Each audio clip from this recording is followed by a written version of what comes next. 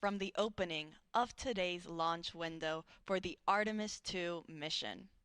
Now that launch window opens at 6:24 p.m. Eastern Time this evening. Teams do have a 2-hour launch window, which means that if we don't launch right at 6:24, they do have an additional 2 hours in which they can try to launch. Now the launch team, which we see here on our screen, they're currently in Firing Room 1 at NASA's Kennedy Space Center in Florida. They're in the process of loading liquid propellant onto the SLS rocket. Now, it's not just the launch team that's here in the firing room that is helping and is on console for today's launch, but we also have supporting teams across the country that are tuning into this countdown. One of those teams is actually the Artemis mission management team.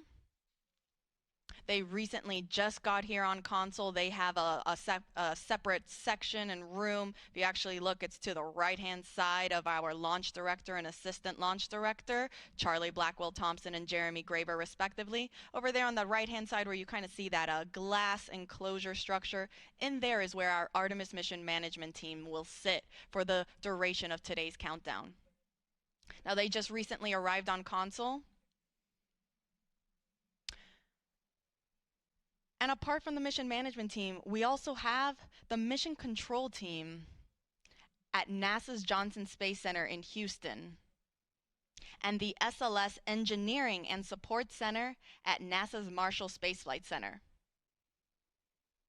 And this doesn't include the other several contractor locations that are also around the country supporting this launch and this mission.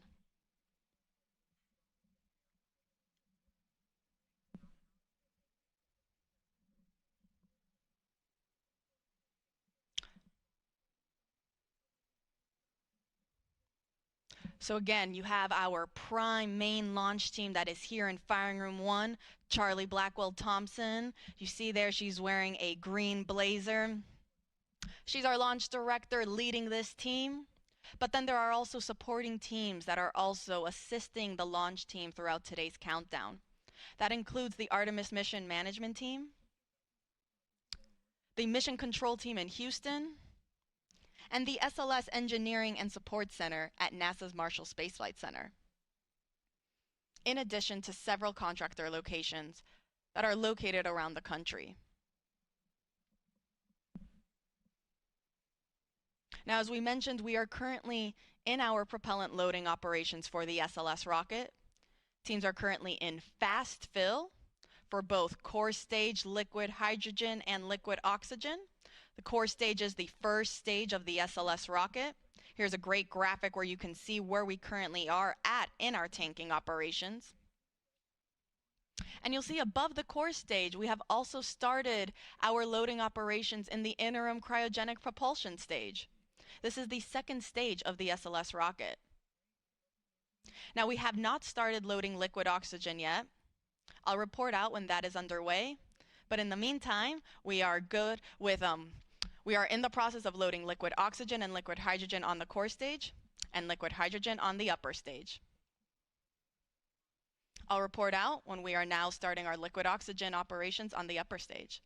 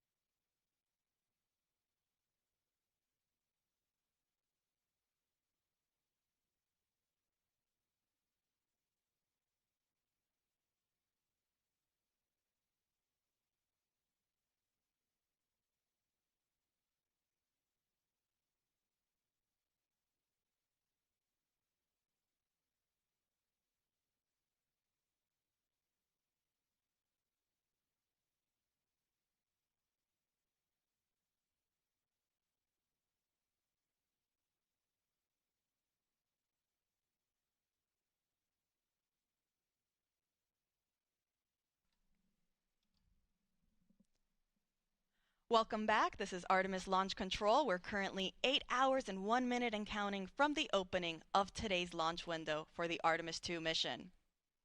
I'm Antonia Jaramillo in NASA Communications, and I, along with our fellow commentators, will be taking you through today's countdown. And actually joining me currently in the room here in Firing Room 1 is our Assistant Launch Director, Jeremy Graver. Jeremy, thank you so much for taking the time to speak with us today. No problem. Good morning, Tony. Happy to be here. You know, Jeremy, I think we recently heard the call out that our flight crew, our astronauts, they just got their wake-up call. Can you run us through kind of what the rest of the day now looks like for them? Absolutely, yeah. They were woken up just a little while ago. They'll get up as most of us do on a busy, exciting day. Get up, they'll get their breakfast. They'll kind of get into the groove of the day. They'll go through multiple meetings and discussions just to understand where we are. In a little while, the launch director and our flight director will provide a weather briefing for the flight crew to talk about all of the weather potentials that could play into today's launch opportunity. Once that's complete, they will then start getting suited up, and they'll head to the suit room, start doing all their preparations from a suit up perspective. As that's completed, they'll be checking with us to make sure that we're ready for them to come to the pad, and then they'll be on their way headed out to the pad in the Astrovan, ready to get out to Launchpad 39B, get up on top of the mobile launcher onto the 274-foot level, go across the crew access arm into the white room, and enter the Orion spacecraft. So we're really excited for those events later today. It is. It's a very busy and exciting day, like you mentioned. I hope they got some good rest and didn't, wake up a bunch of times throughout the night. I know I certainly did, but just because of pure excitement, like you mentioned. Now let's shift focus back on the rocket. How's propellant loading going? Everything is going very well right now. As I stepped off console to come in here, the core stage LH2 tank was about 95% loaded. The upper stage is probably about halfway and moving towards their completion for LH2.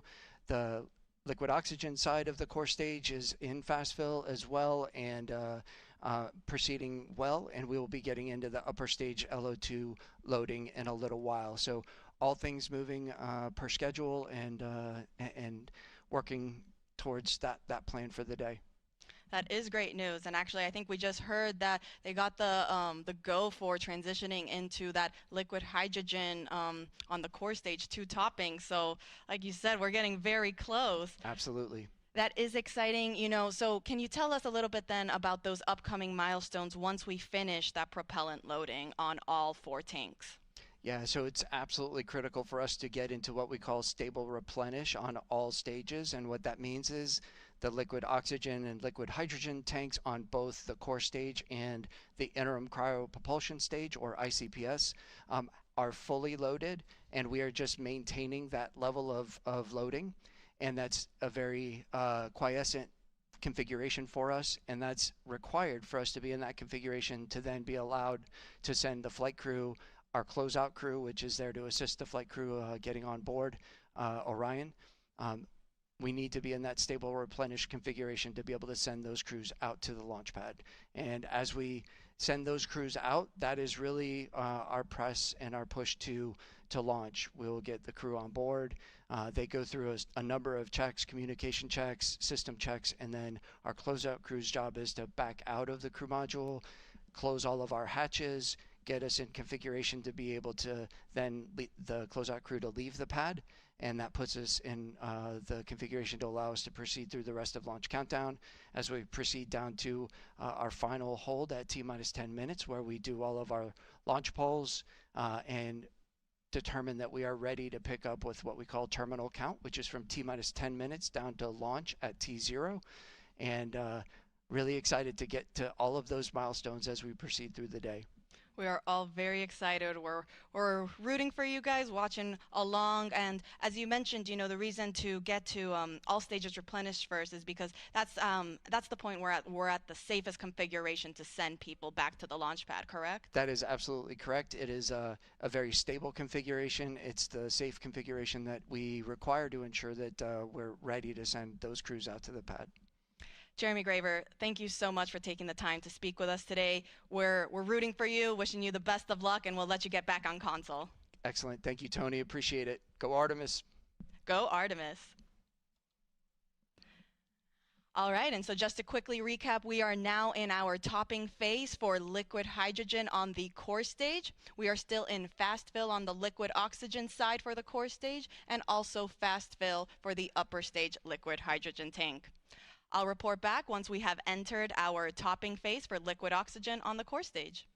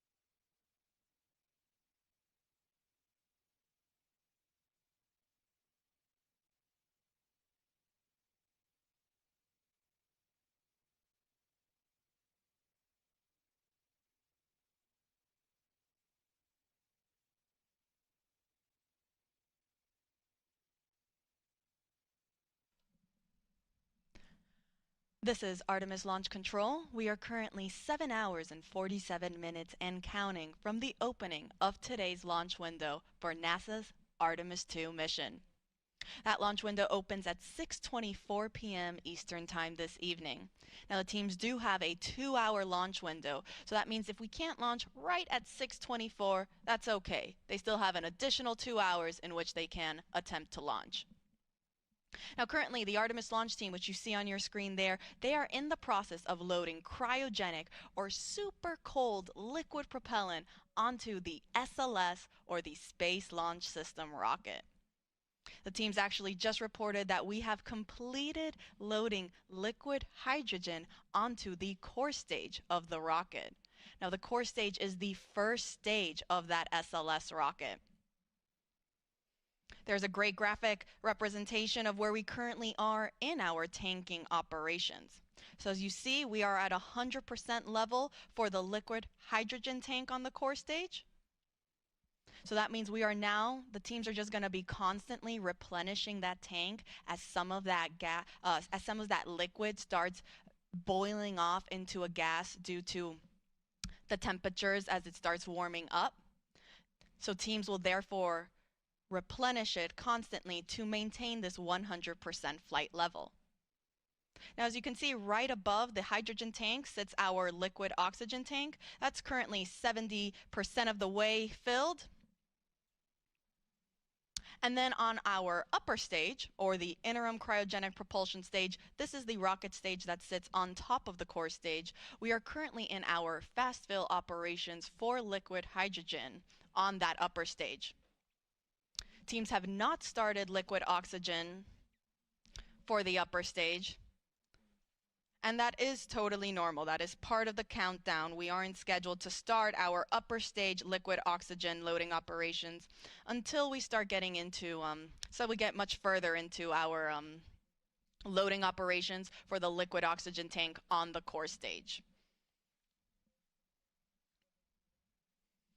So again, we are now in replenish for the core stage liquid hydrogen tank, and we are in fast fill for the liquid oxygen tank on the core stage and the liquid hydrogen tank on the upper stage. Now, a quick recap on how the whole tanking loading process goes. Teams will first start with what is called chill down. So prior to us actually starting to load the super cold propellant onto the rocket, they will first chill down all of the systems and lines. This is done to make sure that it is able to receive these super cold temperatures. In order for hydrogen to be in a liquid state, it needs to be negative 423 degrees Fahrenheit. Oxygen in a liquid state is negative 297 degrees Fahrenheit. So very, very cold temperatures. And as such, we want to make sure that we are conditioning all of the systems to be able to receive those cryogenic temperatures so that we aren't shocking the hardware and we're not causing any potential damage unnecessarily. Now, following chill down, we will transition into what is called into slow fill on the core stage.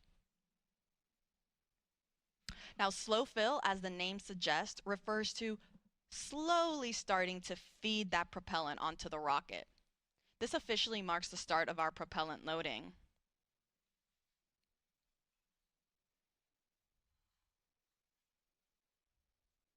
Teams actually got into slow fill for the liquid oxygen and liquid hydrogen tanks on the core stage earlier this morning, a little bit before 9 a.m.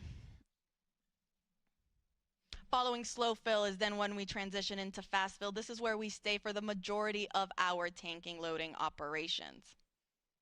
Similarly to slow fill, fast fill refers to loading propellant at a much faster rate.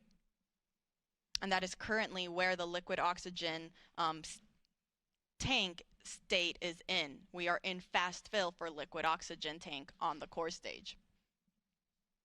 Now, after fast fill, we transition into topping.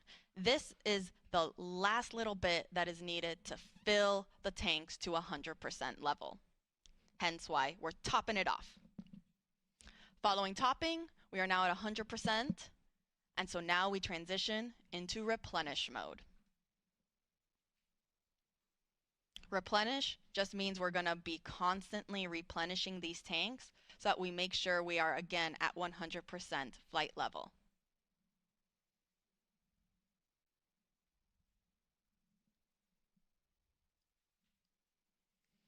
Now you see on your screen there, we can see some venting coming off the rocket. This is totally expected as we begin our loading operations. Some of that liquid propellant starts warming up. It'll start to boil off and vent outside of the rocket. Hence why we see some of that gas getting expended from down underneath where the engines are at the bottom, and also a little bit at the top where the upper stage is located. So again, an expected condition.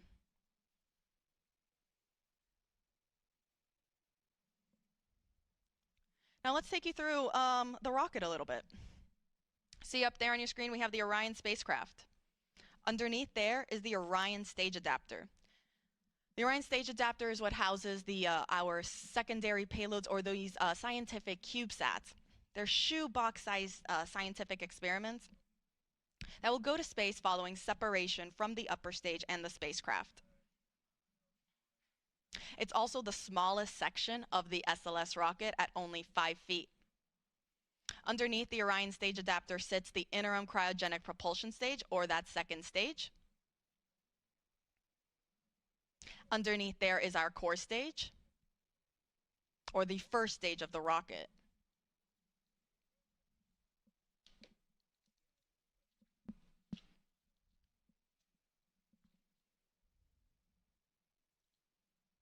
Now the core stage, it consists of the propellant tanks, the ducts, the valves, avionics, and it also houses the 4 RS-25 engines that are down there at the bottom. Next to the core stage, we have our 2 solid rocket boosters. Each is taller than the Statue of Liberty.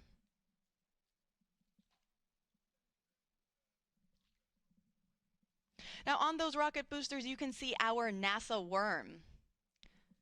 The worm logo spans 25 feet end to end, or roughly the length of 1 booster motor segment. Now we actually have 5 segments each on each booster, so 10 segments total. It's actually 1 segment more than what was used during the space shuttle program. Now you should also be able to see some black and white markings around the rocket. Now these are used for imagery for the SLS engineering and support team that's based out at NASA's Marshall Space Flight Center in Huntsville, Alabama. They use this for imagery to track and guide the rocket after liftoff and during ascent. And it will also be used in their post-flight analysis.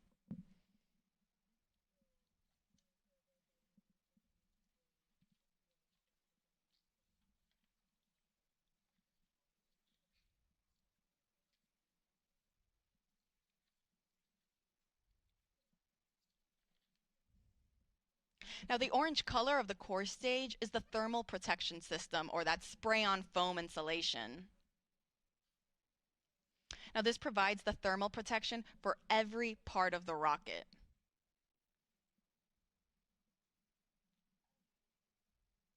And when the foam is applied, it gives the rocket this light yellow color that the sun's ultraviolet rays eventually tan, giving our SLS rocket its famous butterscotch color.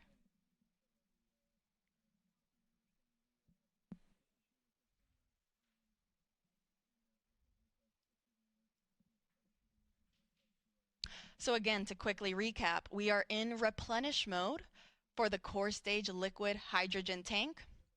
We are about 75% of the way filled on our liquid oxygen tank on the core stage. But we're still in fast fill. I'll let you know when we transition into topping for the core stage liquid oxygen tank. And then on the upper stage, teams are also in fast fill for liquid hydrogen. And they have not started the liquid oxygen operations on the upper stage yet. I'll make sure to report out all of these milestones as they're underway.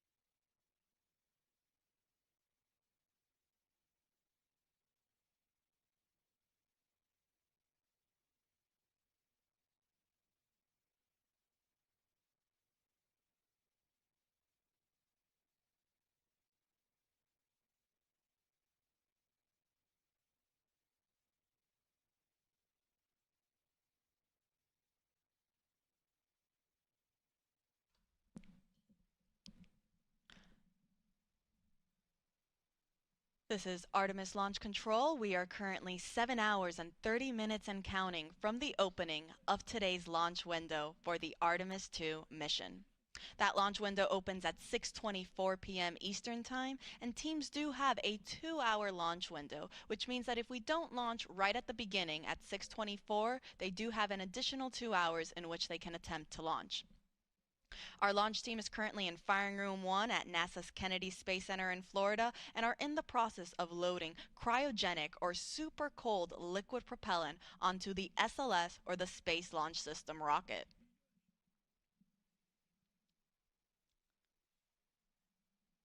Now, teams did just complete fast fill for the liquid hydrogen tank on the upper stage or our interim cryogenic propulsion stage. Now, fast fill refers to loading propellant at a faster rate. This is preceded by chill down, which gets the system ready to receive these super cold temperatures. And then following fast fill, teams will then transition into topping and replenish. I'll get more into those, but before that, again, we just finished fast fill for the liquid hydrogen tank on the upper stage, and teams are now performing, before they start topping, what is called a vented relief test. This test is basically just pressurizing the upper stage tanks with heliums to test the relief capabilities of the tank pressure to make sure that it can handle that pressure capability during flight. So between fast fill and topping, teams will perform this test on both the liquid hydrogen and the liquid oxygen tanks on the upper stage. Following that test completion, we will then transition into topping, which just means finishing loading the rest of the tank to 100%. Following topping, we enter what is called replenish mode, which basically just means that now we are going to be replenishing these tanks at 100% level, because as we naturally get throughout the countdown, that propellant is going to start warming up and it'll start boiling and venting off, as you can see on your screen there what is happening. So because of that, and because the teams want to make sure that they still have 100% level in all 4 tanks, the 2 on the upper stage and the 2 on the core stage or the first stage of the rocket, they continuously replenish the tanks until the final 10 minutes of the launch countdown, or what is known as terminal count. Now, speaking of replenish mode, we are currently in replenish mode for the core stage liquid hydrogen tank.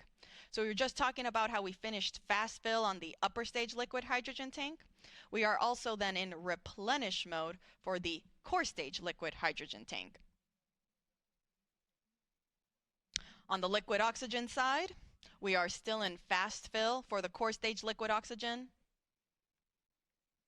And then on the upper stage, we haven't started those liquid oxygen operations yet.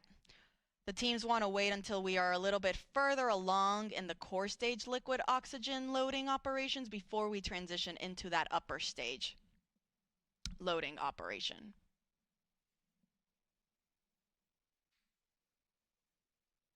Now in total, the SLS and Orion rocket and Orion spacecraft are 322 feet tall.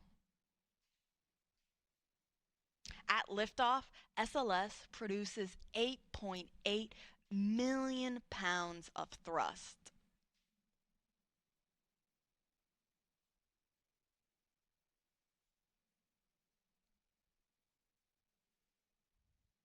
A little bit more than the Saturn V rocket that was used during the Apollo missions, which were roughly 7.5 million pounds of thrust to send those astronauts to the moon.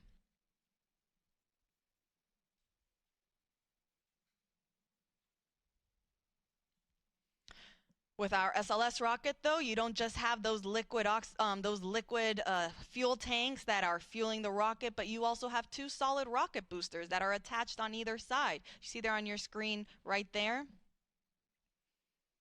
They also help provide that extra push and that thrust right at liftoff.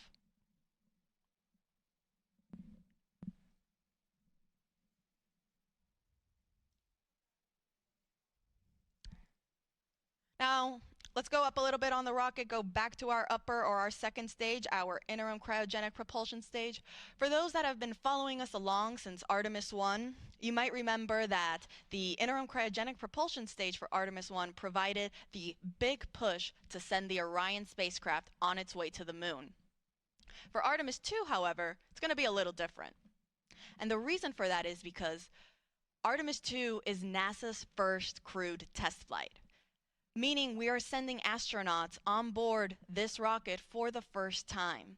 And because of that, we are going to have the capability to practice a bunch of different systems and tests and operations that we couldn't do if it were uncrewed. One of these operations is what is called the proximity operation demonstration. This involves the upper stage, or that interim cryogenic propulsion stage, and the Orion spacecraft practicing proximity maneuvers where the Orion spacecraft will practice approaching and getting away from the upper stage in a high Earth orbit. The reason teams want to practice this is in preparation for Artemis 3 and future Artemis missions for when Orion docks with our lunar landing systems. And so because of this, this means that the interim cryogenic propulsion stage will be separating from Orion much sooner. Meaning that following this demonstration, it will be Orion's European service module that will actually send the spacecraft on its trajectory to the moon. It will perform what is called the translunar injection burn.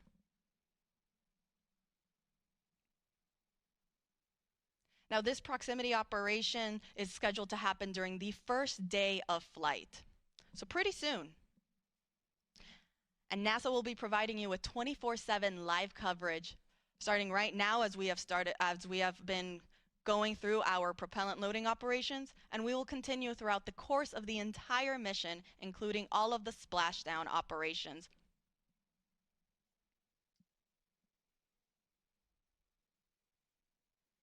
Artemis 2 will send NASA astronauts Reed Wiseman, Victor Glover, and Christina Cook, and Canadian Space Agency astronaut Jeremy Hansen on a 10-day mission around the moon and back. Orion is scheduled to splash down off the coast of San Diego in the Pacific Ocean.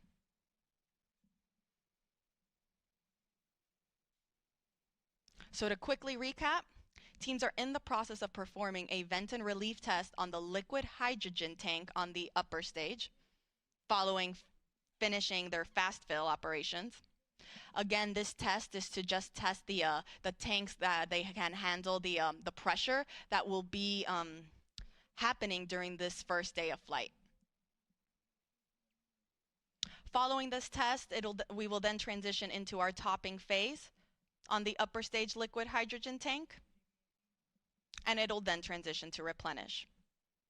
On the core stage, meanwhile, we are still in fast fill for the liquid oxygen tank, and we are in replenish for liquid hydrogen. Now, this is a very, very big and important milestone to me because, again, for those that have been following us along, especially with Artemis 2, during our fast fill operations on the core stage liquid hydrogen tank during wet dress rehearsal 1, that was our first test of this Artemis 2 moon rocket where we tested loading the propellants on board. Teams experienced the liquid hydrogen leaks shortly after getting into fast fill during that first test. They then performed a second wet dress rehearsal where they did not see any major leaks. Tanking loading operations went very smoothly, and it was a very successful test. And so it's great to see that throughout today's countdown for launch, there also weren't any significant issues or leaks reported during our liquid hydrogen loading phase on the core stage. So we are now in replenish mode for liquid hydrogen. We're about 84% of the way on the liquid oxygen tank. And we're also almost there on the upper stage for liquid hydrogen. Now I'll report out once liquid oxygen operations for the upper stage are also underway.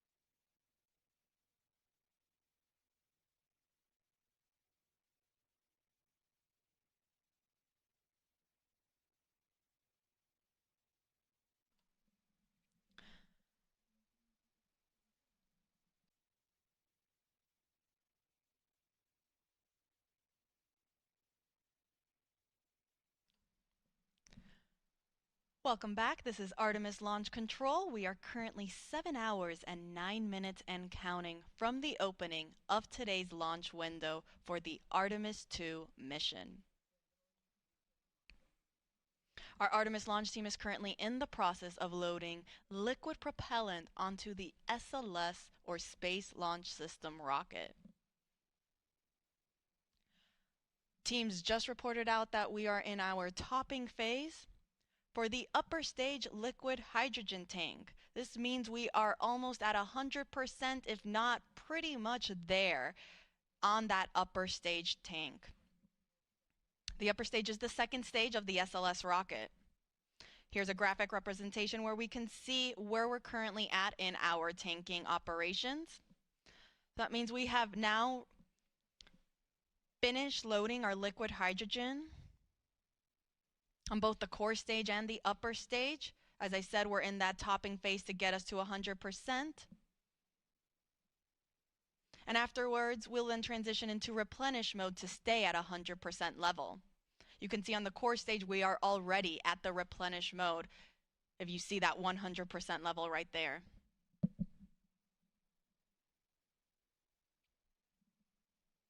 And we also just got confirmation that we are also in replenish for the upper stage liquid hydrogen tank. Now on the liquid oxygen side, we still have a little bit to go. We're almost there on the liquid oxygen tank for the core stage. You see roughly 92% of the way filled. And we haven't started our liquid oxygen propellant loading operations on the upper stage. Teams are getting ready to start chilling down that tank. Teams do this to make sure that all of the systems and lines are ready to receive these cryogenic temperatures. As you can see on your screen there, for hydrogen to stay in a liquid state, it must be negative 423 degrees Fahrenheit. Oxygen, meanwhile, is negative 297 degrees Fahrenheit. So these super cold temperatures, we want to make sure that the rocket is able to receive them without damaging any of the hardware on board. So we'll start with chilling down that liquid oxygen tank and lines before we actually start loading it onto the upper stage.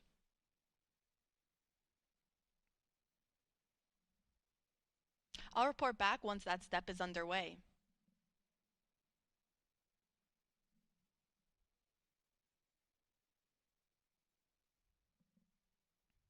As a reminder, our launch window opens at 6:24 p.m. Eastern Time this evening. Teams do have a 2-hour launch window, so that means if we don't launch right at 6:24, that is okay. They still have additional opportunities throughout that 2-hour launch window. Now, NASA's providing 24/7 live coverage throughout this entire mission, beginning with our propellant loading operations that is currently underway. And as we continue our coverage this morning, we are also, and we continue monitoring all of our loading operations, we thank you for following us along. Part of our live coverage will, of course, include our launch this evening. That live launch coverage for Artemis 2 will continue right here at the beginning at approximately 12:50 p.m. Eastern Time. You can continue watching on our NASA's YouTube channel, as well as on NASA Plus and the other NASA social media channels. Again, we are providing 24/7 live coverage. So following launch, the show doesn't end there. We have a 10-day mission around the moon. And then following that, we're coming back home. And we will be covering all of those splashdown operations as well.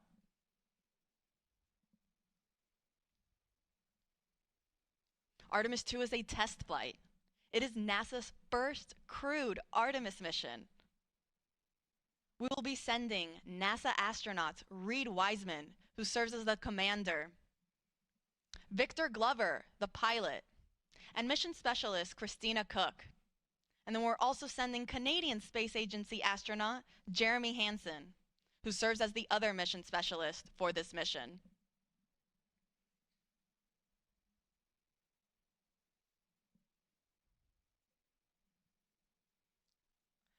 So to quickly recap, we are in replenish for both liquid hydrogen tanks on the core stage and the upper stage of our SLS or Space Launch System rocket. And we are getting very close to being almost all the way full on the liquid oxygen tank in the core stage.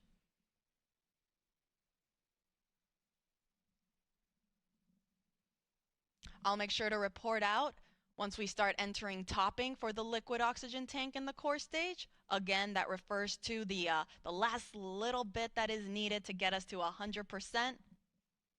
And I'll also make sure to let folks know when our chill down operations are in work on the upper stage liquid oxygen tank. As a reminder, all of this propellant that are on board these 4 tanks of these two rocket stages, they feed the engines that are underneath and then provide the power and the push to send the Orion spacecraft on its voyage to the moon.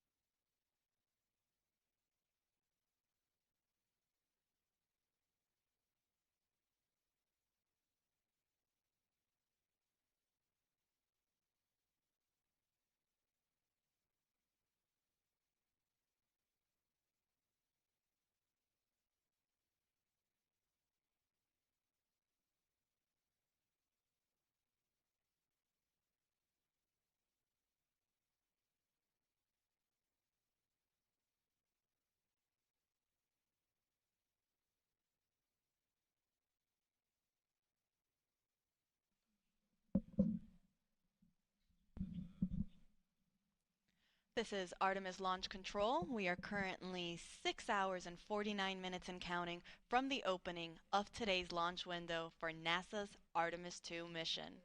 That launch window opens at 6:24 p.m. Eastern Time this evening, and we do have a 2-hour launch window, which means that if we don't launch right at the start at 6:24 p.m., that is okay. Teams still have an additional 2 hours in which they can try to launch the SLS or Space Launch System rocket and the Orion spacecraft. Now, the Artemis launch team is currently in the process of loading cryogenic or super cold liquid propellant onto the SLS rocket. We are currently in what is called replenish mode for our liquid hydrogen tanks on board the SLS core stage and the interim cryogenic propulsion stage. These are the two stages on the SLS rocket.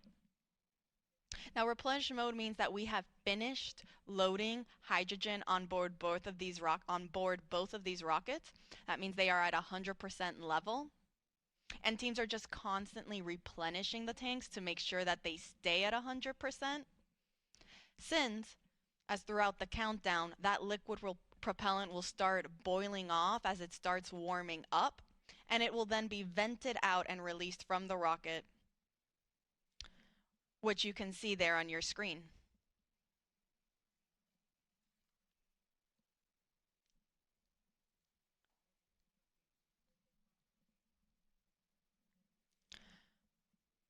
Now, on the liquid oxygen side, teams are now in topping phase for the core stage liquid oxygen tank. Topping is the in-between state of fast fill and replenish mode. Fast fill is where we spend the most of the time loading propellants. We load it at a much faster rate. Then once we reach a certain point, we will transition into topping to finish loading the tank to 100%. That is now where we are currently at in the core stage liquid oxygen tank. And following topping, we then transition into replenish.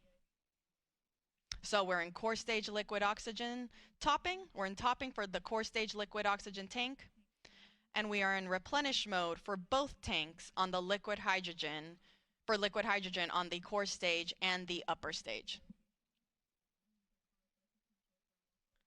Now, meanwhile, on the liquid oxygen tank on the upper stage, teams just reported that they have now started chill down for that upper stage tank. This is the first step that is needed before we actually start flowing and loading that propellant on board. The reason this is done is to chill down the systems in line so they are ready to receive those super cold temperatures and not cause any potential damage to the hardware.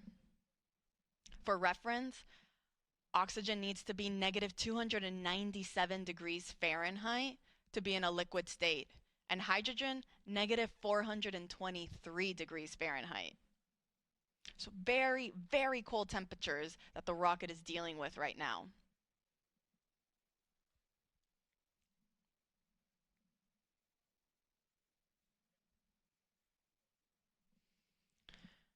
Now again, we are underway for the Artemis II mission.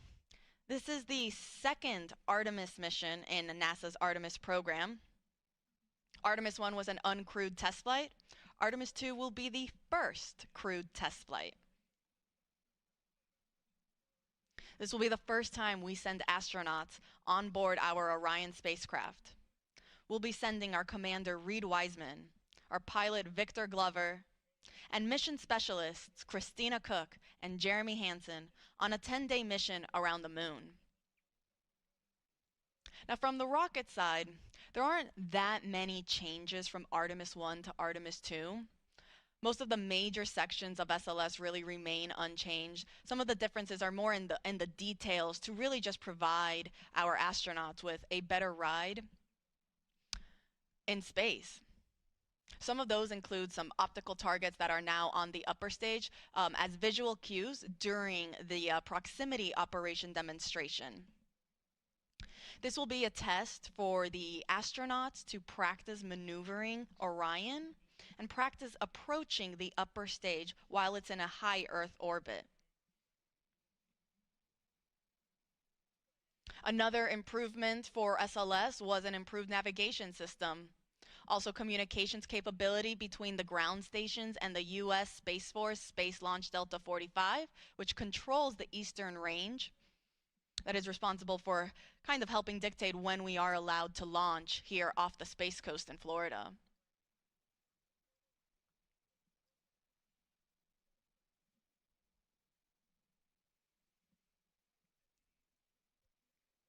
Now, all of the 4 tanks on the upper stage and the core stage, they feed the engines that are down below. At liftoff, the 4 RS-25 engines will operate for the first 8 minutes during flight. The 2 solid rocket boosters that are on either side, those operate for only 2 minutes, and they provide 75% of the power at liftoff.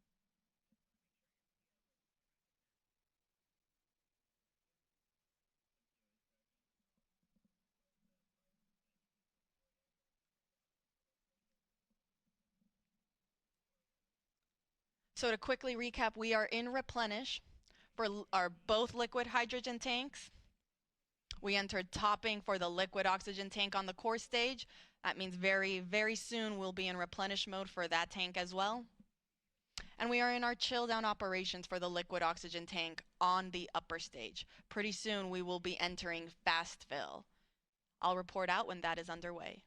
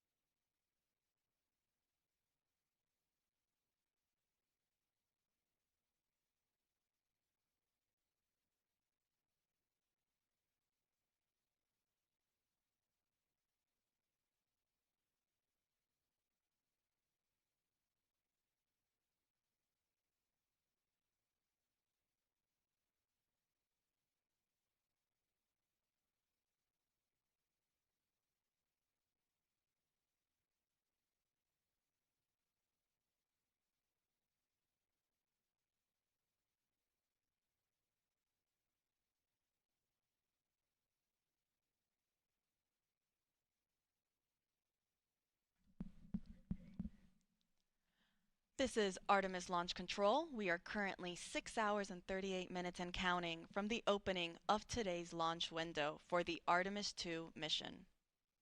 That launch window opens at 6:24 p.m. Eastern Time this evening, and teams do have a 2-hour launch window in which they can attempt to launch the SLS, or the Space Launch System rocket, and Orion spacecraft.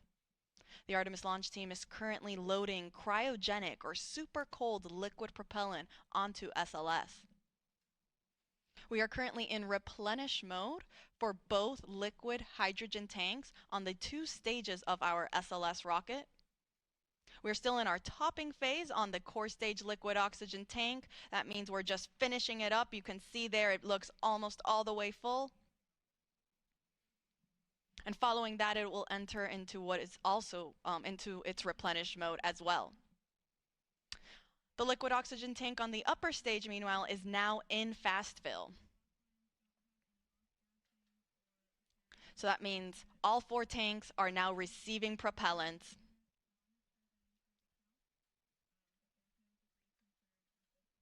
Following fast fill on the liquid oxygen tank for the upper stage, teams will perform that vent and relief test that they also did for the liquid hydrogen side on the upper stage. This test is again just to test the relief capabilities to make sure that the upper stage can handle the pressure that will be introduced at liftoff and during launch. Following that, it will then enter topping and will then go to replenish mode as well. Once we are in replenish mode for all tanks, that'll be the signal to the launch team to tell our astronauts that they are ready to start heading out to the launch pad and get on board their Orion spacecraft. Now, Artemis II is a test flight, and it is NASA's first Artemis crewed mission. That means this will be the first time that our astronauts, our Commander Reed Wiseman, pilot Victor Glover, and mission specialists Christina Cook and Jeremy Hansen, they will be the first to experience launch and flight atop SLS. The rocket hits a maximum speed of 22,670 miles per hour.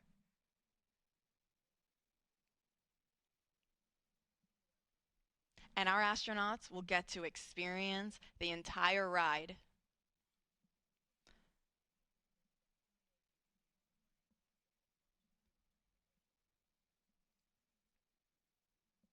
So to quickly recap, we are in replenish mode for both liquid hydrogen tanks. We are in topping, meaning we are finishing up loading liquid oxygen on the core stage. That is the first stage of the rocket. And we are in fast fill for the liquid oxygen tank on our second stage, or that interim cryogenic propulsion stage. I'll report out once we have also entered replenish mode for the core stage liquid oxygen tank.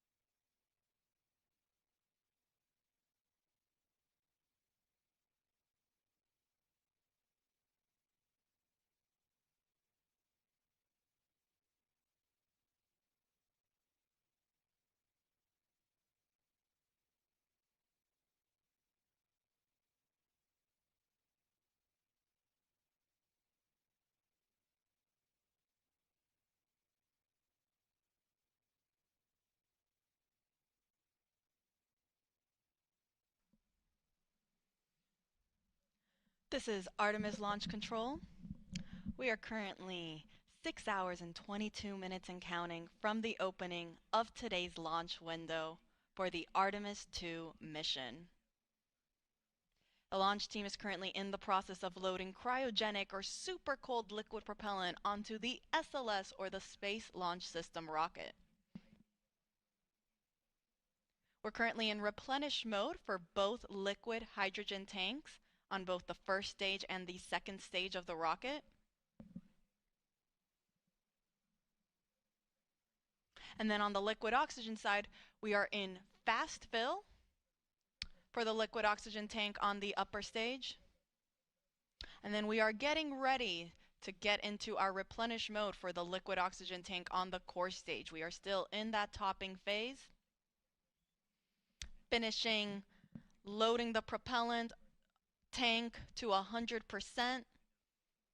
at which point then teams will transition into replenish mode as well, which just means that we are going to constantly be replenishing these tanks at 100% level. Now today's launch window opens at 6:24 p.m. Teams do have a 2-hour launch window, which means if we don't launch right on time, they do have an additional 2 hours in which they can attempt to launch. For those of you just joining us, NASA will be providing 24/7 live coverage of this entire mission, starting with our propellant loading operations that are currently underway. Thank you so much for everyone that's been following along. Our live launch coverage of Artemis II will continue right here, beginning at approximately 12:50 p.m.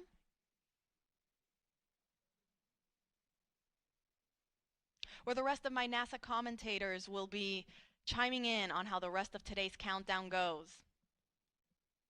And we'll take you through the rest of the mission.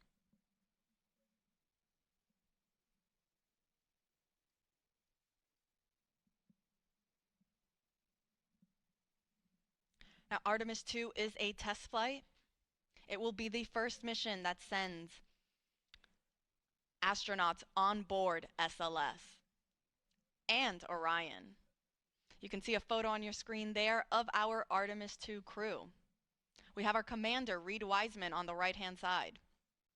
Then we have our 2 mission specialists in the middle, Christina Cook, and then Canadian Space Agency astronaut Jeremy Hansen. All 4 of them woke up not too long ago at around 9:25 a.m. this morning. Not a terrible wake-up call. In that time, they've been getting ready, having breakfast, getting some briefings. And they'll get one more briefing. It's the flight crew weather brief, where they'll get a status on where we are in the countdown, what the current forecast looks like. Following that brief, they will then start their suit-up operations before they go out to the launch pad and board their spacecraft.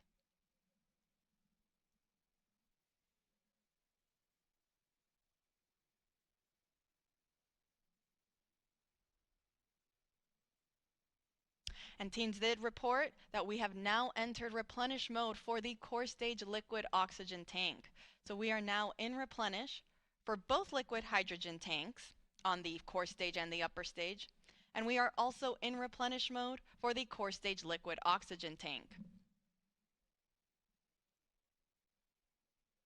On the upper stage liquid oxygen tank, meanwhile, we are still in fast fill. And I'll report out once then we transition from fast fill onto the next step, which will again be that vent and relief test. This is pressurizing the upper stage tanks with heliums to test the relief capabilities of the tank pressure to make sure that it can handle that capability during flight. Following that test, teams will then start topping on the liquid oxygen tank, and will then, after topping, will then transition into replenish mode as well.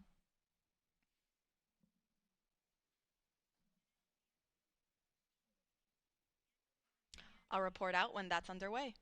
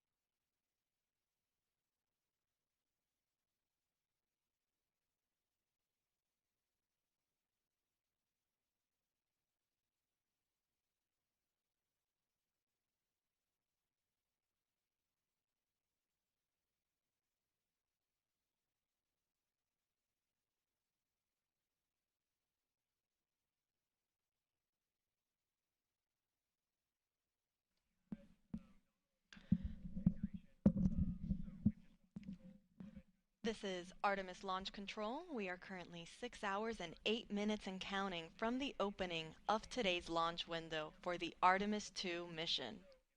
Now the launch window opens at 6:24 p.m. Eastern Time this evening, and teams do have a 2-hour launch window, which means that they have 2 hours in which they can try to launch the SLS, or the Space Launch System rocket, and Orion spacecraft that will send NASA astronauts Reed Wiseman, Victor Glover, Christina Cook, and Canadian Space Agency astronaut Jeremy Hansen on a 10-day mission around the moon and back.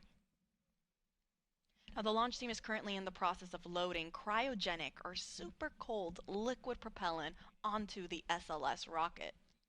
The propellants that are used to power SLS are liquid hydrogen and liquid oxygen. We are currently in our replenish phase for both liquid hydrogen tanks on the two stages of the rocket. That is both the core stage and the interim cryogenic propulsion stage. Replenish mode just basically means that now these tanks are at 100% level, and teams are going to constantly be replenishing them as they start to warm up and boil off. You can see some of that gas that's being vented off the rocket there. That's normal. Teams totally expect to see that. And because of that, we have then a replenish valve to constantly be replenishing the tank with that liquid propellant. So we make sure that we are 100% level and we're not losing any propellants in the tank. The reason that you see some of that venting happening is because as we get throughout the countdown and the temperatures start to rise, that liquid propellant will become a gas, and so it'll start boiling off and then it'll vent outside the rocket. Hence the need for a replenish valve. So we are in replenish for both liquid hydrogen tanks. We are also in replenish for the core stage liquid oxygen tank. And we are in fast fill for the upper stage, or that interim cryogenic propulsion stage, liquid oxygen tank. Now, fast fill is the main portion of our propellant loading operations, where teams are actively loading that propellant at a much faster rate. Now, following fast fill, teams transition into what is called topping. As the name suggests, it just means to top off the tanks. And then following topping, we enter what is replenish. So once we are at replenish for the liquid oxygen tank on the interim cryogenic propulsion stage, we're going to enter what is called all stages in replenish. This means that all 4 tanks on the SLS rocket are fully fueled, and our astronauts are ready then to go and head out to the launch pad when they get the go from our launch director, Charlie Blackwell Thompson.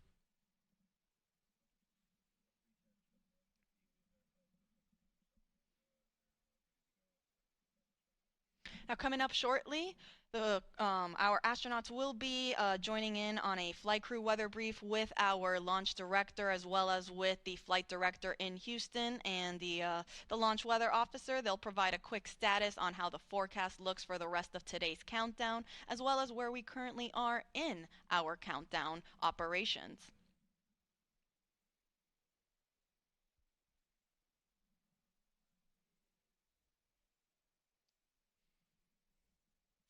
A little earlier, the launch weather officer did let our launch director know that we might get some showers in about 2 hours. However, there is no lightning threat, and they will plan on discussing this again during the flight crew weather brief. Currently, teams are forecasting 80% go for weather conditions during that 2-hour launch window.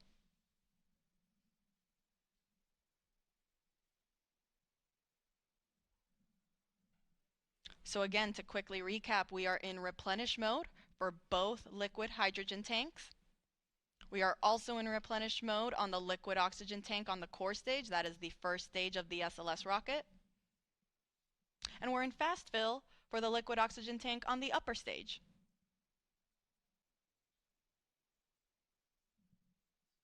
I'll report out when we have transitions from fast fill and onto topping.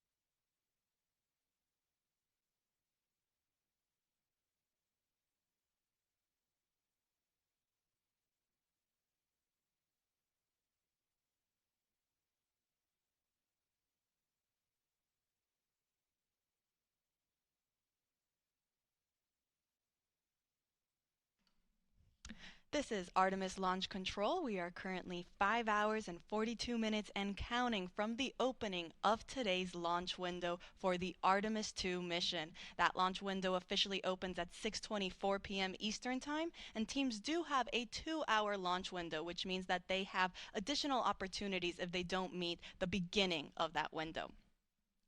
Joining me is Artemis Launch Director Charlie Blackwell Thompson. Charlie, thank you so much for taking the time to speak with us today. Oh, you're more than welcome. It's great to be here, Tony. It sure is. Now, we know that you just conducted a flight crew weather brief with our astronauts as well as teams and mission control and our launch weather officer. Do you mind providing us kind of how that went and what we can expect? Yes, the weather brief went really well. What we do during that weather brief is we give the flight crew a summary of where we are in our tanking, what's left, and of course we have our core stage and our upper stage fully loaded with LH2 and we're in replenish, and we are just finishing up our LO2 or liquid oxygen load into the upper stage. We provided that status along with any nonconformances that the crew might be interested in, and then we went through the weather. And so our weather from our launch weather officer remains at a 80% likelihood of go today and a 20% chance of violation. We are watching some precip that is making its way toward the pad, but we expect that that is going to dissipate as we get closer to the opening of our window. So really good to hear the crew's voices and to talk through a day of launch ops. You know, it's something that we simulate, but there's nothing like the real day. Absolutely. I can only imagine. And it's great news to hear that we are still 80% go. Those are very, very favorable conditions. Let's hope it stays that way.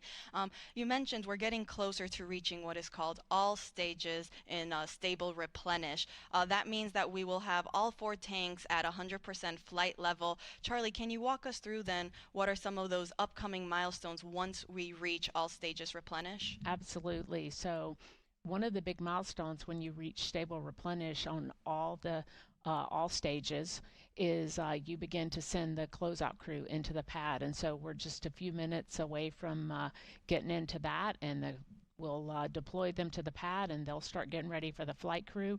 And then of course shortly after that is the exciting milestone of seeing the crew walk out of the operations and checkout building and make their way to the pad. And that's certainly something that we've been waiting a very long time to see. It's going to be very exciting, I think, certainly for our team. It'll be exciting for our country, and it'll be exciting for people all over the world who are watching our crew head to the pad, knowing that we are just about 5 hours or so from launch.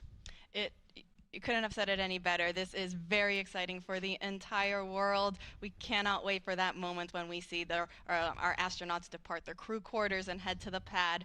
Charlie, thank you so much for taking the chance to speak with us today. We are rooting for you. We're wishing you the best of luck in today's countdown, and we'll let you get back on console. All right. Thank you, Tony. Appreciate the opportunity to chat with you, and go Artemis. Go Artemis.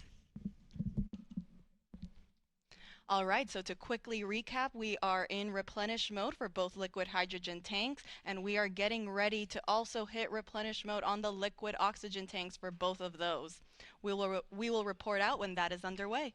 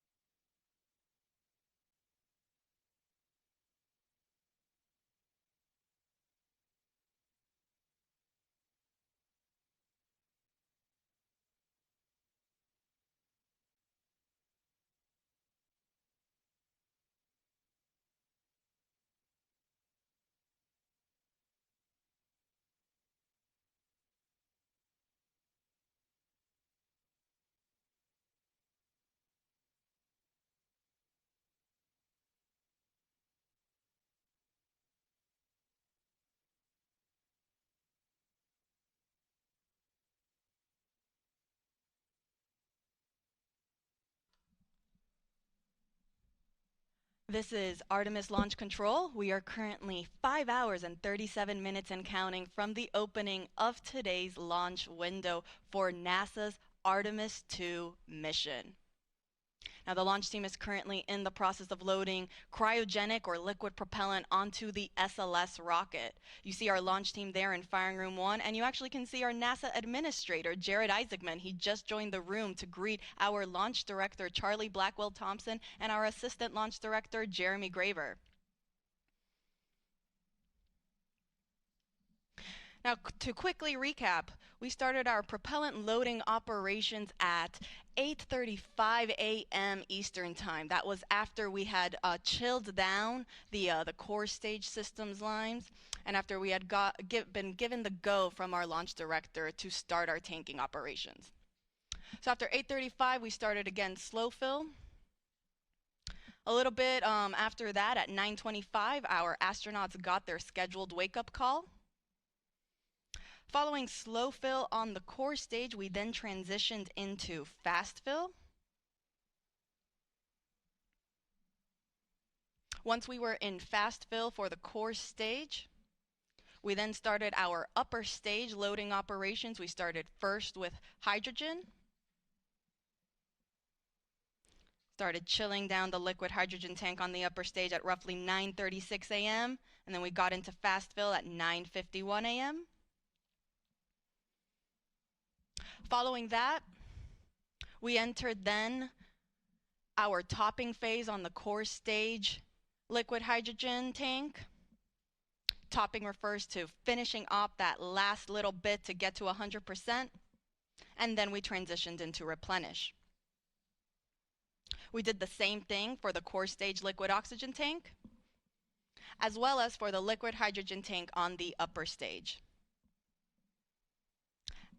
Now all that's left is to enter replenish mode for the liquid oxygen tank on our upper stage, and we will enter what is called all stages replenish. This means that now all 4 tanks will be at 100% level. Once we reach this stage, this will be the signal for our launch team to let our astronauts know that they have the clear to enter the launch pad and go and enter their spacecraft. As a reminder, NASA is providing 24/7 live coverage of this mission. We started this morning at 7:45 a.m. and ran you through our tanking loading operations, and we will continue to do so throughout the rest of today's launch countdown. We will be beginning our live coverage in just a few minutes for that launch, and the rest of our commentators will make sure to take you along through today's countdown. You can see on your screen there how to watch.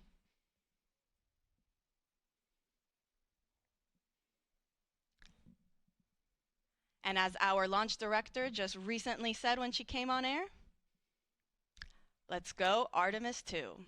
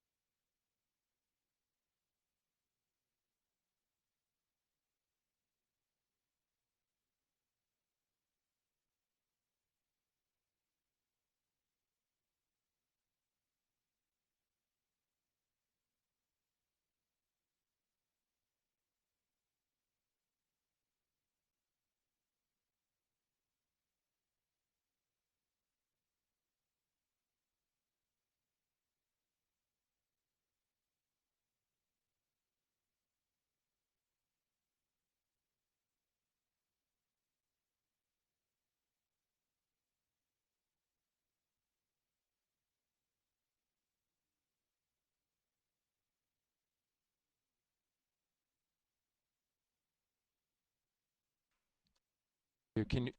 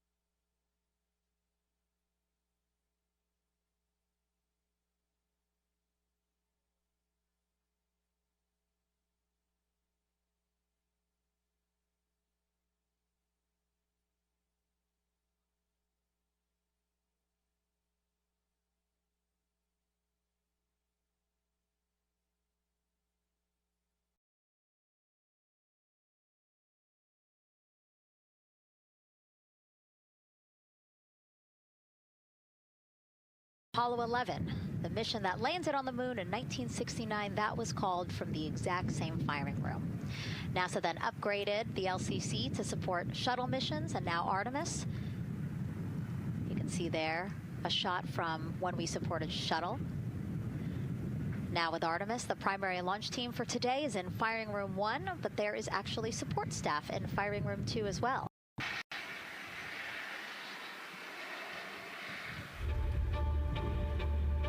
We're going back to the moon because it's the next step in our journey to Mars.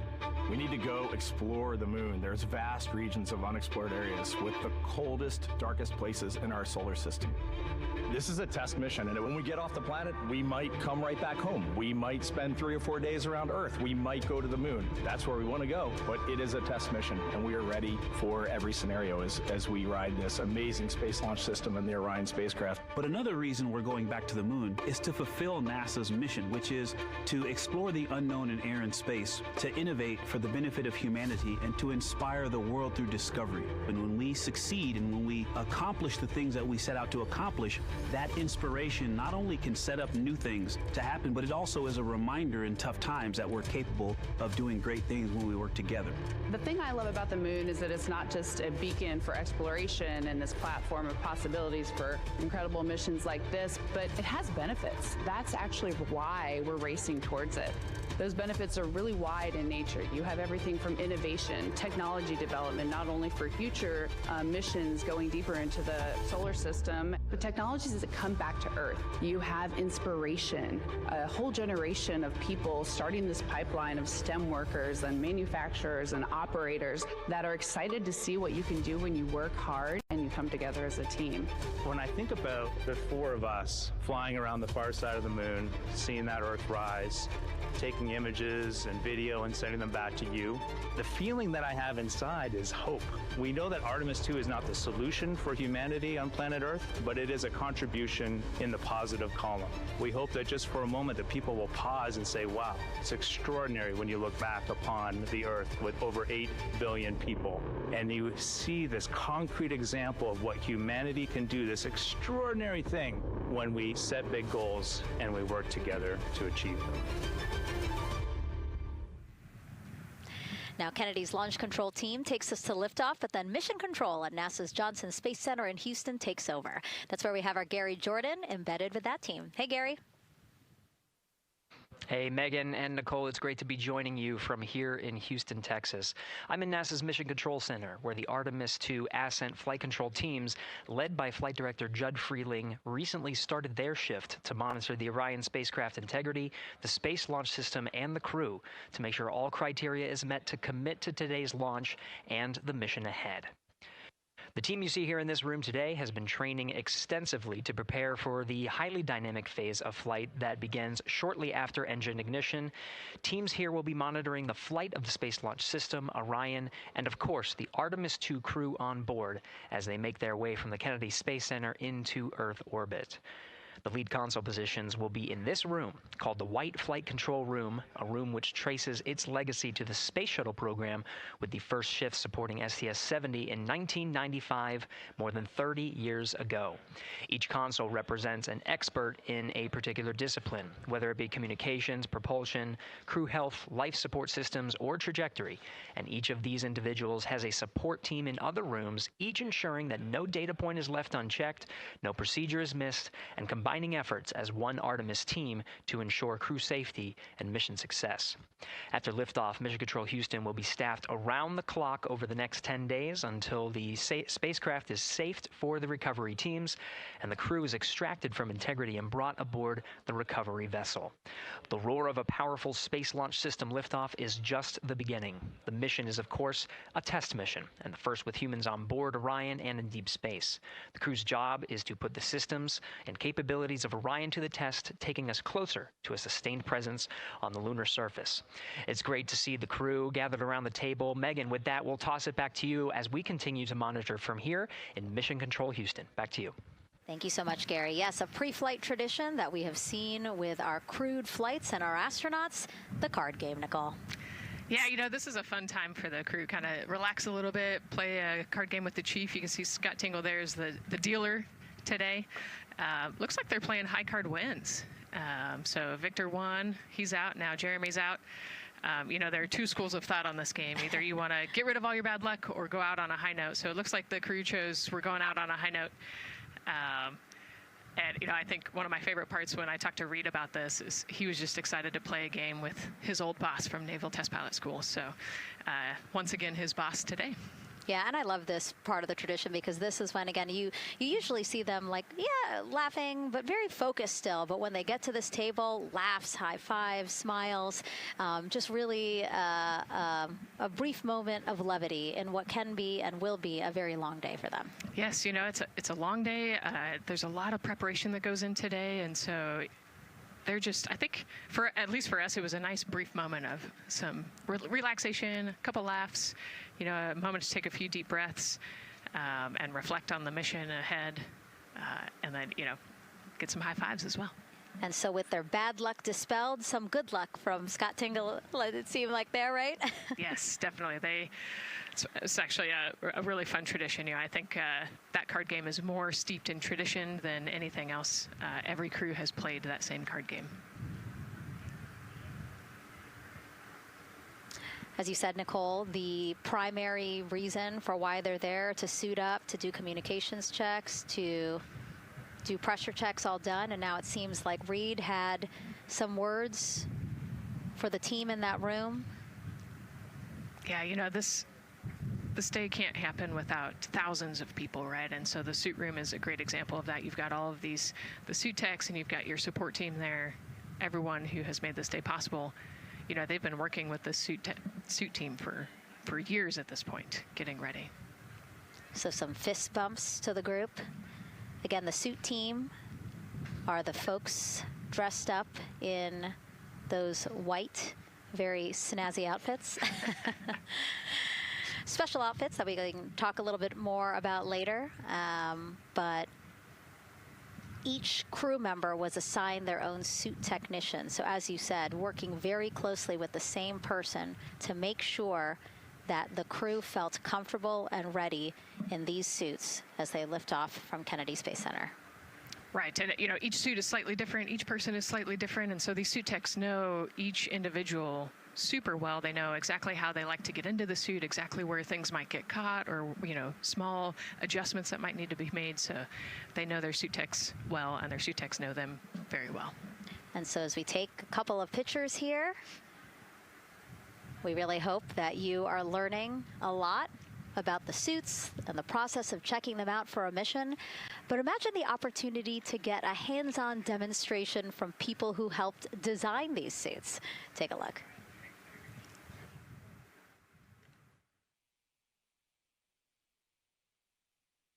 Does anyone want to try on one of the gloves?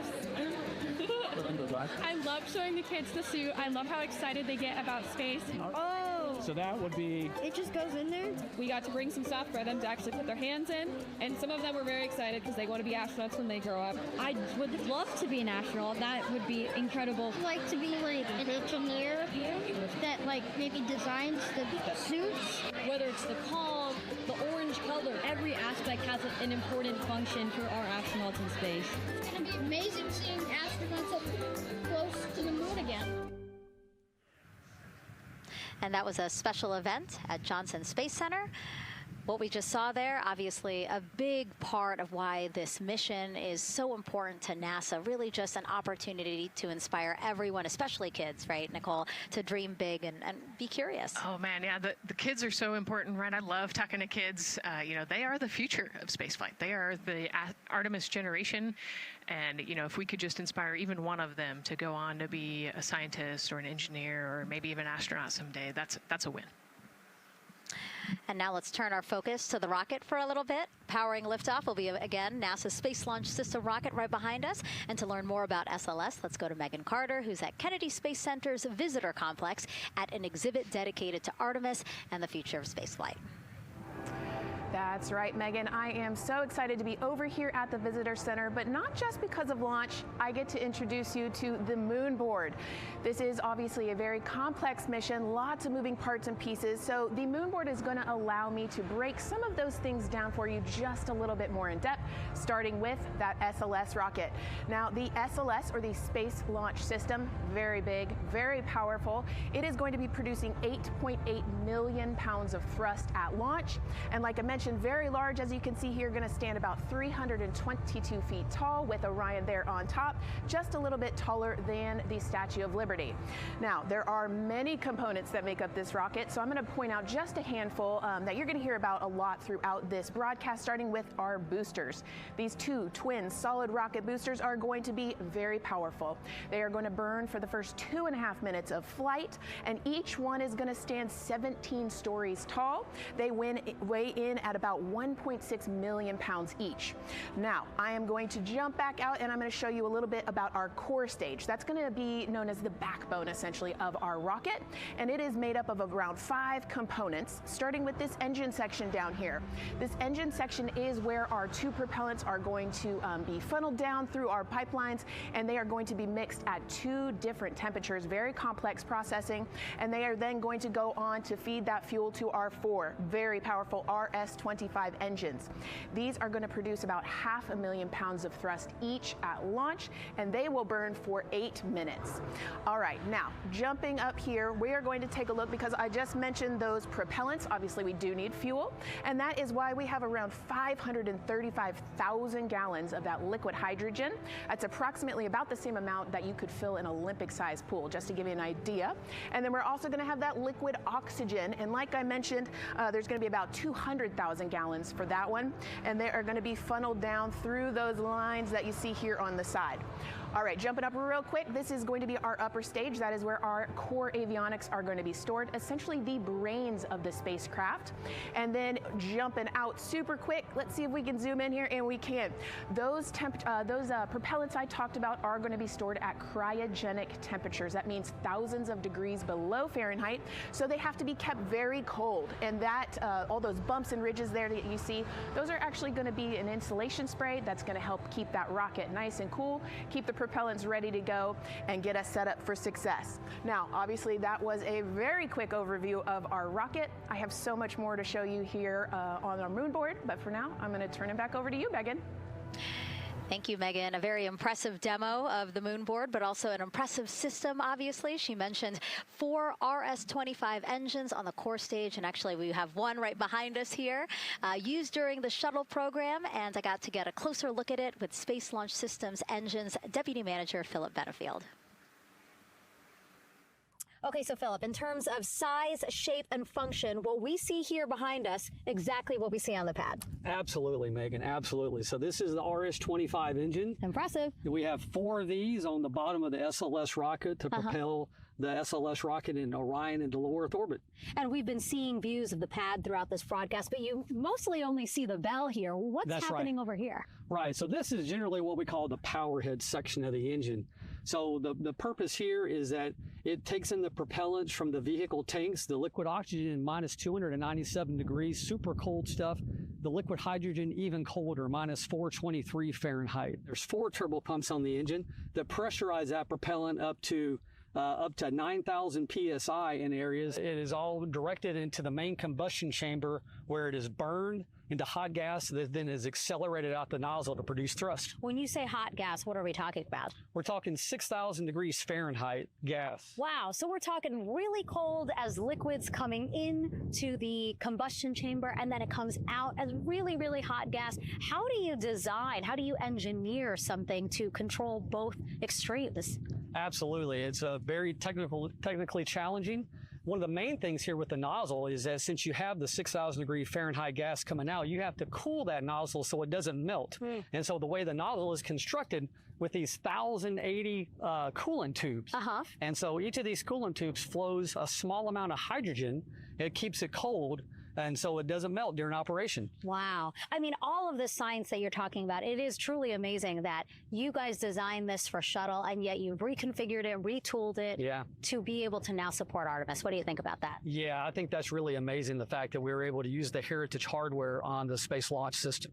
The engine itself, developed through the Space Shuttle program, many upgrades to make it more reliable and improve the thrust as well. Perfect. Philip, thank you so much. I can't wait to see all 4 function. Same here. Thanks, Megan. Enjoyed it.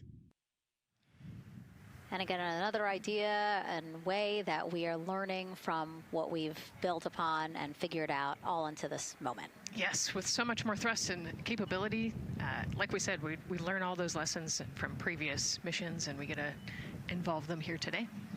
And here we are, the closeout crew in the White Room, getting ready for the astronauts who have just left crew suit up and are now walking down a hallway to greet some family and friends downstairs. Commander Reed Weissman, Pilot Victor Glover, Mission Specialist Christina Cook, and Jeremy Hansen. Looking excited, ready. Now in that elevator to take them 3 floors down. Thumbs up, one more photo. Oh, nope, a couple more people in that elevator. Those are important folks. They're going with them to the pad. Yeah, Bye, Reed. This is a fun elevator ride. Yeah. And you know, actually you couldn't see them because they're off camera, but the support crew that's actually in crew quarters with us is right there waving goodbye and saying goodbye to you. So it's a really special moment to say thank you and say goodbye to the support crew at crew quarters. That's amazing. And so again, they will ride down 3 floors. And then soon we'll walk out the doors that you see underneath the banner there that says their names. These doors, the same doors that astronauts who have launched from Kennedy Space Center have walked out of since the Apollo program.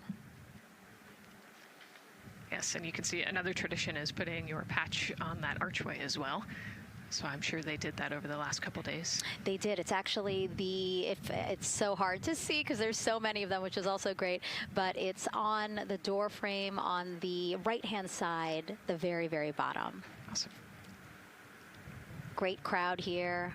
A shot now of everyone who is waiting to greet the crew as they walk out of the operations and checkout building here at Kennedy Space Center and will board their ride to the launch pad. Yeah, this is a really great shot, right? Because you get to see a little bit of what goes on there. So you've got the close family that were in quarantine with them up close. They get to wave goodbye one last time. You've got a little bit of media in the background, and then you've got some NASA employees and a lot of the program managers off to the side as well to wave goodbye one last time and wish them luck. Yeah, it's a really nice moment. Again, they have had some quality time with family, but this is their final opportunity to say, see ya in 10 days. Yep, the last wave. And so there are different pens of people, again, as Nicole was alluding to, specific to the quarantine rules that you followed in order to be able to have that access, have that closeness with the crew. And then on the bottom left-hand side of your screen, the Astrovan. And that is going to be the crew's ride out to the launch pad. This modified Airstream motorhome can seat up to 8 people inside. It has a TV and sound system, and we know they plan to watch a video during their trip out, right, Nicole? Yes. So I think Top Gun is on the menu, yes. And then also Point Break, because you know Christina surfs, so I think they've got a pretty decent entertainment planned. So I love that. It gets them in the headspace, the right headspace, to really just enjoy the ride to space. NASA's history with Airstream dates back to the 60s when the company created a crew quarantine vehicle for when astronauts returned from the moon. This picture here, President Nixon talking to the Apollo 11 astronauts inside said quarantine vehicle. Then during the shuttle program, Airstream created the first generation Astrovan, a 27-foot motorhome that transported astronauts across KSC to their launch pad. And again, that is what we're going to see today. A very similar picture. Again, the orange suits, the Astrovan, very reminiscent of what we have done before and how we got to where we are now. yeah, and it's a pretty cool ride. You know, you get about 20 minutes to get out to the launch pad and watch a movie, listen to some music. It's kind of an interesting, you know, and then along the whole way here at KSC, all of the employees from Kennedy Space Center come out. You can see in the background of the shot you're looking at right now, all of those employees and everybody lining the streets, waving and wishing them luck. I think this is an emotional moment for a lot of people because this is the last time where a lot of people will be with the crew, because once they get to the pad, there's only a handful of folks with them before launch. Yeah, definitely. This can be emotional for the crew, can be emotional for the families, of course. I mean, you know, I got to wave goodbye one last time to my sister, and when we walked out those doors, and yeah, it's surreal. You know, it starts to become much more real the closer and closer you get to the launch pad. 20 seconds now from when we expect the crew to walk out those doors. It must be really hard for them to patiently wait for these very specific milestones. You've got a whole group back there that's telling jokes and keeping it light. So.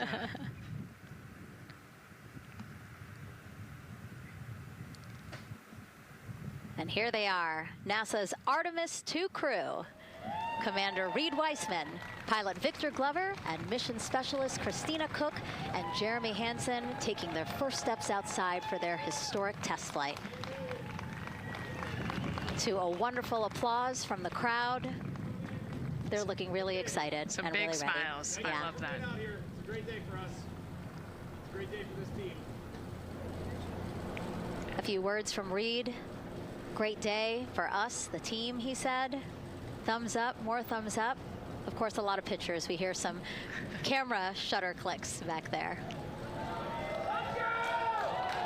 I love the energy of this crowd. Let's go. And so now the crew walking over to each of their pens. The first people closest to them, of course, their family members who got to quarantine with them, correct? Yes. Yeah, so the ones that are close and waving, those are the immediate families, so spouses, partners, kids. And we're trying to give them some privacy so that they can have their conversations with their family members. Christina there, she has her husband. Victor has 4 daughters and his wife, they're there. Reed, his 2 daughters are there. And then Jeremy, his wife, 2 daughters and a son. You know, when you were standing in their shoes, Nicole, when you flew for Crew 10, what were you kind of talking about? Like, did you really think about this moment and what you might want to say? You know, they've all already done their real goodbyes, you know, in person. And so this is more just kind of, again, that last chance to wave, last chance to get one smile. You know, you see Christina there smiling. So this felt much less heavy and just, you know, waving and maybe cracking a joke or something, saying hi. So this was a really, really great moment for our crew. Reed's 2 daughters there. Reed spoke about when he told them that he was selected to be the Artemis II commander. And he said he was worried. He's a single dad, didn't know how they would react. And actually, he said he was overwhelmed by their support. He woke up the next morning with cupcakes baked by one of the daughters, moon cupcakes. Yes, I love this story. Moon cupcakes the next morning. Like, how awesome is that, right? Everybody needs their support system, and clearly he has that in his daughters. Christina said she took a bike ride with her husband and wanted to tell him when the moon rose, but that it was too foggy. But she said he was still very excited and happy for her. Yeah, the moon's still out there. A close-up now of, again, Commander Reed Weissman and Mission Specialist Christina Cook. To the right of your screen, as we pan left, we have pilot Victor Glover. Victor told his wife, and they told their 4 kids together, and he said that one of them just started yelling, "Let's go!" Yes, I love that. Again, the support from the family is awesome. And Jeremy said his wife and 3 children, super excited. He felt very supported. You know, he did have that tough conversation, obviously, of talking about the realities of this being a test flight, but he said they were super supportive. And now as he walks away, some kisses from Victor Glover to his family, hearts to Christina. Jeremy being a gentleman, pausing so that Christina can take a nice photo without him. Hearts too from Reed there.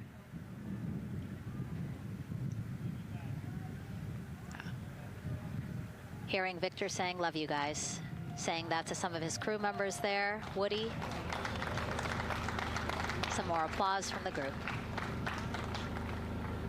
Quick wave to some of the NASA program managers, and I think Norm Knight's out there, the FOD Flight Operations Director.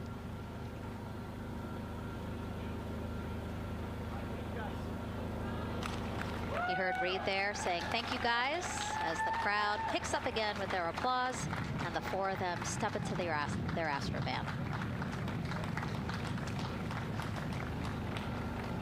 Looking at the clock, very on schedule right now. Again, according to the very detailed timeline of launch today, they are expected to drive off in about 20 seconds.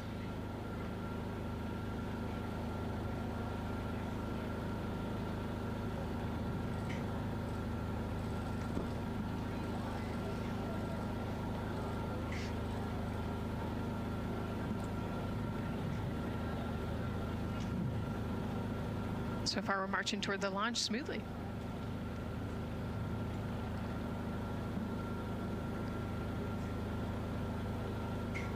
Do you think they're queuing up the video?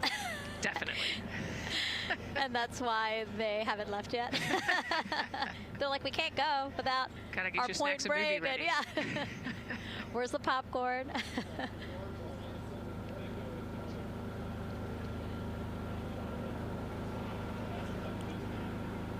Again, good on the timeline. Of course, they do have these very specific milestones, but this is not one that has to be completely stuck to the second and the minute. Yeah, we will make up that time easily.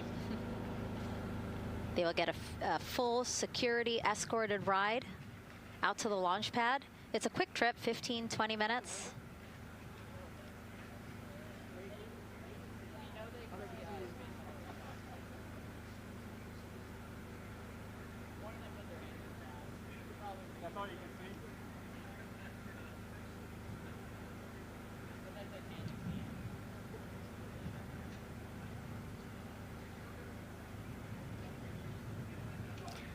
The closeout crew at the pad, still just getting everything ready for their arrival. Configuring Orion, right, Nicole?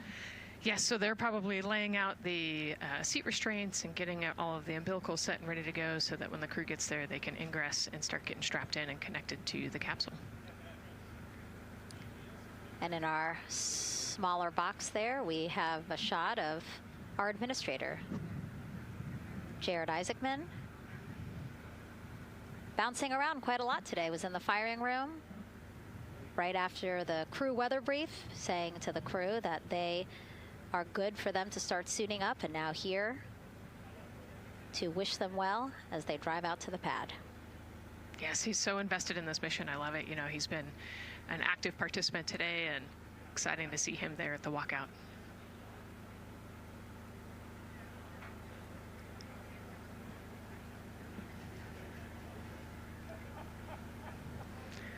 So in the van, they're probably getting hooked up to the portable cooling systems as well. So that would be my guess on the slight delay here, making sure everybody's situated, connected to cooling, and ready to go before they take off.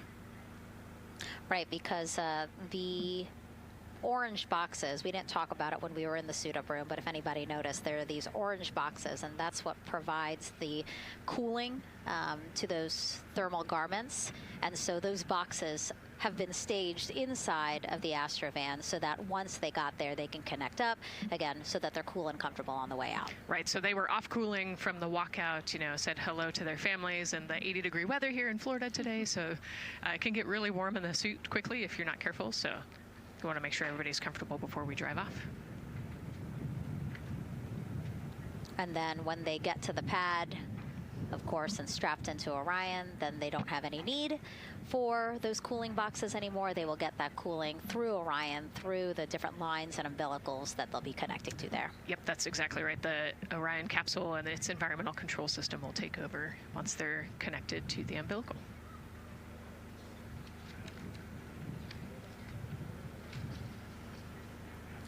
And so when we were watching them get into the elevator, I said, oh, there's a couple more people going in there. And they were, again, those folks in the white suits that we saw. Again, suit technicians. Yep.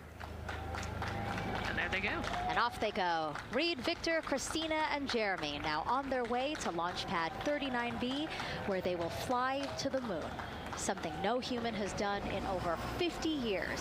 They may also set a new record as the farthest humans have ever been from Earth, a record set by the Apollo 13 crew almost 56 years ago today. We still hear cheers as they drive away from the operations and checkout building here at Kennedy Space Center. Now, while the crew make their way to the pad, let's get to know each of them even better. First, Commander Reed Wiseman.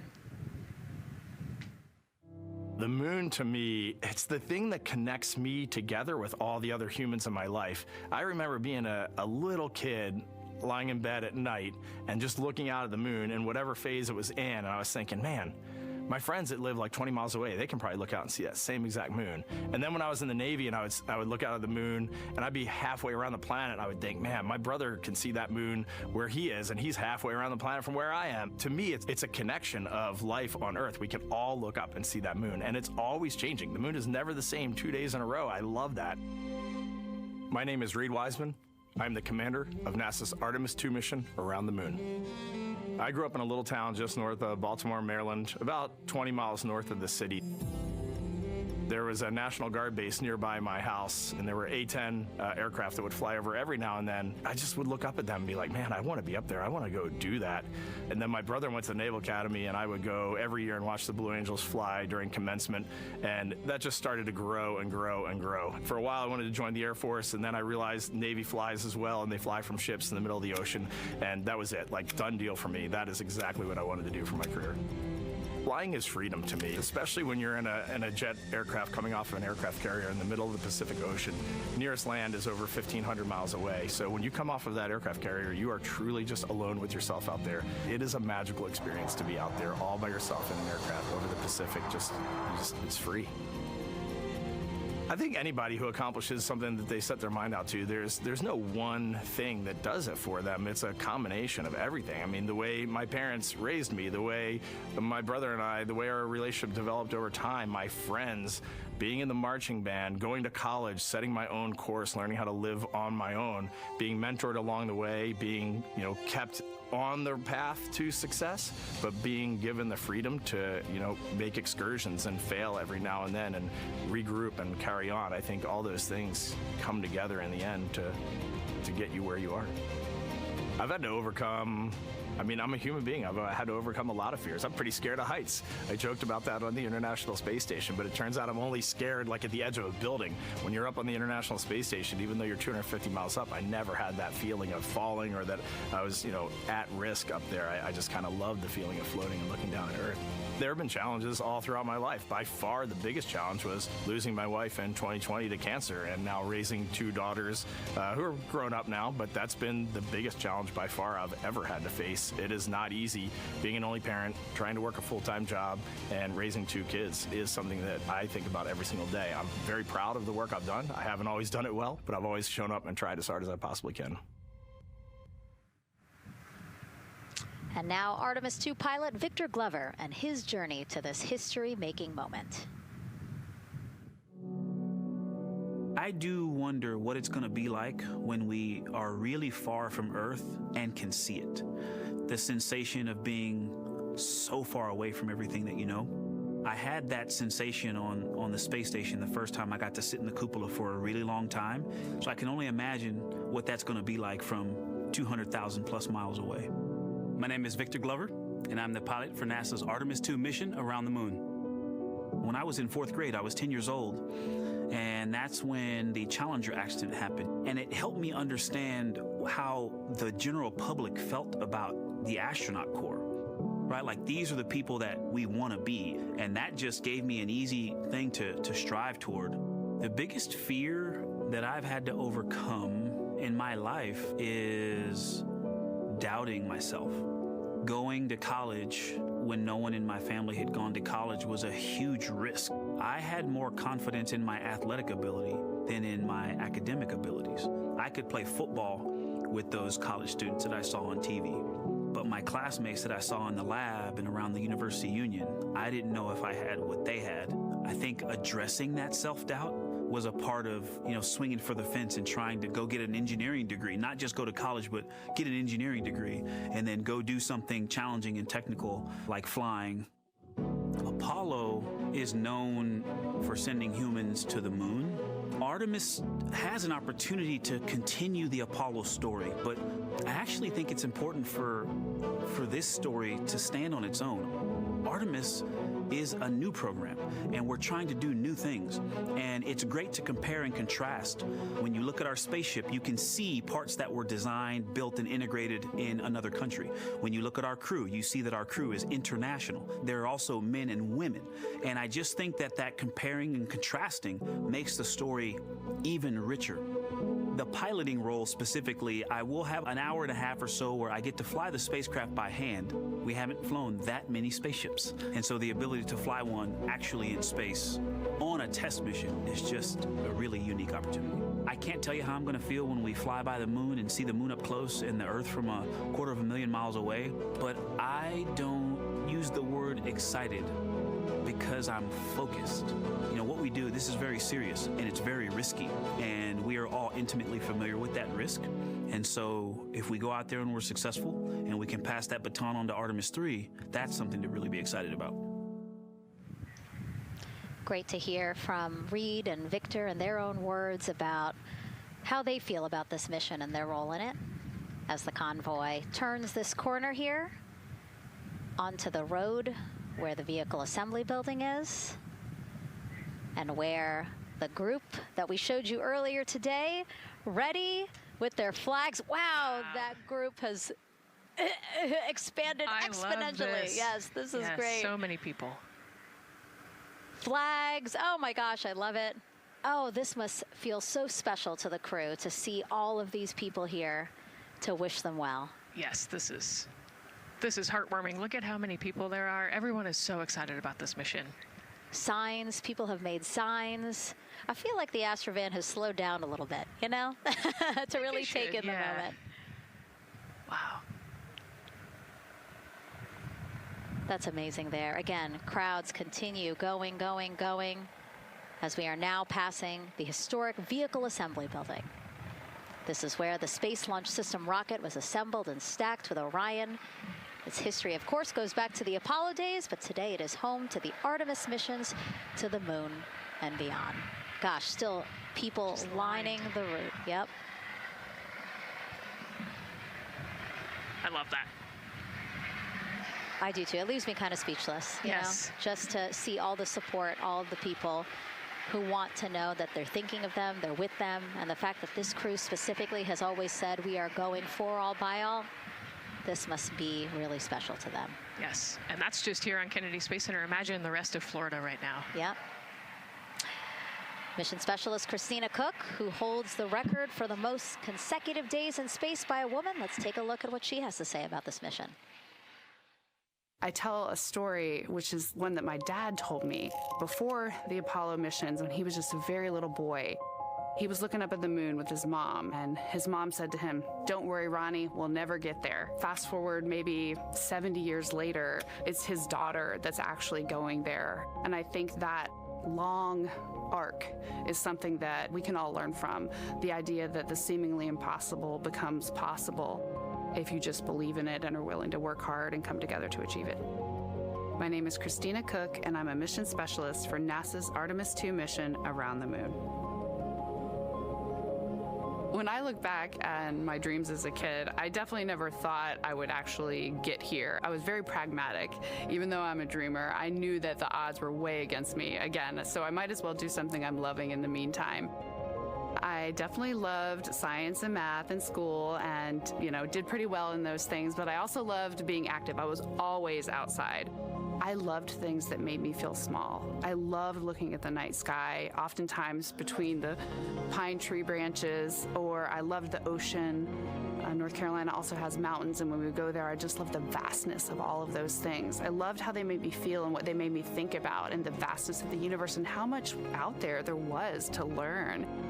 I'm drawn to exploring. I'm drawn to challenges that involve both mental and physical, and I'd much rather be solving problems wearing a whole lot of equipment and in a harsh environment, and that's just something I've carried with me ever since I was a kid. Thinking about the fears or challenges that I've had to overcome, there are just so many. I mean, basically, it's just been, that has been the journey. I always say to people, do what scares you, and that means I have to follow my own advice. So doing what scares me meant getting on a plane and going to the Antarctic, getting on a plane and going to study abroad in Ghana, applying to become an astronaut, opening the EVA hatch in the airlock and going out of it into the darkness, strapping myself onto a rocket.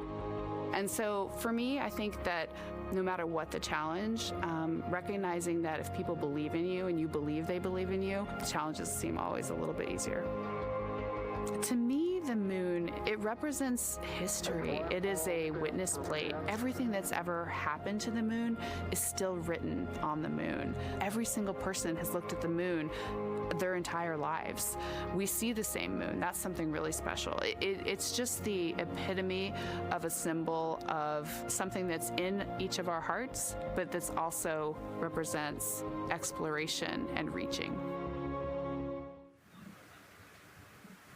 And as we continue to watch the convoy, almost at the pad, mission specialist and first-time flyer, Canadian astronaut Jeremy Hansen.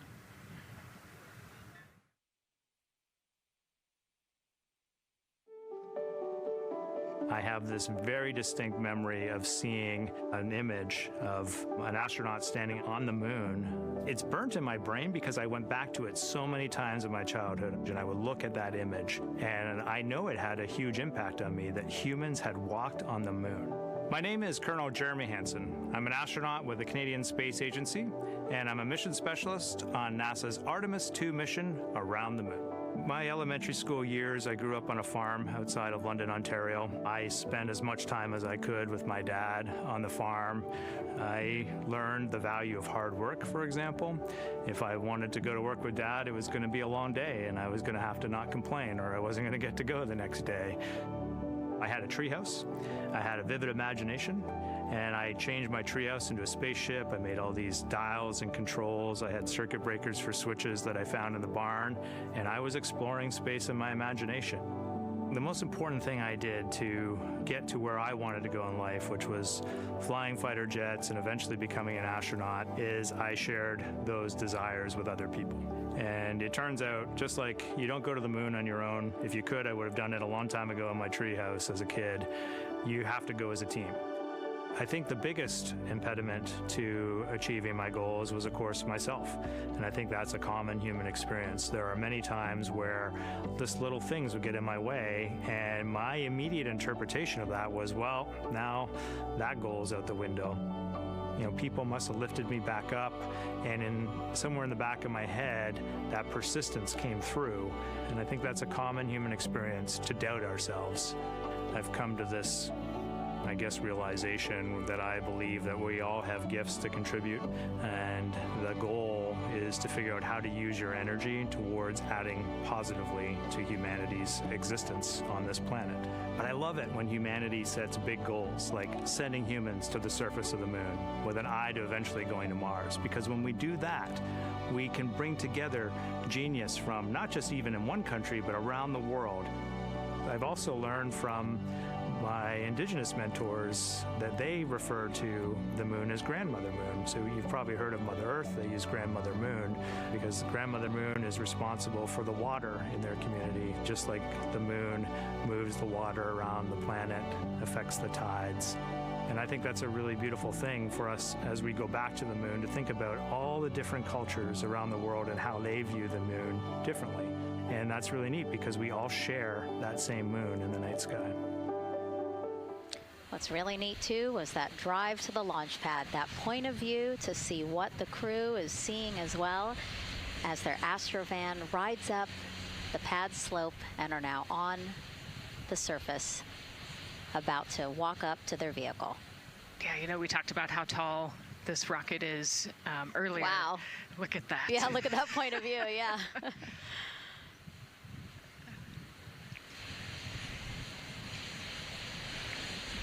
Pad 39B, another historic place here at Kennedy Space Center. Construction began in 1964, finished 3 years later. Apollo 10, the full dress rehearsal for the moon landing. That was the first mission to launch from this pad. Yeah, you know, we've used this pad for a lot of missions. You know, we modified the pad in the 70s and 80s, and then the shuttle missions actually launched from here as well. And then, of course, Artemis 1 took off from this launch pad, November 2022. And now here we are about to see the Artemis 2 crew get out of the Astrovan and make their way up the mobile launcher to the 274-foot level, where they will embark on their first crewed test flight of the Artemis program. You know, I think that button in the elevator actually says space when you hit it. Yeah, really? At least on 39 Alpha it does. So I imagine it says something similar here. Again, let's take a look at the clock as we wait for the crew to get out. 4 hours, 10 minutes and counting until the top of our 2-hour launch window today.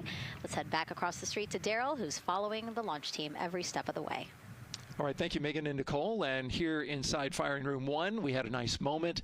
The launch director, Charlie Blackwell-Thompson, NASA's first female launch director, standing up from her console, taking her cell phone and snapping photos as the Artemis crew that she had just given the go to leave the astronaut crew quarters, driving by, and of course going up the causeway until they got there to the pad. And now we see them coming out of the Astro van there and getting ready to ascend the launch tower. Well, we got a weather brief before they went out to the pad, and of course LWO gave a go. There could be some rain out there at the pad. It's already rained out there already. If you're in the area and you're watching right now, well, certainly you know that there's some rain in the area. There's going to be spotty showers that are going to be coming ashore here, and we expect that throughout our rest of our countdown. But we also are getting forecasts that there'll be some clearing as we get closer to our launch window. Big wave from Reed Wiseman there, and a thumbs up as the crew goes into the elevator to ascend the launch tower to go up to the level where they'll walk across the crew access arm and get into the white room. One of the things that you're going to start to hear now is from the crew themselves. We're going to be airing the Orion to Earth loop, which is the communications that's going between that crew and the launch team here as they walk them through configuring their various consoles as well as getting ready.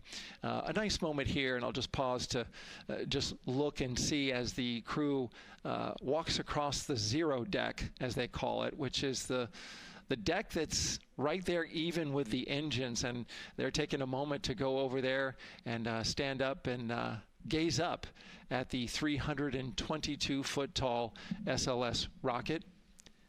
This was part of the plan for the Artemis 2 crew, and potentially a rocket that could help them make history to go farther from Earth than any crew has before. The farthest distance from Earth when they launch will be roughly around 248,000 statute miles. They're expected to go about 4,000 miles farther than the Apollo 13 crew did. And now they've headed to the elevator to go up.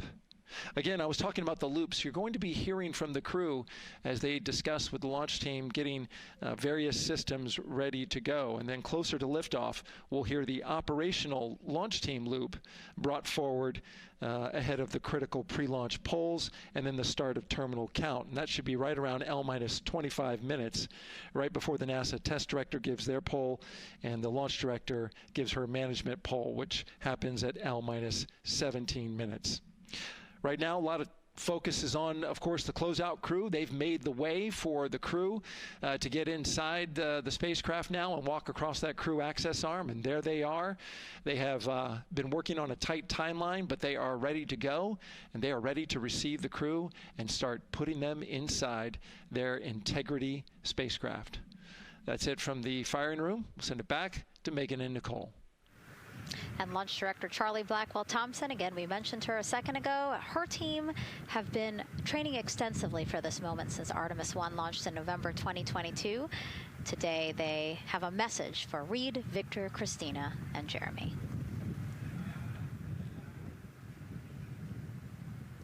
Today, you carry the work of thousands and the hopes of millions.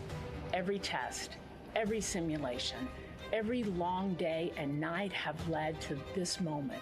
This team is ready. The vehicle is ready, and you are ready. From the ground to the moon, Godspeed, Artemis 2! I love that. I just love seeing all of the people who have contributed to this mission and the fact that this is what they've been working for, and now it's culminating today. Yeah, thousands of people have worked on this mission, and you know, we saw there from the launch team, but human spaceflight is like the ultimate team sport, is what I like to say, and that's just a great example of our team wishing our astronauts good luck. That shot there that we were just looking at was aimed at the elevator doors, again, to catch the astronauts as they make their way up to the 274-foot level of the mobile launcher. The mobile launcher is the structure you see there.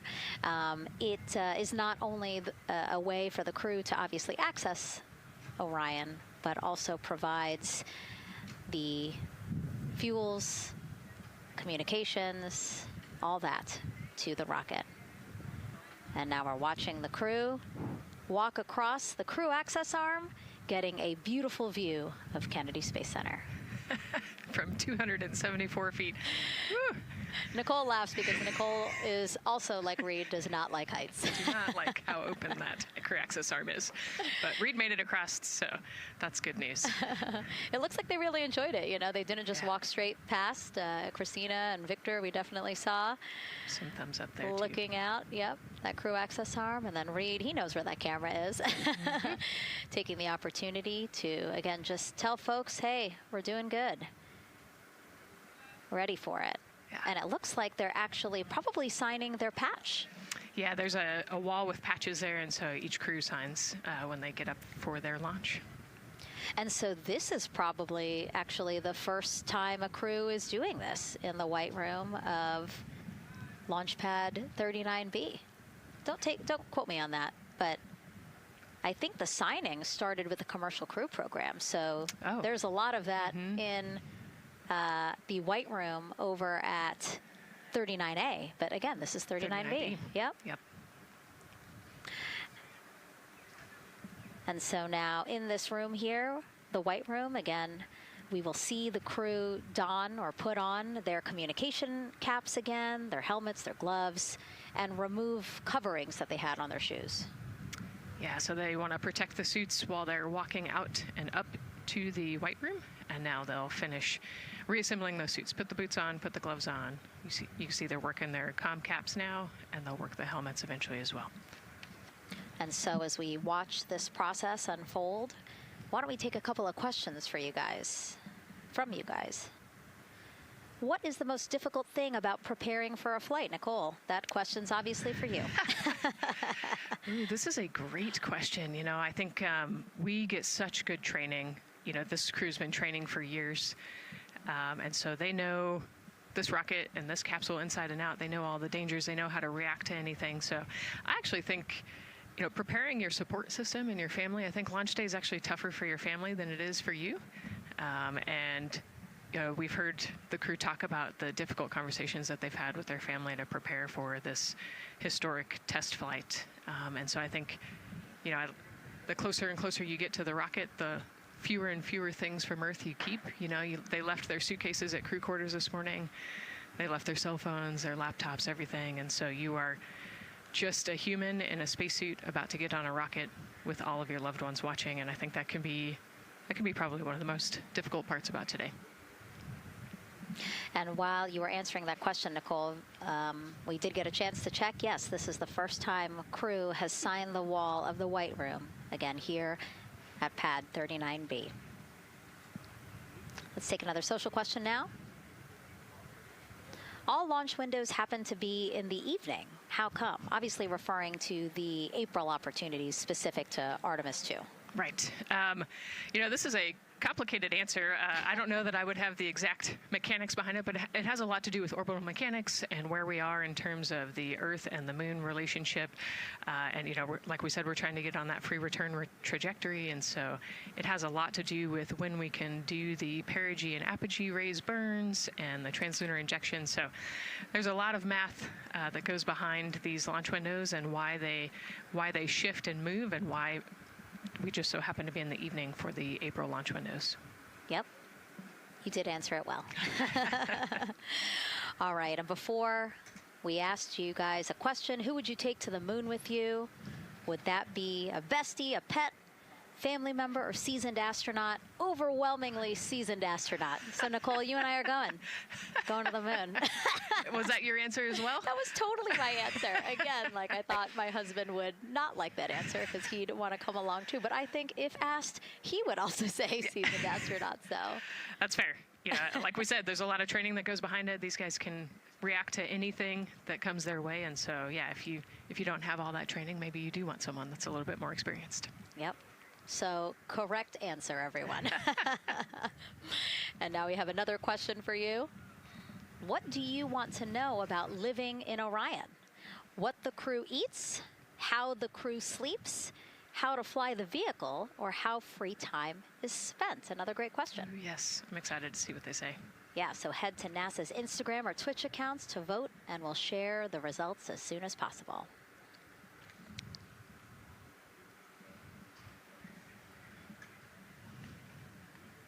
And while you're doing that, remember to also sign up to be a virtual guest for this mission. Just go to the link we'll pull up on your screen. As a virtual guest, you will get mission-specific information, notifications of any schedule changes, and curated resources straight to your inbox. You will also receive commemorative stamps for your virtual passport after launch and splashdown. Again, we really, really want you guys to engage with us, engage with this mission, come along with us for the ride. So yeah, take advantage of these opportunities to be a part of it. Yes, it's a mission for all. And so back in the suit, no, not the suit-up room, the white room. Well, they're suiting up. You can see why I might have slipped that up. So they are continuing to put on gloves. Reed and Jeremy look like they've been checked. Again, they've put on their gloves, their helmets. They've taken off those coverings on their shoes now that they're about to get into Orion. And then suit technicians are also helping Christina and Victor. And they're in this particular order, actually, because this is the order in which they're going to ingress into Orion. Again, we have Reed, Jeremy, then Victor, last Christina. Yeah, and that just has to do, like you said, with this, the seat orientation. So as the astronauts sit down and lay back in the capsule, the left side will be Reed, and then below him will be Jeremy. So that's why they're going to get in first to create space for then Victor and Christina to get in. And let's talk a little bit now about the closeout team. We saw a few of these folks also in the suit-up room. Suit technicians were in there, again, to make sure that they get into the suits properly. And then a couple of them came out to the pad here to, again, do the same thing. Hey, are you comfortable in these suits? Is everything is as you expected? And then these folks here will help them get into Orion, buckle up. And so we were talking a little bit about their attire, specially made for what they're doing right now. Yeah, so these, they almost look like, you know, the equivalent of a flight suit, right? They're fire resistant. You know, they've got the straps on the back for emergencies that mimic the same straps that the astronauts have on their suits, so that you can use the same exact equipment in an emergency egress from the pad, for example. So we can use the same equipment to get everybody safely away from the pad as required or if needed. Yeah, always thinking about those contingencies, you know, how to very quickly, if there were an emergency, get everyone out, not just the astronauts, but also the closeout crew, if an emergency was happening while they were still at the pad.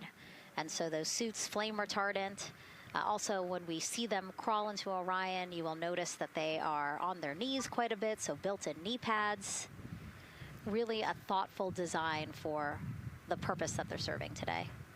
Yeah, they're functional, which is exactly what we want, but also they're pretty classy looking, so yeah, we did a good job with the design.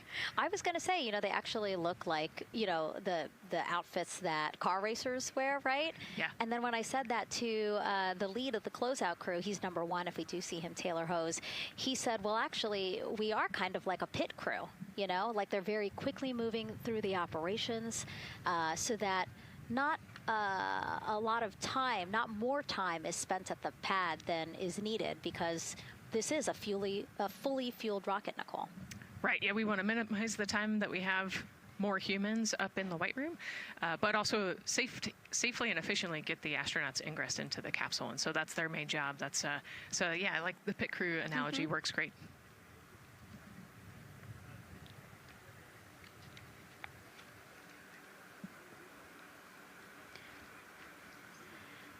And so, Nicole, as we get ready to see them ingress, I know you'll be, again, an invaluable source as we talk through this part of the launch countdown, because you've been inside a mock-up of the Orion spacecraft. And I know that because you texted me a photo that you took, this selfie in the mock-up, and little did you know I was going to put it in this broadcast.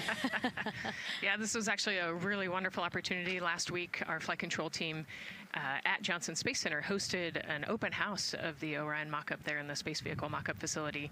And so I got to spend some time in the capsule with some of the flight controllers who are actually sitting on console right now and talk to them about everything inside the mock-up. So you can see I've got a bump cap on.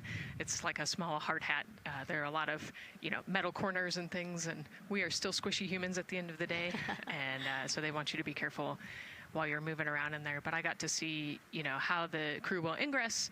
I got to look at the umbilical and the seat straps, and I got to see, you know, the emergency equipment and the stowage and the toilet. I got to see it all. Got to talk about everything. It was pretty cool. It was a really great time. You know, Michael and Bruce were great with me. They answered all of my questions. Yeah, because it's really good to be able to give that perspective, because, and as you guys will see, yes, we do have cameras inside Orion and we'll of course take you in, but it doesn't give you a true feeling or idea of how big the space is, you know, how things are configured. Again, like when we see them go in, they're actually on their backs. Yep. So again, it's just hard to really get a sense of the inside there, but Nicole is going to really help walk us through that. Yeah, you said they're on their backs, and you know you have to somehow get there, and so they're actually going to almost barrel roll onto their shoulder to get onto their backs and their feet up on those leg rests that actually Andre's holding onto right there. You can see Andre number 2's inside getting everything ready for them. And actually those leg rests for the pilot and commander seat will come off once they get into orbit to create some more space for them. And it looks like we're getting ready to ingress here. Yep, thumbs up from Reed. Everybody configured with their suits, and so in we go. They actually get inside by walking backwards. That's the easiest way to get in, right, Nicole? Yeah, so he will step down right over the flywheel or the exercise equipment that they've got in there. We'll talk to that in a second. And then you actually step down right on top of the toilet area backwards. You can see him going now. Oh, and he's already turned around and walking in. You can see Dre's protecting his helmet and his visor there from all that metal. Yeah. It's a tight squeeze, but they've done this a lot, so Reed's already all the way across the capsule. Yeah, that was fast. Impressive, Reed. Impressive. That's why you're the commander. Oh, a heart there from Jeremy again. Yep, Canada. Yeah. Canada is about to get into Orion. And so you mentioned Dre. Why don't we talk a little bit about him? So that was NASA astronaut Andre Douglas. And he is actually one of the backup crew members for the Artemis 2 mission. He trained alongside the primary crew and will step in and if any of the 3 astronauts are unable to fly. Yeah, Dre's actually a classmate of mine, so fellow fly. Oh, yeah. Yeah, so we've worked very closely together. It's exciting to see him in this role. Yeah, Virginia native, selected as an astronaut candidate in December 2021. He completed his training in March 2024 and was subsequently named as the Artemis II backup crew member just months later in July. Before joining NASA, Andre worked at the Johns Hopkins University Applied Physics Laboratory, where he specialized in spacecraft systems engineering. His work focused on the systems that help spacecraft know where they are and how to get where they need to go. So obviously critical for missions to the moon. Yeah, he's a wicked smart guy. He's got like 15 degrees, I think, or something. Oh, my. So. And so now here we are back inside Orion, where the closeout crew, each one with either Reed or Jeremy. So it looks like Andre is with Reed. And this is a camera shot of behind Reed's head. So Reed, while Andre is buckling him in, that's a 5-point harness, Reed was configuring his control panel. Yeah, the displays. We're getting the displays ready so that they can monitor all of the systems and monitor the launch as they go. Christina there signing the wall.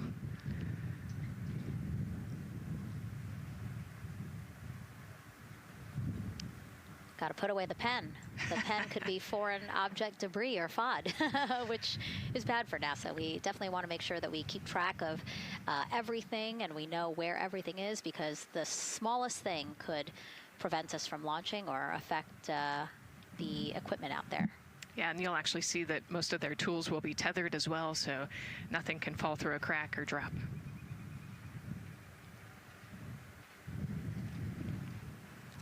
And so as soon as Jeremy and Reed are good to go in their seats and connected to their communication umbilicals, as Daryl had said before, we will start hearing the loops, the audio mission loops, specifically Orion to Earth 1, which is the communication loop that the crew communicate on to the different teams supporting launch today.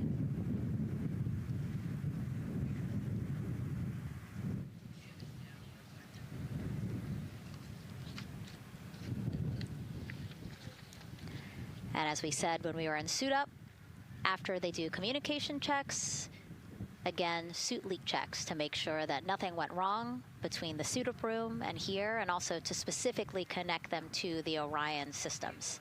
Yes, this will be an integrated test with Orion and the suits to make sure the entire system is working and ready for flight.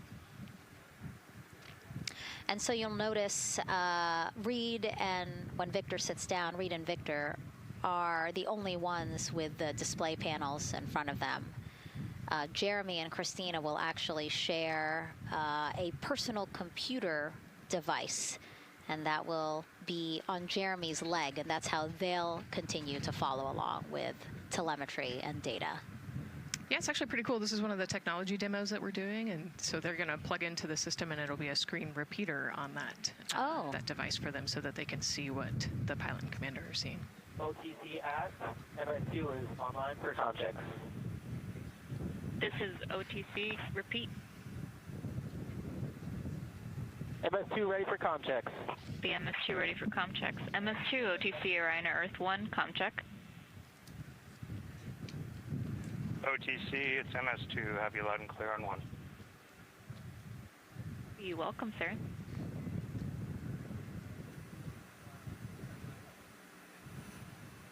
And so that was the Orion test conductor speaking with Jeremy Hansen, again, mission specialist 2 for this mission. So his communication check over, you heard him say 1, Orion to Earth 1, has been completed, a successful test.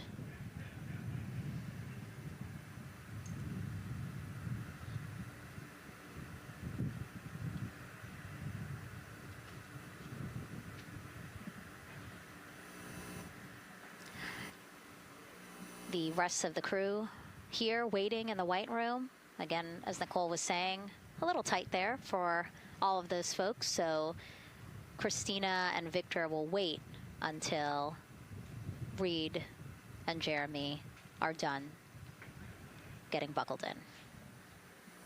Yeah, I think 4 astronauts and 4 suit techs would be a tight fit in that capsule. Yeah, I mean, take a look at Bill. He's number 3 there, the suit technician there. He is kneeling where Christina will be in order to get Jeremy situated.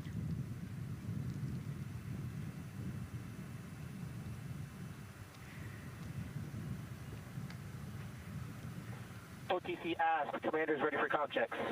OTC copies. Commander. NTD, Misco 212, comm check. NTD, have you loud and clear here as well. I'll catch FTS on 194, thank you.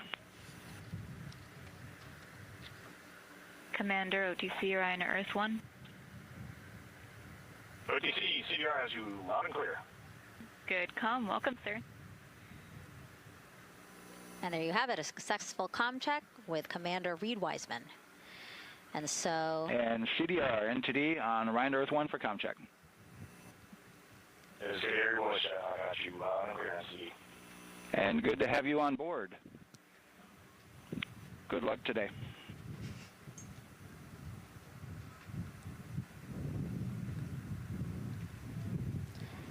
And so now these two closeout crew members will finish up what they're doing here.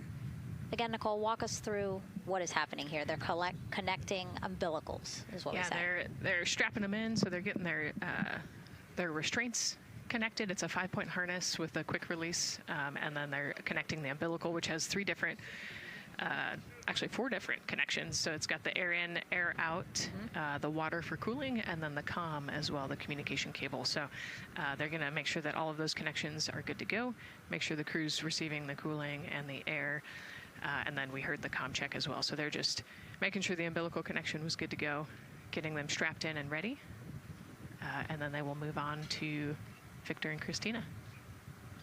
And so while we wait for that to happen, why don't we get another check of the launch countdown milestones with Daryl and the launch team?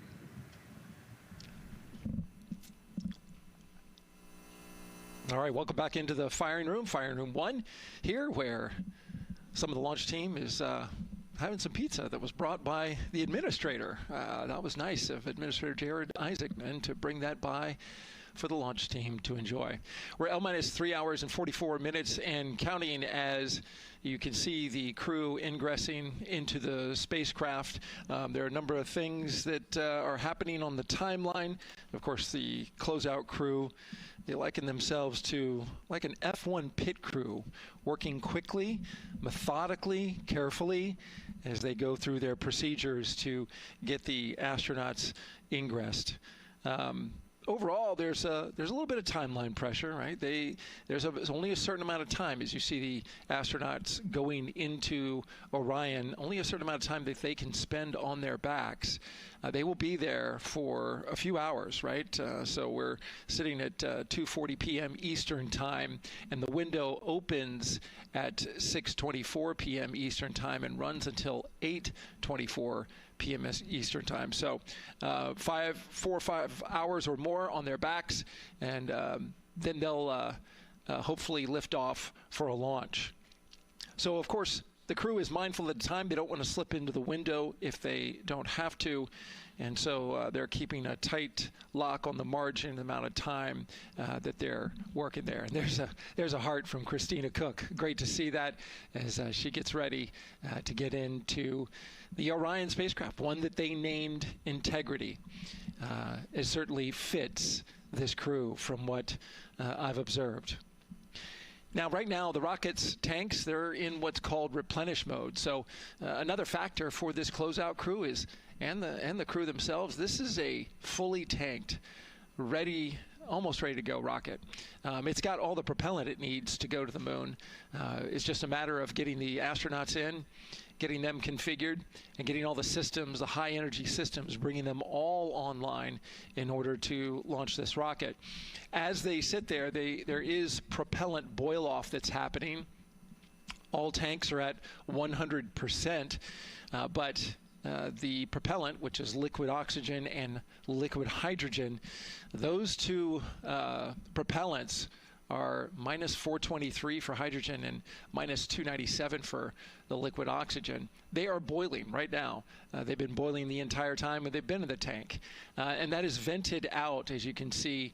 When we look to a wider shot of the rocket, you can see the venting and the little wisp of of clouds that are coming out from the top of the rocket and the middle part of the rocket. And that is because just like you boil water on your stove, those propellants are boiling. Of course, their boiling point is much lower than water, and so it doesn't take much for them to boil. But just as if you were to leave your pot of water on the stove and just leave it there, what would happen?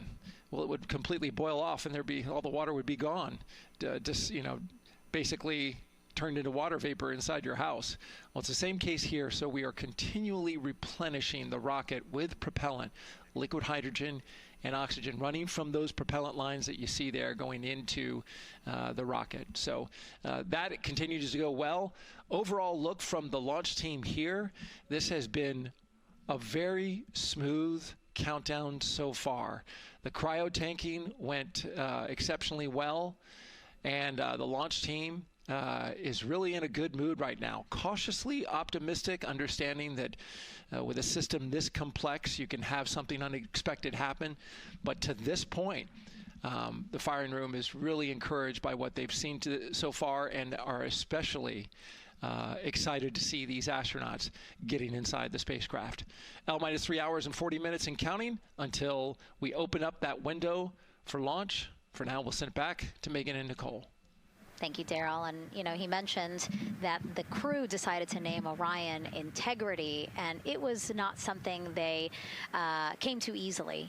They really wanted to put in a lot of thought, and what they came down to is integrity is a value that NASA embodies, and also individually they felt like integrity is something that speaks powerfully to them.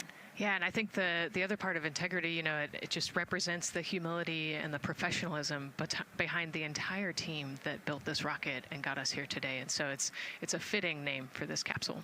Yeah, like I said, I think the crew said it took them a little bit to decide on what they wanted, but I think they made the perfect choice. I agree. And so as the countdown to launch continues, we are reminded that this is an agency-wide effort to make today's launch attempt possible. We invited people across our NASA family to wish our crew a safe journey. Go Team Artemis! Go Team Artemis! 3, 2, 1, blast off! Have a great flight. Godspeed. We'll get you around the moon and home. If I had a message for the crew, be safe, to have fun, to remember that we're all down here rooting for them. I want to wish my friend and former student, Victor Glover, and the entire Artemis team best wishes and a successful flight. Have fun. Take some really cool pictures. Can't wait to see you when you get back. From the Earth to Sky team connecting NASA science to public lands, go Artemis. We will see you in the Pacific, and you can count on us being there. Greetings from NASA Langley's historic gantry facility, where Neil learned to land on the moon and Orion learned how to swim. We are with you all the way to splashdown.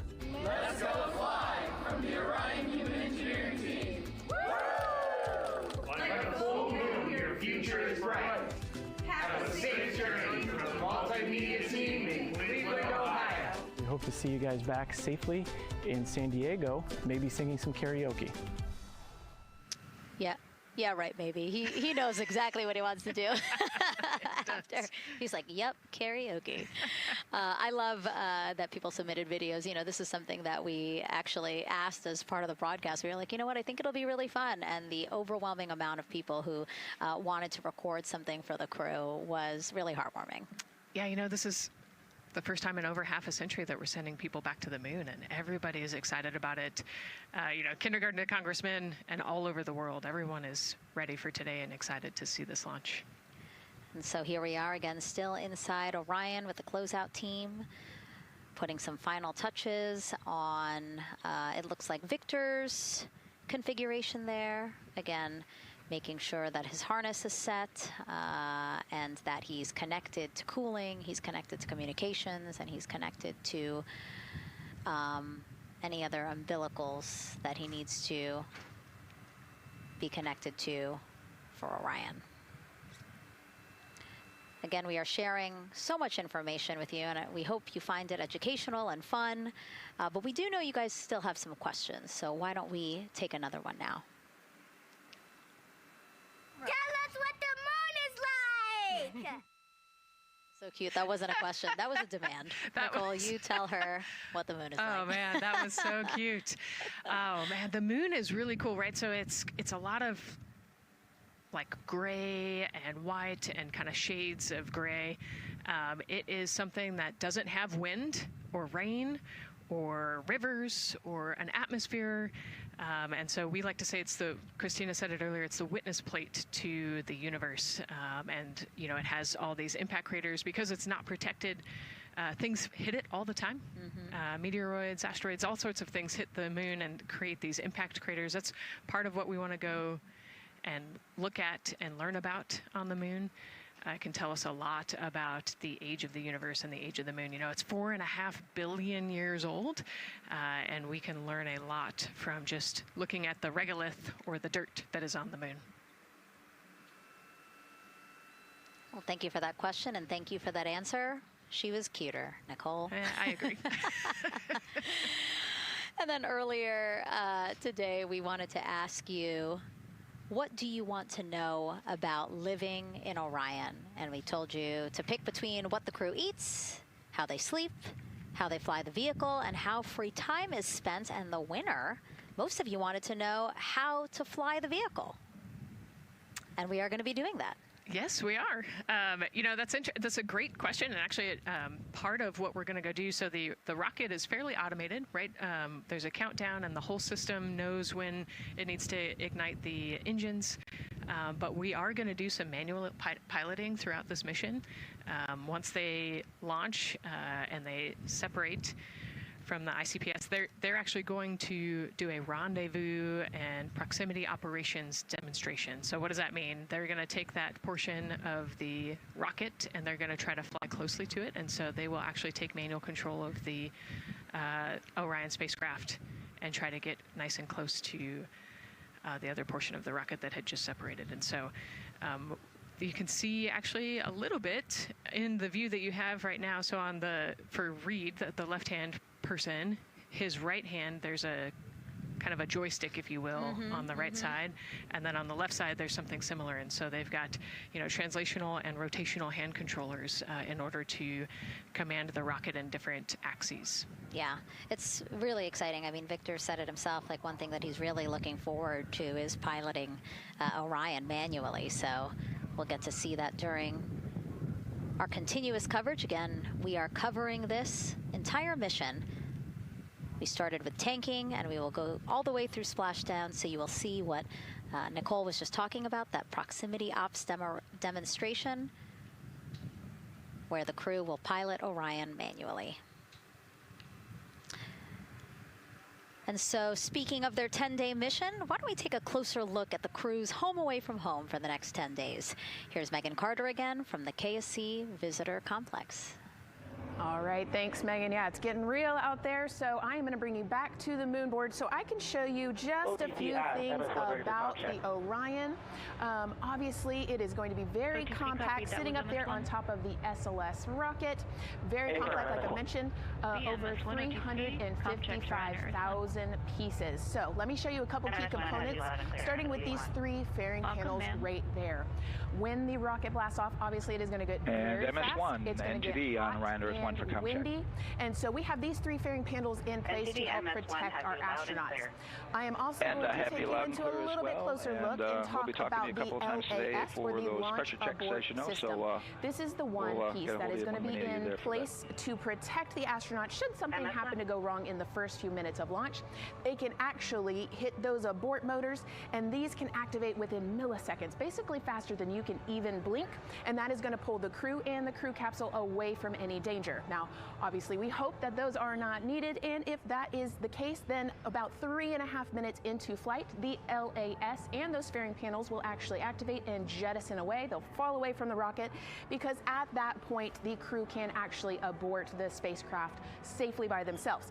Now, we've talked a lot about the crew capsule right here. This is where they are going to spend the duration of their flight. We're going to talk a lot more about that one in just a little bit, but for now, let me jump down here to the service module. This is the one, we're going to think of this as the powerhouse for the spacecraft. It's pretty much going to provide them with almost everything that they need for the entire mission.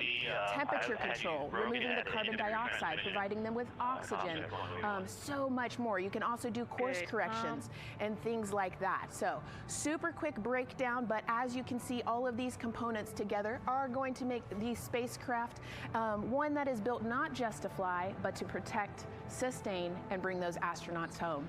All right, lots more to come, but let's see where we are with the crew. Back over to you, Megan. Hey, thanks so much, Megan. A lot of useful information there. And we did want to point out that you did hear over and PLT, NTD on Orion to Earth 1 for comm check. NTD PLT, I have you loud and clear on OE1. And I have you the same. Welcome aboard. And so, again, we are now hearing mission audio loops, specifically the Orion to Earth 1 loop, the communication channel for the crew. Successful comm checks by both Victor and Christina. CDR, OTC Orion to Earth 1. CDR. Yes, sir. Configure ARS to shoot mode per EPROC 10.1.1. Crew ingress and vehicle pre-launch config, step 1. 10.1.1, crew ingress and vehicle pre-launch config, step 1. Going in work now. And so see, now we are privy to some of the countdown procedures that the team is asking for the crew to do.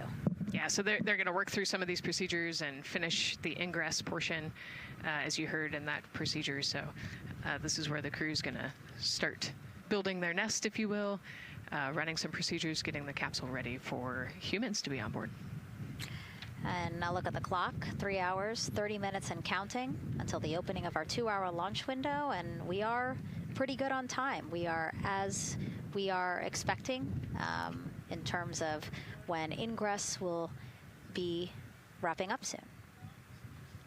And so now let's bring Gary Jordan, again, our commentator inside of Mission Control at Houston. Gary, let's check in with you about mission preparations. Hey, Megan, thank you. Yes, we're following along here in Mission Control Houston. OTC copies. And we'll stand by for those comm checks.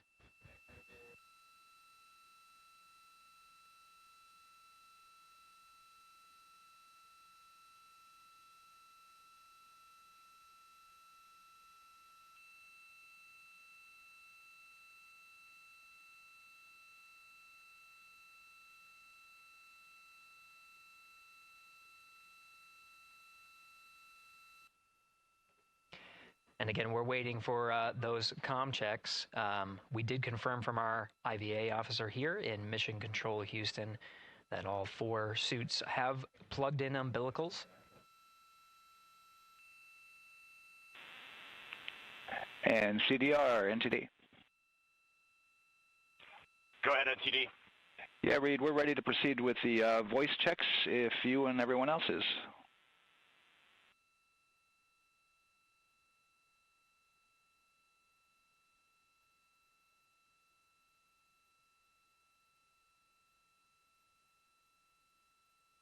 NTD, integrity crew is ready for voice checks.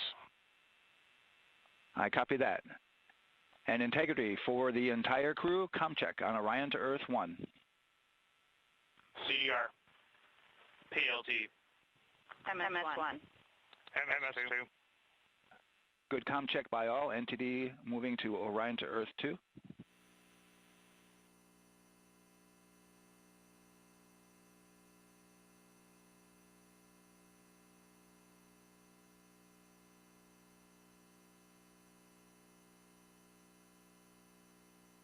CDR.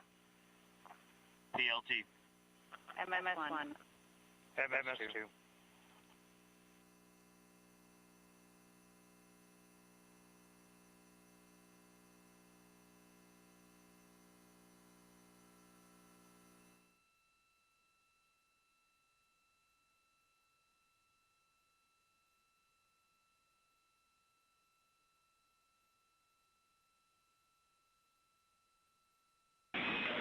Integrity Houston on Orion to Earth 1. Voice check for the entire crew.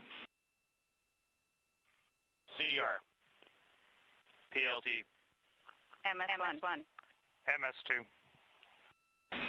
Houston has all 4 crew loud and clear on OE1. Stand by for 2.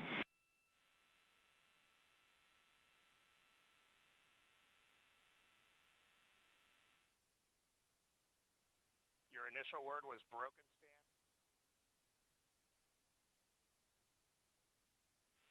MS1. MS2. 4 crew loud and clear on OE2. We'll use 1 for the default. Houston out.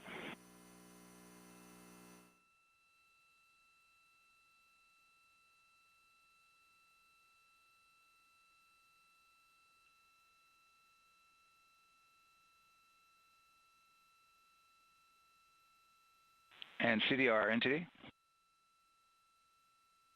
CDR. Yeah, we're going to go ahead and we're going to clear a couple of those messages on your screen here. Just want to give you a heads up that you'll see that. Copy all.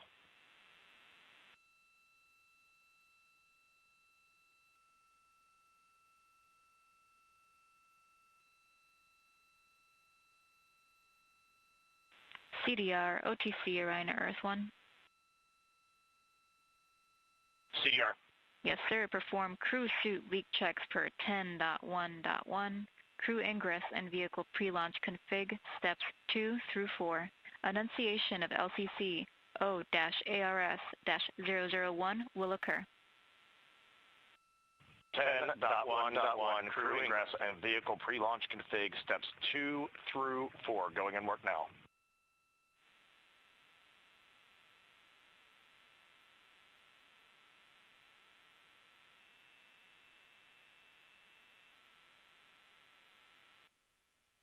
This is Mission Control Houston. We are following along as the 4 crew members of Artemis 2 work through their voice checks, then the umbilical connections and various pathways to get communications from all of the... refresh on your screen. CDR. Yes, sir. We're going to look to do a quick refresh on your screen if you guys are okay with that. Hey, firm, just let us know when we can continue in 10.1.1. We'll go hands off.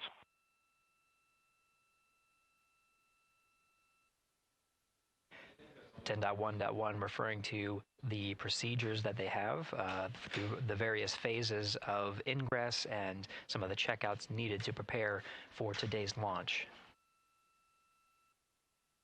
Here in Mission Control Houston, the IVA or Intravehicular Activity Officer will be confirming the leak check status and watching as the suits pressurize to once again confirm that the suits are in a good configuration ahead of launch. Of course, for the teams here in Houston, launch is just the beginning. The first flight day is jam-packed with activities. Shortly after main engine cutoff, Integrity will enter into a coast phase while still attached to the Interim Cryogenic Propulsion Stage, or ICPS, and prepare to deploy the solar arrays.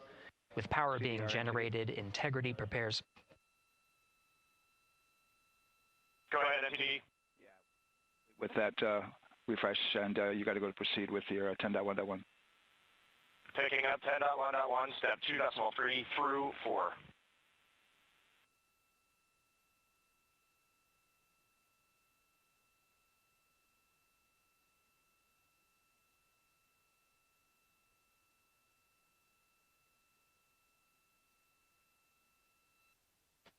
Picking up the procedures, the crew again working through the various steps to prepare for launch, standing by for seat.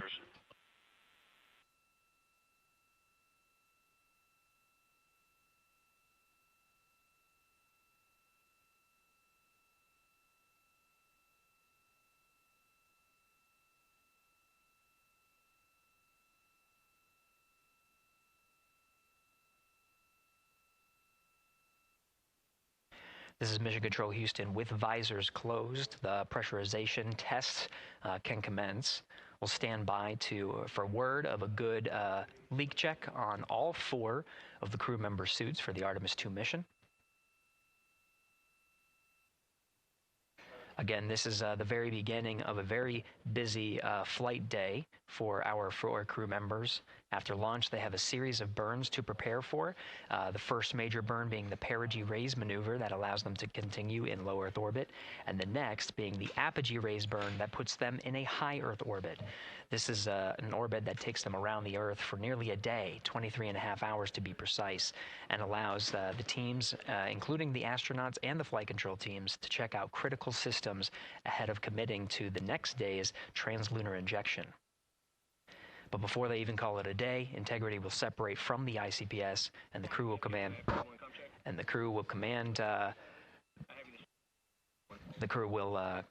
the Orion capsule to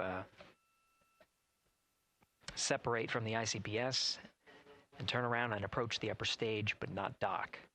This is to test Orion's in-space maneuvering capabilities and provide further confidence in docking to another lunar space vehicle like the Human Landing System that will be part of the Artemis 3 mission ahead of future moon landings.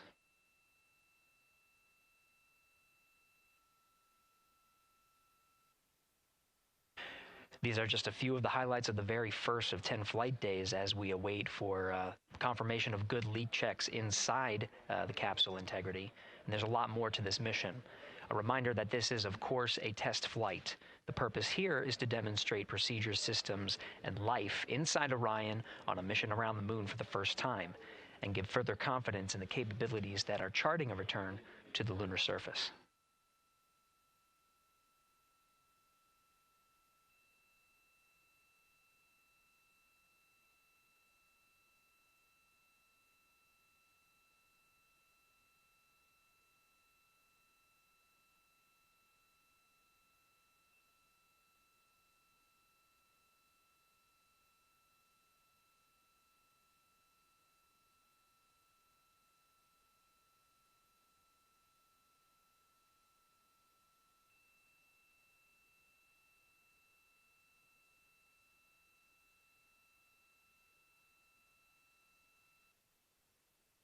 You may be able to see from this view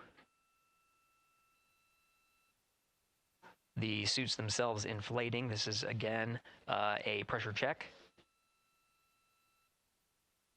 verifying that the suits are leak-free ahead of the ascent portion of today's flight. How you see the crew now with visors down will be the configuration of their ascent all the way through core stage separation, about a little more than 8 minutes after booster ignition.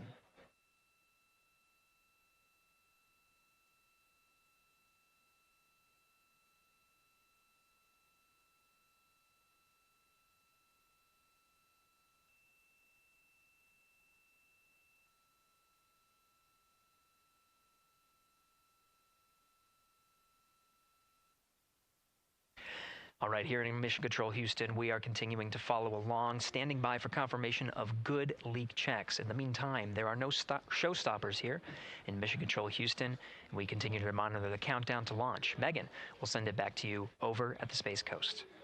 Hey, Gary, thank you so much. Yeah, as we wait for confirmation of a successful leak check for all 4 astronauts, why don't we go back to Daryl, again, who has been following along with the launch countdown as we inch closer to the opening of our 2-hour launch window. All right, thank you, Megan. And yes, getting some good communication. It's great to hear from the crew inside, even though it is as simple as a comm check. It's really good to hear their voices as they move through those various comm checks and then get ready for their suit leak checks. Fantastic views inside Orion that you're looking at now. Give you an update on the weather outside. We're still 80% go for our 2-hour launch window, which starts at 6:24 p.m. Eastern Time and closes at 8:24 p.m. Eastern Time. That's the good news. The bad news is that we've got some rain showers that are starting to head in. Looks like it may miss the pad. Wouldn't matter if it rained on it or not, though. It's received some rain earlier today. Water isn't going to hurt anything out there at this point. But the rest of the area might be getting a little bit wet, which may include the hostess, so keep an eye out for that.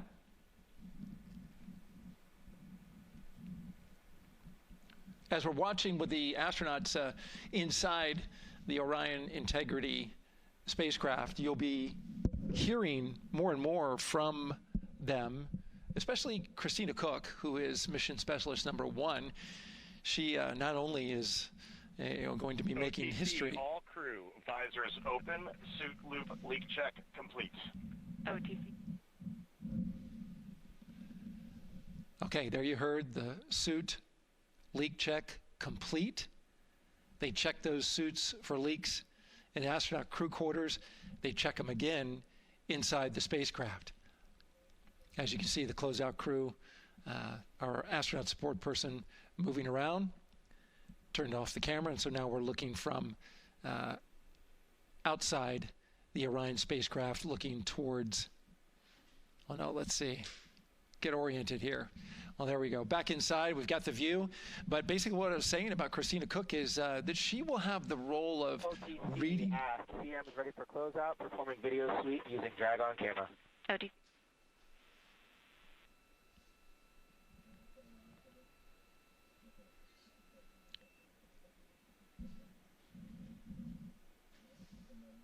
She will have the role of reading out a pressure reading that tells the team that... and CDR or NTD?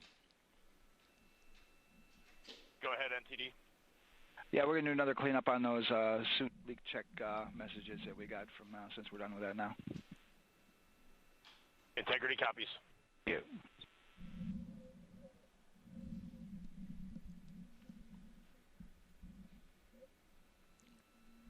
And that's communication going between Orion Commander Reed Wiseman and NASA Test Director Jeff Spaulding. As I was saying, Christina Cook will be reading measurements from the counterbalance assist arm. So you're going to hear her be asked by the NASA Test Director to read that. That CBA, counterbalance assist arm, it's mechanically latched by the closeout crew using tools, but there's a hydraulic assist. It's pneumatically opened and closed, rather, with a pressure assist that helps open it up. Not only that hatch, but also the last hatch. There's 2 hatches there that we'll see that will be closed. But this is in case of an emergency out there at the pad. If the crew, for some reason, needed to exit quickly, then they would exit the spacecraft by pulling that lever, which would open both hatches. Those hatches are heavy. The Orion hatch is hundreds of pounds. HHP cameras 1 and 2 both set to record. OTC copies.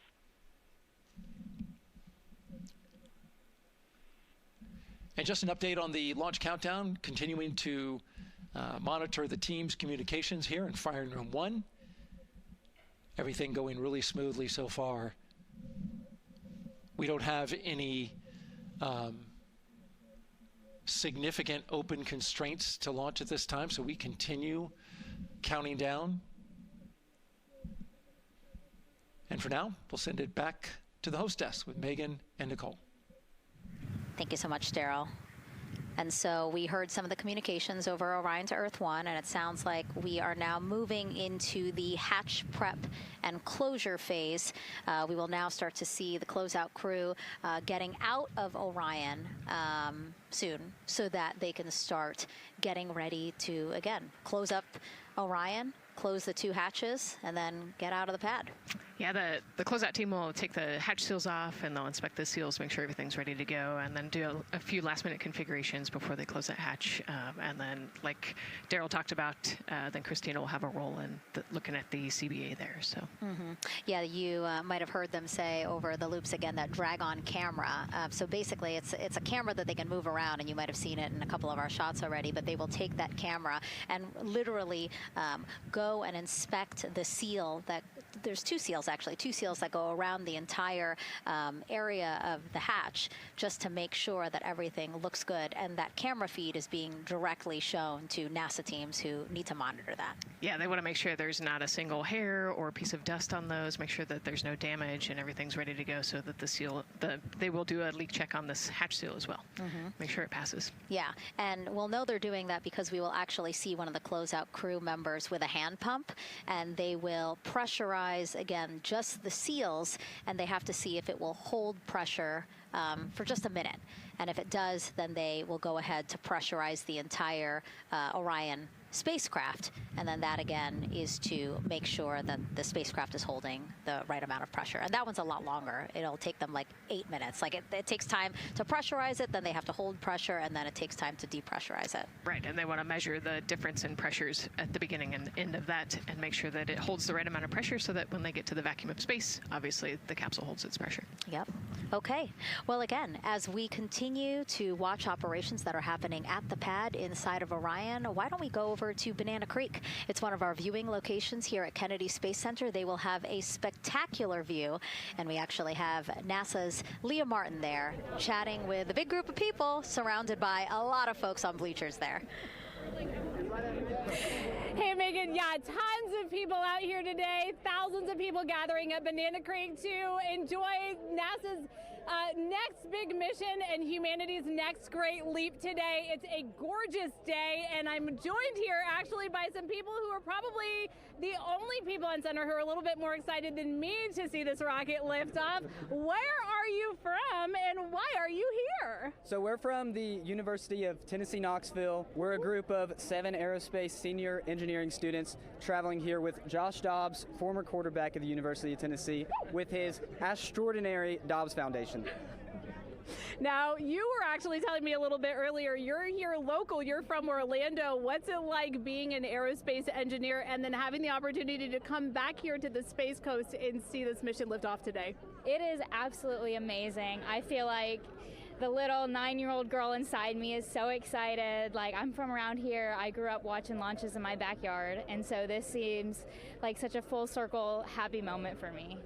Now, you are an aerospace engineer looking hopefully to join the workforce in the future. How does it feel to be here and see firsthand what that work does? It's just so cool to see what I've been working for the last 4 years and then 12 years before that just actually be physically happening in front of me. It's something I never dreamed of as a kid. And I'm actually joined here by the pastronaut himself, Mr. Josh Dobbs. Now, you have a history with NASA as well. You did an externship here. And how did that kind of play into your passion for aerospace and then the foundation that actually provided this opportunity for these students today? 100%. So I spent a month here around the Artemis 1 mission, which was a tremendous opportunity to learn about the space program and also what's next. And so to be back here for Artemis 2 and unfortunately, Artemis 1 went in the middle of the season, so it's surreal to be here for Artemis 2. And with my foundation, like, the goal is to be able to take advantage of the opportunities that I've had and pass them along to the future of the industry and give them the opportunity to see what all their hard work can accumulate into. So it's an honor to be here. We're really appreciative of all the engineers and all the hard work that's gone into this moment, and we're excited to watch history happen today. Absolutely, and as a group, I think if you guys had one well wish for the team today, what would you say? I think we can all join together and maybe say, go Artemis? Go Artemis. That was a fun interview, and again, just so neat to see all the people who are here. I mean, still hours before liftoff. Not even hours before liftoff, but hours before a 2-hour launch window. So people just really committed to being here and seeing it in person. Yeah, you can see the Banana Creek is already buzzing. Yeah. There behind Leah. You could hear the chatter in the background. It's an exciting time. Yeah, you could tell that it's a lot louder than we noticed because we just have very good mics. But, you know, she's obviously yelling over a huge crowd there. So super fun, super exciting. And yes, I hope that we all get to see liftoff here shortly. Okay, so as we know, Victor, Reed, Christina, and Jeremy will have their hands full during their mission. So for some of their test flight objectives, let's go back to Megan Carter at the moon board. All right, as we have seen from those camera views, their capsule is very compact, obviously. So let me show you a few cool things about this piece. The Orion capsule is going to only be about 16.8 feet in diameter and a whopping 10.5 in height. Think of it about the same cubic feet as 2 minivans. So obviously every piece of that capsule has been planned with purpose. And a really great example of that is going to be these seats that we have seen that live view of. Now, these seats are going to be out for launch, re-entry, and splashdown, but in between, they are stored in between to give them more room for daily activities and things like that. while they are on board, obviously they are going to have a lot of things to do. One of those is going to be to manually fly Orion, as we've discussed, but they also have several other objectives as well. And they are going to be doing lots of system checkouts, checking out the service module, making sure everything is working correctly. They're also, like I said, going to have a chance to manually fly. Now, this was taken during one of their training simulations, but as you can see here, they will have advanced flight displays, hand controllers, touchscreen interfaces, so much to work with and practice with as well. Now, while on board, they will also have the ability to eat those shelf-stable meals that are designed specifically for microgravity. I think I saw somewhere that one of their meals is going to be mac and cheese and brisket, so that makes the Southern me very happy. All right, but they are going to have also some time to look at some things like power and propulsion. They will have 3 key propulsion systems that are going to help power Orion as well. And speaking of power, I want to bring you back to the service module real quick because I wanted to point out these 4 solar panels. These are going to take about 18 minutes to unfold like giant wings, and they're going to stretch 62 feet from end to end, and these are going to help power the service module and in turn provide what the crew needs for their journey. So as you can see, spacecraft is built specifically for what we need and to guide them and get them home safely. All right, back over to you, Megan. Thank you so much, Megan. You know, it's taken thousands of people many years to get to us to where we are today. Let's meet some of the people of Artemis who've made this flight test possible. I am the Artemis Launch Director. I'm the Orion Crew Survival System Manager. I am the Artemis II Chief Training Officer. I'm the SLS Launch Integration and Mission Operations Lead. I am the Recovery Director. And I'm Boeing's Core Stage IPT Leader at Kennedy Space Center. And I am the Artemis II Entry Flight Director. And I'm the Closeout Crew Lead for Artemis II. Our job is to design the spacesuits that the crew will wear for the Artemis II mission. The team here at Johnson Space Center in the Orion Crew Survival Systems Lab does pretty much everything involved with processing the suits, designing the suits, qualifying the suits, testing them for the Orion mission. The role of the Chief Training Officer is to manage both the planning and the development of how we are going to train our astronauts and run our simulations for our flight control team for the mission, and then go implement that plan. Recovery team is responsible for 3 things. So recovery is what we call our nominal recovery situation, where we go recover the crew and the capsule at their designated landing site. Rescue is in case we do need to rescue the crew or they landed somewhere else that we did not plan. And then the retrieval is us getting the capsule if they did land somewhere where we did not expect them to. My job on SLS is to manage the operations architecture on the SLS program. One of the specific things that we do is support launch operations. It means a lot to be a part of this Artemis team, to show the next generation and seeing what may come. I am responsible for our core stage processing at Kennedy Space Center. My team is responsible for that core stage, and it's our responsibility to make sure that core stage is safe, built correctly, and there's going to be 4 of our astronauts, and it's going to get them to their ride around the moon. I've been a flight director for over 10 years now. I worked on the Artemis I mission, and after that mission completed, I was assigned as the entry flight director for Artemis II.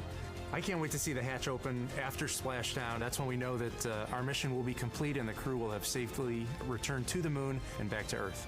Closeout Crew is responsible for getting the astronauts up to the white room, getting their helmets and gloves on, getting them into the vehicle safely, connecting all their umbilicals, making sure they're ready to go for launch, and then closing the crew module hatch. The reason we do this is to expand mankind's knowledge. If I can be a part of that, doing anything, I want to do that. The launch director role really is to step back and kind of take that big picture view of launch. How are we doing on any NCs? How are we doing on our timelines, our procedures? Artemis II is a beginning. It's going to inspire a new generation. It's going to uncover science. It's going to serve as a pathway to places that we have never been before. And to meet more people of Artemis, you can head to the link we're going to put up on your screen there.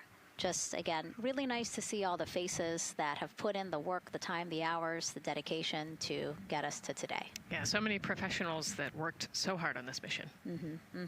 And what was really fun to see is, you know, we interviewed Taylor Hose, closeout crew lead, as he said, and that's who we are now seeing inside of the White Room as they are getting ready to close out Orion and close one of two hatches. We have the side hatch of the crew module as well as the launch abort system hatch, correct? Yeah, the astronauts are in the capsule. They're ready to go, and now the White Room is very busy as they're getting ready to close both of those hatches. That's a great shot right there where you can see them.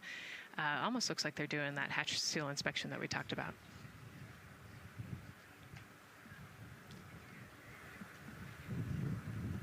And so, Nicole, as we continue to see them get ready to close that smaller hatch, again, the crew module side hatch, let's take some questions now. Sounds good. A lot has changed since Apollo, and I have a few questions about what's next. What part of the moon are we exploring through Artemis, and what are some of the key points that NASA needs to consider when planning missions like this? Were you expecting to see Scarlett Johansson? I think that took you. Yeah, I mean, took you aback. We've talked about this, but everybody has an interest in this mission. You know, it's humanity trying to explore and go back to the moon, and I love this question. You know, what part of the moon are we going to? You know, eventually we want to get to the polar regions, the South Pole specifically. We think that there are volatiles there, so water ice, something that can be harnessed as a resource as we create the permanent base on the moon and then try to get onto Mars. But getting to the moon is a tricky mission. You know, we're going further than we have in a long time, and you know, on the International Space Station we're 250 miles from the Earth, and so we're pretty close. We resupply that spacecraft pretty often with cargo missions, but the further and further you get away from Earth, the more you have to think about the lack of cargo, the comm delay. You know, there's a communication delay the further away you get, and so there are different and unique problems as we continue to explore further and further out into the solar system. And there is so much to learn about the moon, so it's no surprise that, yes, even though our goal is to have a moon base at the lunar South Pole, the lunar South Pole is not the main focus of this lunar flyby. So instead, the crew is going to be focused on observing the far side of the moon.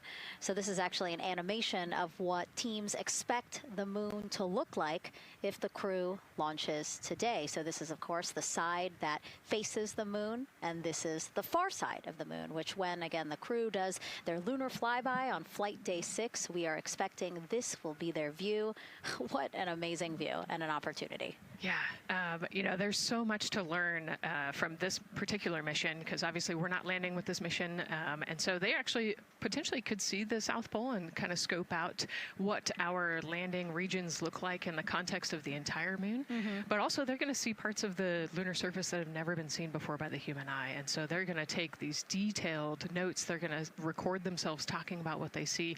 You know, we do a ton of geology training as astronauts, especially this Artemis 2 crew. They did a ton of geology training working with scientists to learn how to pick out the unique portions that we want to go study. You know, what is the context of the moon? What parts of the moon look interesting and look different? You know, the impact craters that we talked about earlier.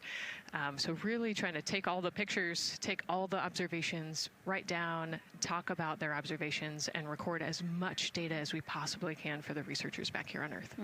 Yeah, it's so important to, yes, we're all talking about what they hope to do during this 10-day mission, but you really do have to think about all the training that goes into this. I mean, you have 4 crew members who won't, you know, have the support the way that they've been having the support. I mean, they'll be talking through communications, but you know what I mean? It's just them and the moon, right? So they need to be fully aware and equipped with everything that they'll need to do to be able to accomplish the objectives that we hope to accomplish during this mission. Right, and their specific flyby around the moon, you know, the lighting will be different and the path will be different depending on when we launch. If we launch today, it would be different from tomorrow. And so, you know, they actually had to learn the geography of the moon so that they can orient themselves when they're on the backside of the moon, because they're not going to have communication. You know, they're just going to have a, I think, 45+ minute comm blackout while they're while they're on the far side of the moon, and so they themselves have to know what things look like on the moon, how to orient themselves, and how to get the data that we're looking for. Yeah, really ambitious mission. Excited to be here at the start of it. All right, so another check of the clock, 2 hours, 57 minutes and counting to the opening of our 2-hour launch window for Artemis 2. This pivotal test flight comes 250 years after America began its journey as a nation. As we celebrate that milestone, a special live performance now of our national anthem by singer Ann Wilson.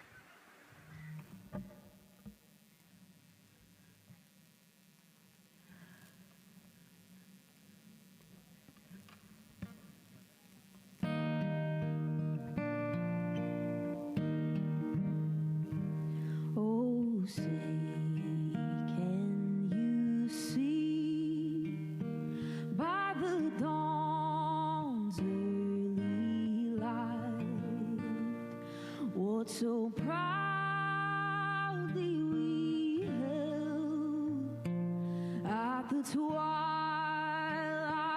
last gleaming, whose broad stripes and bright stars through the perilous fight, o'er the ramparts we watched, were so gallantly streaming, and the rocket's red glare, the bombs bursting in air, gave proof through the night that our flight was still there.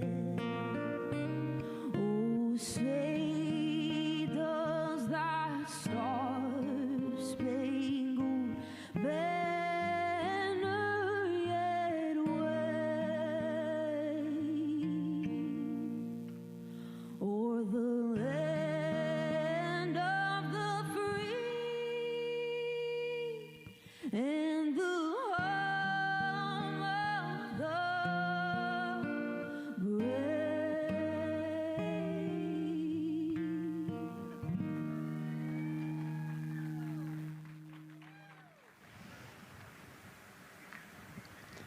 A beautiful rendition. Honestly, I'm a little emotional, a little speechless. Yeah, that was gorgeous. Yeah. I mean, again, we are a nation of explorers, a nation of curious minds, and to see us again 250 years after our Declaration of Independence was signed to when we are trying to return to the moon for the first time in more than 50 years, really powerful. Yeah, leading the way back to the moon. It's exciting. Mm-hmm. And that's so important to us. You know, we do want to be the leaders in exploration, but we definitely know we can't do that alone. You know, we often hear NASA leadership say that, you know, this is not something one nation can do. This is something that is a collaboration of nations, and that's why we have European countries. We also have Canada, again, joining us on this ambitious test flight. Yeah, of course, you know, it goes back to the old proverb, if you want to go fast, you go alone. If you want to go far, you go together. And we want to go far. We want to get onto Mars eventually, and so we're going to get to the moon first, and you can't do that alone. So thank you again, singer Ann Wilson, for that beautiful rendition, again reminding us of what it is we are trying to accomplish for all, by all. We are now back inside the White Room with the closeout crew. Again, backup astronaut Andre Douglas, number 2 there, just outside in the White Room, which is right outside Orion there, with the crew seated comfortably inside. As you can see, they've dimmed the lights a little bit. The crew has the opportunity to set the ambiance, if you will. They were given the opportunity to adjust the lighting as they see fit, again, just so that they can get comfortable. It's kind of like when we are on a plane and you get the opportunity to... Sure, yeah, you don't want the bright lights in your eyes. Also, you want to be able to see the screens well, or see the, you know, the tablet on Jeremy's knee well, so they're going to adjust the lighting to what makes sense for the mission. And we saw in that very quick shot there, our best camera view of the 2 hatches is actually that drag-on camera, like we were saying, that kind of moves around. So sometimes it's hard to show that. So there you have it. You can see that the closeout crew has closed the side hatch. And so right now, that's a panel that they have to close out in order to then close the next hatch, which is the launch abort system hatch. And so, Nicole, can you just quickly, again, talk to people about the two hatches, again, crew module first, and then the launch abort system hatch? Yeah, so the crew module hatch is the one they're working on right now. They just got closed. You can see he's torquing those bolts down. And that is the hatch that completes the Orion capsule. And then you have the launch abort system, which actually is kind of almost a shell that goes around the capsule and holds onto the capsule during launch. And it has its own separate engines that can pull the capsule away from the rocket safely in the case of an off-nominal data point. So it's actually looking at roll rates and attitude and thrust and all sorts of different data in order to make sure the launch is safe. And if it's not, then the launch abort system will pull the crew module away and get them into a splashdown zone safely.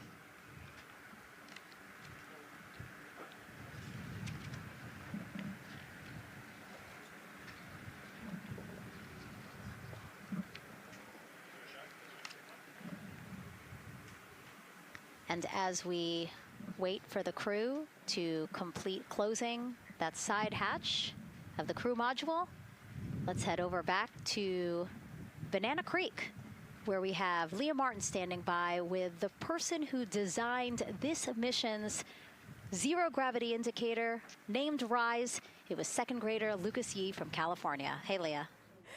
Hey, Megan. Yes, of the many special guests we have with us today, I think one of our most exciting guests is Lucas, who's joining us, like you said, all the way from California. He and his family actually worked this as a group project to design the zero gravity indicator. Lucas, can you tell us a little bit about your design? Yeah. So you named him RISE. Can you tell me why you picked that name? It was very remote, representing the Artemis 2 launch and Earthrise. And yeah, that's pretty much it. So were you really excited to find out that you won the competition and that your zero gravity indicator would be going to space? Yeah. So how does it feel? We're actually just across the river right now from Artemis. We can see it from where we're standing. How does it feel to know that design you created is actually currently on that rocket just a couple hours away from going to space?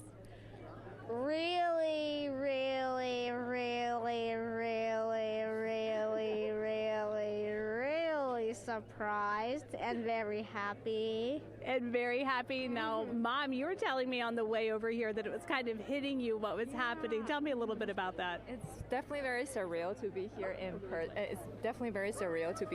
person. That Commander Weissman said that it's for all and by all. That we couldn't have said it better. We're just very grateful to be here. Super, super excited. And we're so excited to have you here too. Now, Oliver, this is your first launch too. Is that right? Yeah, that's right. And how does it feel to be here just a little bit away from watching the first group of astronauts in your lifetime on their way to the moon? It feels like very, very happy and surprised. So if you had one word of encouragement or something to say to the crew who's sitting on that rocket right now, what would you say?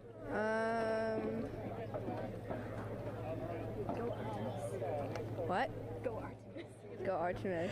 Go Artemis. Thanks so much, Megan. I would say have a nice trip. Yeah. You would say have a nice trip? I did hear that answer. I would say have a nice trip. You know, Leah, that was a hard question. You know, it's really hard to come up with the spot what to say to the crew who's about to make history today. Yeah.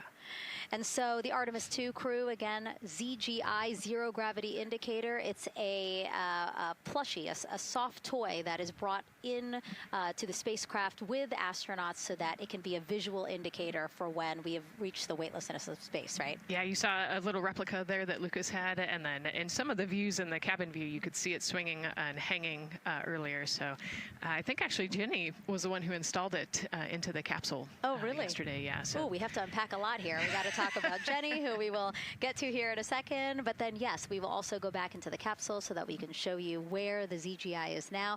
But the ZGI was chosen by the crew after a contest where the crew asked for submissions. They got submissions from around the world to, again, design their ZGI that is going with them to the moon. It's kind of like any other road trip. You need clothes, food, a map, your favorite toy. Really. Except this toy has a job to do up there because this is a zero-gravity indicator. While not a scientific instrument, this safe and soft object tells the strapped-in astronauts that they've reached weightlessness. For Artemis 2, the crew wanted a one-of-a-kind ZGI, so we asked you to come up with it.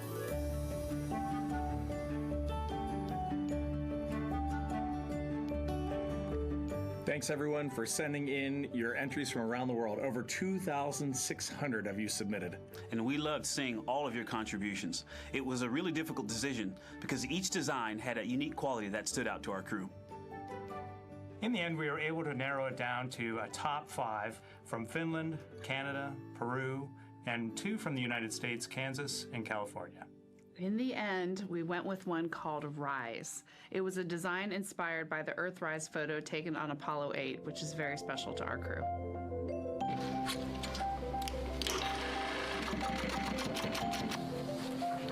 With the winner chosen, next came the task of bringing it to life here in the Thermal Blanket Lab at NASA's Goddard Space Flight Center.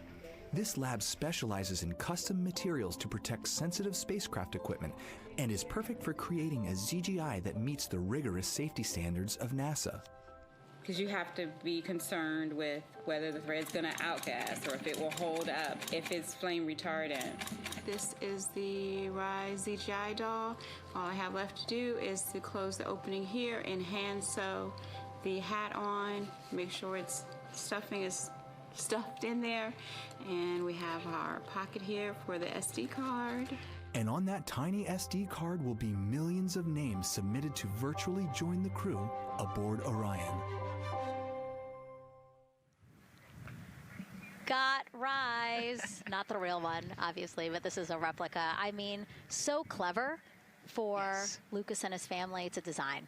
Yeah, I love that he replicated the famous picture that we all love of Earthrise, and then I love that the bill represents the space in between the moon and Earth. It's just such a cute and wonderful way to represent this mission. Yeah, and again, Earthrise, very important to this crew. It harkens back to the picture that was taken by the Apollo 8 crew where they saw Earthrise, and so very appropriate since, again, now here we are going to see Earthrise again with this mission. Yep. So yeah, so this is little Rise here. And then you heard in that video that there is an SD card that is zipped inside with the real ZGI with the crew. So get this, more than 5 million people submitted their names as part of NASA's Send Your Name to Space campaign. And actually, Christina said that her niece and nephew's names are inside that SD card. How cool is that? Her nieces and nephews are going to go with her. Yeah. Love this. Love that people are engaging in such a cool way. And actually, if we take a look back inside of Orion, we can actually see the actual ZGI inside with the crew. As we said, the purpose of a zero gravity indicator is to show when we've reached the weightlessness of space. Now, I know that it's probably dark in there because, as we said, the crew decided to just dim it a little bit for them. But here again, as we see, Reed on your left, Victor on your right.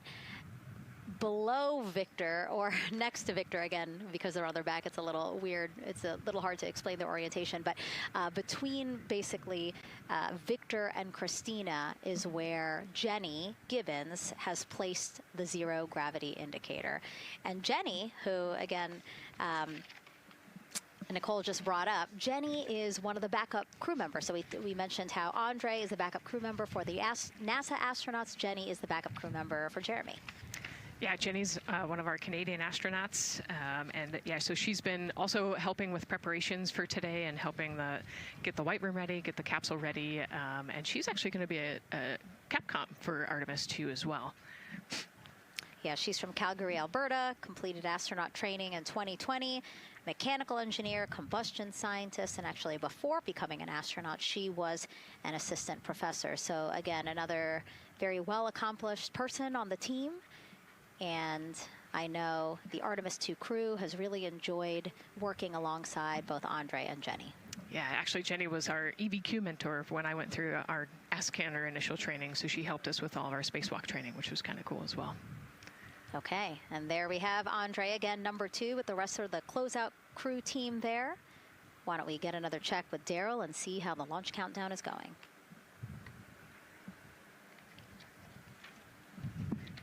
Still going quite smoothly here from Firing Room 1 here at the Kennedy Space Center. Launch team working no major constraints to launch, which is great news. We did get an update on a weather balloon that the launch weather officer and his team released. This is an important weather balloon released right around the 3-hour mark. And what it told us is that winds are around 10 to 11 knots in the upper parts of the atmosphere. That's important information for the launch abort system. Should the astronauts need the LAS, this would, of course, pull the Orion spacecraft off the top of the rocket in case there were an emergency, and then take them offshore to a water landing in the Atlantic Ocean. And so the winds are pushing onshore. And because they're pushing onshore, the launch weather officer is keeping a close eye on the strength of those winds, because if the Orion were to come off the top, and it's powered by 3 rocket motors which can propel it or pull it especially fast off the top of the rocket, it would go up into the air thousands of feet and then splash down in the water. And if you've got wind pushing against it, you don't want that spacecraft to come back and land on land. So they're watching that very closely because of the onshore flow. That onshore flow is also what's giving us a little weather action down to the south of us along what's called the beach line, 528. We got a whole lot of people out there. We're getting ready to watch the Artemis 2 historic launch. Well, they just got a good soaking. Line of rain showers, I should say, passed through that area and soaked the place. Certainly rain is a possibility, spotty showers from time to time, but overall the launch weather officer tells us that we are trending towards getting that stuff to all push to the west the closer we get to our launch window. A reminder, that window is from 6:24 p.m. to 8:24 p.m. Eastern Time. We don't have a specific T0 at this moment. There's a lot that needs to be calculated before we get there. We also need to get through the rest of the countdown on time. As of right now, we are right on time. The launch countdown is going exactly as planned. That's not something that we saw certainly in Artemis 1.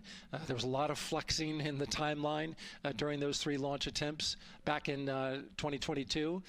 But so far today, on our first launch attempt, we're really enjoying some really solid countdown work, some solid operations by the launch team so far.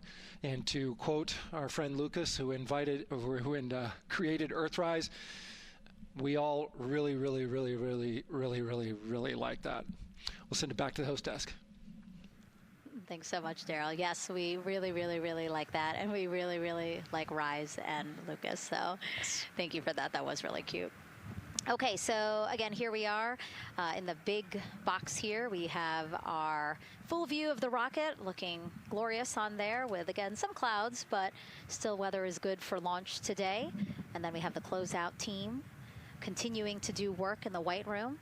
We got confirmation that they have successfully completed pressurizing the counterbalance pressurization. Basically, as Daryl explained it before, the side hatch for the crew module is very heavy.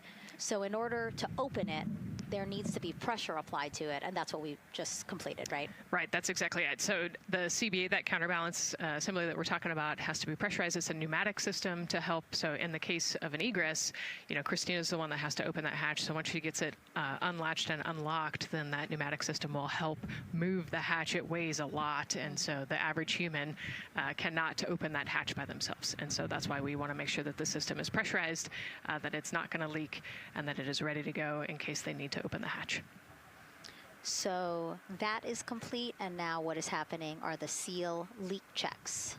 So that is in progress. Again, 2 seals go through the entirety of the hatch, and we will take the seals to pressure, hold it for about a minute, and just make sure that it is holding pressure. Again, we want to make sure that the crew has a safe, pressurized environment in any sort of situation while they're in Orion.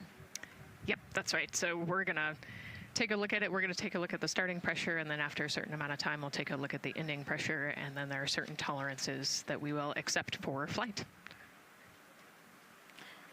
2 hours, 37 minutes and counting from the opening of our 2-hour launch window today at 6:24 p.m. Eastern Time. After liftoff, it takes less than 10 minutes to reach Earth's orbit. Let's learn more about today's ascent profile with Gary in Mission Control.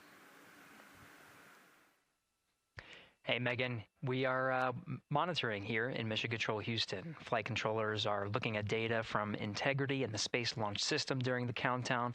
We're looking at some of the events happening in the White Room now and just making sure that all criteria is met to commit to launch and ascent today.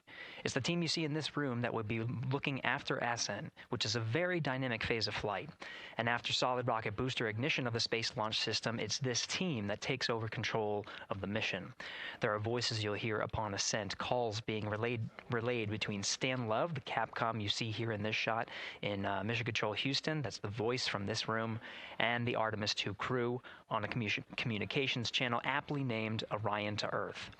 Here are the calls you may hear during this part of the mission. Capcom Stan Love, his first call after responding to the crew's successful roll pitch maneuver at 30 seconds is AMT high. This notes that should we lose just one of the main engines, an alternate mission in low Earth orbit can still be achieved. At 1 minute 25 seconds, you'll hear max Q on PDL. This notes that reaching the moment of maximum dynamic pressure on the spacecraft. This event happens to be in line with a communication switch to another ground station, the Ponce de Leon Inlet Tracking Annex, located about 35 miles north of Kennedy. At 2 minutes 45 seconds, you'll hear SM primed, upper stage RCS ready. This means that the European Service Module propulsion system that's prepared for the next phase of aborts after the launch abort system jettisons, and the reaction control thrusters on the inner rim cryogenic propulsion stage that enable pointing and maneuvering are ready. At 3 minutes 50 seconds, you'll hear voice check on TDRS at the Kármán line. At this point, the launch abort system has jettisoned and revealed the Orion capsule underneath. This check verifies that the now exposed Orion antennas have a good signal over the tracking and data relay relay satellites, which is part of a geosynchronous satellite network and the same assets that are used aboard the International Space Station. This communication switch happens to be at the Kármán line, a widely recognized boundary about 62 miles, statute miles, or 100 kilometers above the Earth's surface, where the air is too thin for conventional aircraft to fly and marks the point where our astronauts leave Earth and enter space. At 5 minutes 16 seconds, you'll hear the call 3-engine press. This notes that if one of the 4 main engines on the SLS core stage were to fail, 3 engines can carry the crew to a nominal main engine cutoff and proceed with the expected mission timeline. This is an important call that gives more assurance of continuing today's moon mission. At 7 minutes, you'll hear expect nominal shutdown. You'll hear this call should the main engine performance be as expected up to this point. Shutdown plans can vary and may impact G-forces experienced by the crew or future burn plans, but a nominal shutdown is more indicative of continuing the mission on the expected timeline. At 7 minutes 30 seconds, you'll hear AOA open. This notes crossing into a new abort profile. At this point, an abort would use Orion engines to escape the core stage, and the altitude and velocity are enough to make it 1 lap around the Earth and aim for a splashdown in the Pacific Ocean instead of the Atlantic. And then, of course, shortly after 8 minutes, you'll hear nominal MECO. You won't hear MECO right away. Teams here wait until the core stage has separated and the trajectory is confirmed as expected before that call to the crew. Now, this ascent profile is approximate, as there may be calls that move a few seconds depending on the trajectory, and of course these are the calls and times for a nominal trajectory. Teams in this room have been training extensively to prepare for any and all scenarios, and they are confident and ready to take this crew into space today. In today's pre-brief, the flight director, Judd Freeling, expressed his confidence to the team, citing the hundreds of simulations to prepare for this very moment. These are the calls you'll hear during ascent less than 3 hours from now, but now we'll turn our attention to the countdown to launch and send it back to you, Megan, at the Space Coast. Thanks so much, Gary. Now, one of today's 4 astronauts, of course, Canadian Space Agency astronaut Jeremy Hansen. Let's go now to Jasmine with her next guest. Thanks so much, Megan. Yeah, we're joining you live now from the Operations Support Building here at Kennedy, where crowds are starting to gather, and we're honored to have Lisa Campbell of the Canadian Space Agency joining us. Lisa, Jeremy Hansen is about to make history as the first Canadian to venture to the moon. What does that milestone mean for your agency? Thanks so much, Jasmine. It's wonderful to be here. It's such a special moment, both for our astronaut colleague Jeremy Hansen, but also for Canada. We're here because of decades of public investment in space robotics, in space collaboration, and so for our country, we're very proud. He's so ready. He's been waiting for this his whole life, preparing, training, and he's a wonderful example of Canada. Yeah, and that's a perfect way to capture Jeremy. He really has been prepping for this his whole life. This will be his first space flight. So what has it been like watching him become part of this Artemis 2 crew? Well, as I mentioned to you, I've known Jeremy since 2020, and he's a colonel, a fighter pilot, a father, and he really is a very dedicated, passionate human being. So both for him to realize this goal of being an astronaut and flying, he also is hopeful that witnessing that will raise awareness about the value of a space program, of the benefits here on Earth, of exploring the universe and our place in it. Wow, that's beautifully said. And really, this international collaboration has been going on for quite some time now. We've worked together in low Earth orbit and now going into deep space together. So why is it so important that we have these international partnerships? It makes us stronger. We can go faster and further together. Canada is one of the original signatories of the Artemis Accords, and Canada and the United States have been partnered for more than 60 years in space. Wow, that is phenomenal, Lisa. And this really is a team effort in many ways. We also have Jenny Gibbons. Yes. She'll be listening in on Capcom. What is her role going to be like? So Dr. Jenny Gibbons has been training all along as the Canadian backup with the Prime crew. Last night, she was in the Orion capsule checking out all of the communications, making sure all of the systems test out and work perfectly. And then she will be among the first lunar Capcom, helping the astronauts navigate during their mission. Wow, Lisa, that is so exciting. Any final words for the nation of Canada before today's mission? Just, we are so proud, so excited, and we can't wait to welcome Jeremy home. Fantastic. Lisa Campbell, thank you so much for being here today. Thank you, Jasmine. Of course. And with that, let's get back to NASA's Megan Cruz. And right now, Orion Earth 1. Go ahead. Ma'am, CBA press has been completed. Did you see any drop in pressure? And MS1, we saw just a little bit. It is just over 2,600 now. Copy. Thank you, ma'am. again, a call out to mission specialist Christina Cook. Again, it was her responsibility to monitor the pressure on the counterbalance system that will help open the side hatch. And she did report a drop in pressure, but it seems like it's within nominal limits. Right. They might have had a small drop, but you know, we have a starting pressure and an ending pressure, and as long as the difference isn't too high, then we will take that. And the engineers know exactly what they're looking for in terms of that delta pressure. And so again, that milestone on the checklist of things that have to happen before they launch today, that is complete. The crew, again, still inside comfortably as the closeout crew team work to close the side hatch. Again, a separate seal leak check, followed by a full cabin leak check, and then they will close the last abort system hatch.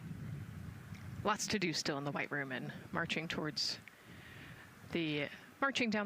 the countdown timeline well. And so Bill, again, number 3 there, he is holding a silver flex hose.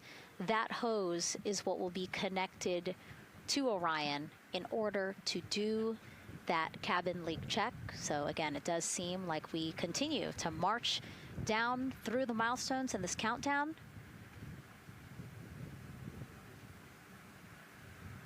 Hopefully lifting off today within our 2-hour launch window that opens at 6:24 p.m. Now, right now, people inside the Kennedy Space Center Visitors Complex are learning about this mission. There are great exhibits there about the rocket and Orion, and of course, our Megan Carter with the moon board. All right, Megan and Nicole, yeah, you mentioned that checklist before launch. That checklist is going to continue during the mission as well, as there are several vital objectives that we are hoping to accomplish with this mission. So we've talked about the rocket, we've talked a little bit about Orion.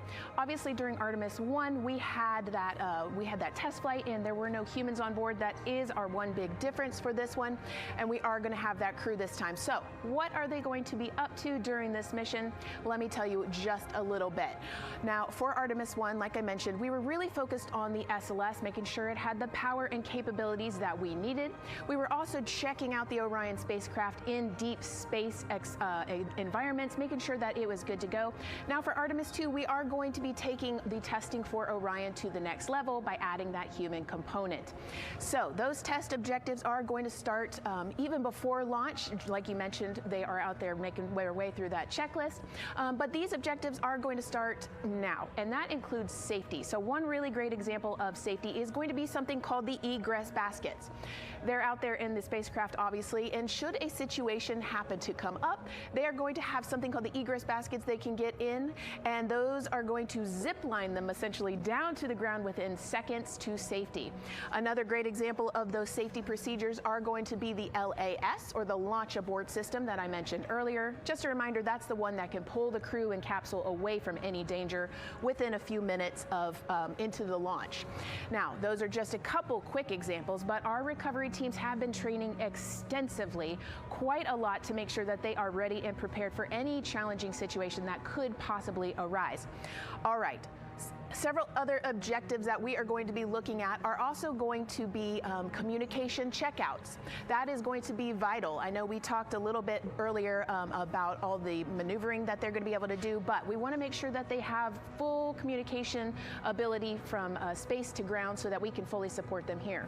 We are also going to be checking out those life support systems. Obviously, we've talked a lot about the service module and what it is going to do for the crew, but we want to make sure that those life support systems are fully functioning, obviously, before we send them farther into deep space. That's going to be critical for them. So on top of being able to maneuver the spacecraft and check everything out, we are also going to be making sure that everything is fully functioning. So as you can see, big part of this mission is to make sure that the spacecraft, the hardware, and all the operations are working and that the data is going to make sense. And speaking of recovery, we are also going to have the opportunity at splashdown to recover that launch or that flight data, and we're going to be able to take that back, analyze it, and make sure there are if there are any enhancements we need or changes we need to make before our next missions, we'll be able to do so. So lots to do. They're going to stay very busy, obviously. And with that, I will turn it back over to you, Megan. 2 hours, 25 minutes and counting, and the crowd, check it out, continues to grow at our Banana Creek viewing location. They will have a great view of launch, and we will go back now to Leah Martin, who's standing with her next guests. Hey, Megan, yeah, we're surrounded by thousands of people, some here local from the Space Coast, but we actually have quite a few people who have traveled a pretty far distance to be with us today. I'm actually joined here by a group from the International Space Station Ambassadors Program who have come from all over the globe. Saku, you're here from Japan, you've come Val from Mexico, and then we have brother and sister Cosma and Jesko here who are visiting from Germany. You actually told me that you participated in the NASA Rover Challenge in Huntsville. How was that experience, and how is it kind of participating there in Alabama and then being here today? So it is an amazing experience because you meet so many young people with visions, with dreams, with ideas which inspire you and motivate you. And it's even better to be here now to see the SLS launch because we are going back to the moon, and that's what we're working for. Absolutely. And, you know, the Artemis missions, we talked a lot about the Artemis Accords and this being an international effort. You were actually telling me, Saku, that you're interested in becoming an astronaut with JAXA, pursuing your PhD to be able to do that. Tell me a little bit about that. Yes, actually, I applied for the Japanese Aerospace Agency, the astronaut selection like 2 years ago, and then I didn't make it all the way, but I'm still working on it, and hopefully I can be at the Launchpad sometime, and then I hope to go back to the moon and Mars, and yeah. yeah, I'm working on it. Absolutely incredible. And Val, you're from Mexico. We were talking a little bit about women in space. This is a team who, is predominantly made up of women. What is it like knowing that Christina is on that rocket right now, about to be the first woman to travel around the moon? I think that's such an amazing news. It's just so inspiring that we are taking the first Black person and also the first woman to the moon. It's just the first step in humanity and a big step in equality as well. Megan, a lot of excitement here, not just in Florida, but from around the globe, and we're keeping our eye on that rocket, and we're ready to see it lift off. Thanks, Leah. Yeah, a lot of excitement, but also a lot of inspiration. Again, this is part of, or a big part of the reason why. 130.6. Good readback. Aux 1 voltage, 131.3. I copy 131.3. Again, those numbers you hear, they're referring to specific steps in the launch countdown that the crew have to step through in order to get us to launch today. And so we were saying, yes, inspiration, a big part of why NASA does what it does. We want to go together and we want to explore together to learn more about ourselves and here on Earth. Yeah, humans, I think, naturally want to explore, and so going together, like Lisa said earlier, we're going to go farther and faster than we possibly can alone. And, what a way to celebrate that today. Yeah. Going back to the moon in the first time in over half a century. And we have that great shot there in our small box of the rocket on the pad. And at the very top there, our Artemis 2 crew. Right now, we know that the crew has begun the closeout crew has begun doing that cabin leak check. So they are currently pressurizing the cabin, and it sounded like it would take about 6 to 8 minutes for them to get to pressure, and then they have to hold that pressure for 5 minutes, right? Yes, that's correct. Yeah, so there's quite a bit of volume. We talked about it being a 6-person tent. I think it's 330 cubic feet. Don't quote me on that number, but they have to pressurize that capsule, and then, like we talked about, take that initial pressure, wait 5 minutes, and take the second pressure. Yeah, and then it takes about 6 to 8 minutes again to depressurize the cabin. So this process will take a few minutes. OTC ascent switch configuration complete. OTC copies. Thank you. And then after the cabin leak checks, then they will finally close the last abort system hatch. So again, chugging along in the countdown, really excited to, again, continue to hear the crew's voice inside Orion, stepping through all the procedures. Yes, it's exciting to hear them making progress, right? It's all good news hearing the crew talk to the ground and working together to get to the launch. And what I think is really cool is that this is the first time NASA is going to have astronauts in low Earth orbit, but also in deep space at the moon. So here's a message from some of the crew aboard the International Space Station right now. Hello, Megan, and a big hello to everyone around the world counting down together to the launch of this historic flight test. If we weren't in microgravity, we would also be on the edge of our seats.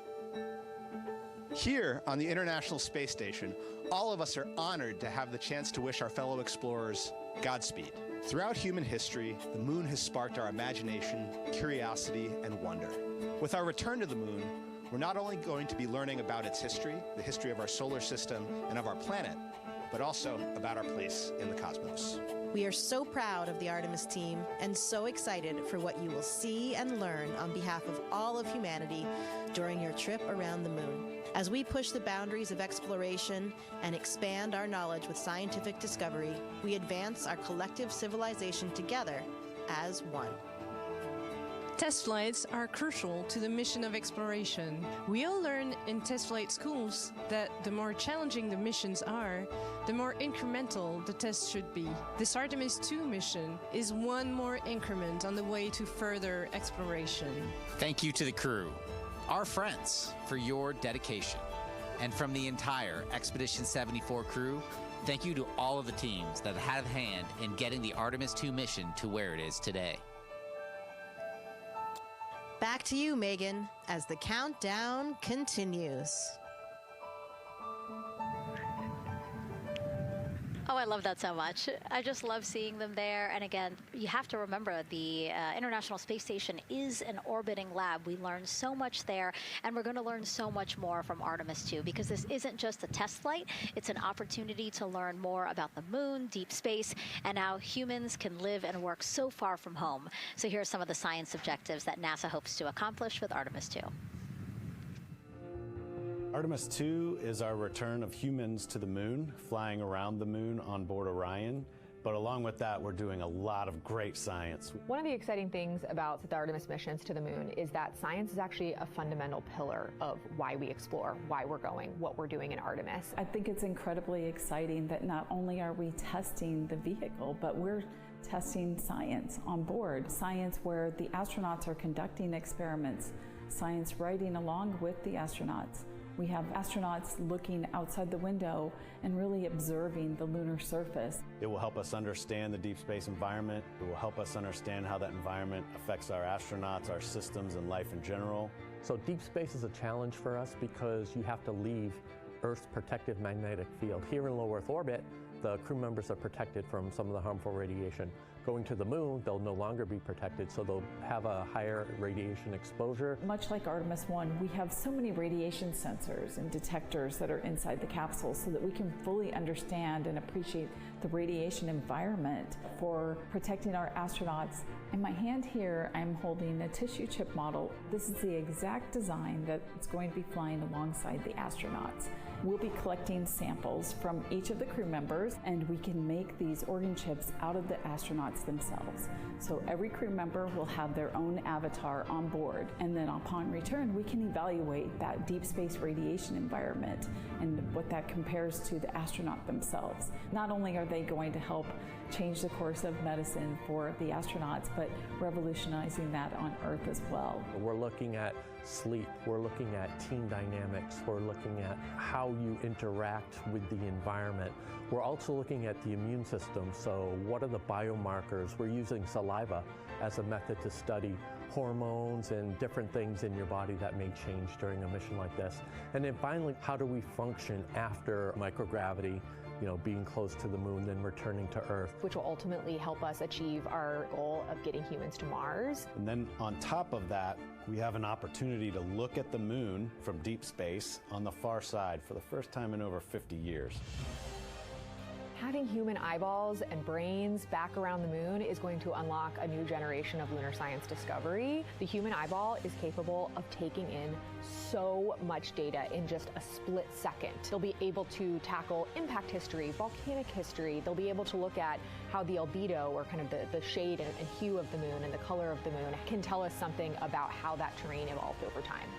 We're integrating science in ways that have never been integrated into human exploration before. We have a front room mission control flight controller position called the Science Officer. We have a brand new science back room where it's basically our brain trust of lunar scientists and geologists supporting the crews of the future. And Artemis 2 will allow us to really test how this works so that future missions are really set up for success. We'll also be deploying some CubeSats. They're small shoebox-sized spacecraft of their own. They're each provided by another country, one of our partners. As they conduct their research, they'll complement what we are doing at the moon with Orion. It is so incredibly exciting to be a part of this mission. And it has been, really one of the privileges of a lifetime. I can see the work I'm doing benefit crew members right now and benefit the crew members in the future. So it's incredibly exciting and it's very rewarding. As this rocket launches humanity off of the Earth, we'll be setting the stage through our science to prepare humanity to leave Earth and explore the solar system. And what we learn during this and future Artemis missions to the moon will eventually get us to Mars. Here's Jasmine Hopkins again, now with Nikki Fox, Associate Administrator of NASA's Science Mission Directorate. Thanks so much, Megan. Yes, we're back on the balcony now, joined by Dr. Nikki Fox. Nikki, in this nearly 10-day mission, we are covering a lot of science, from CubeSats to tissue chips. What are you most looking forward to learning?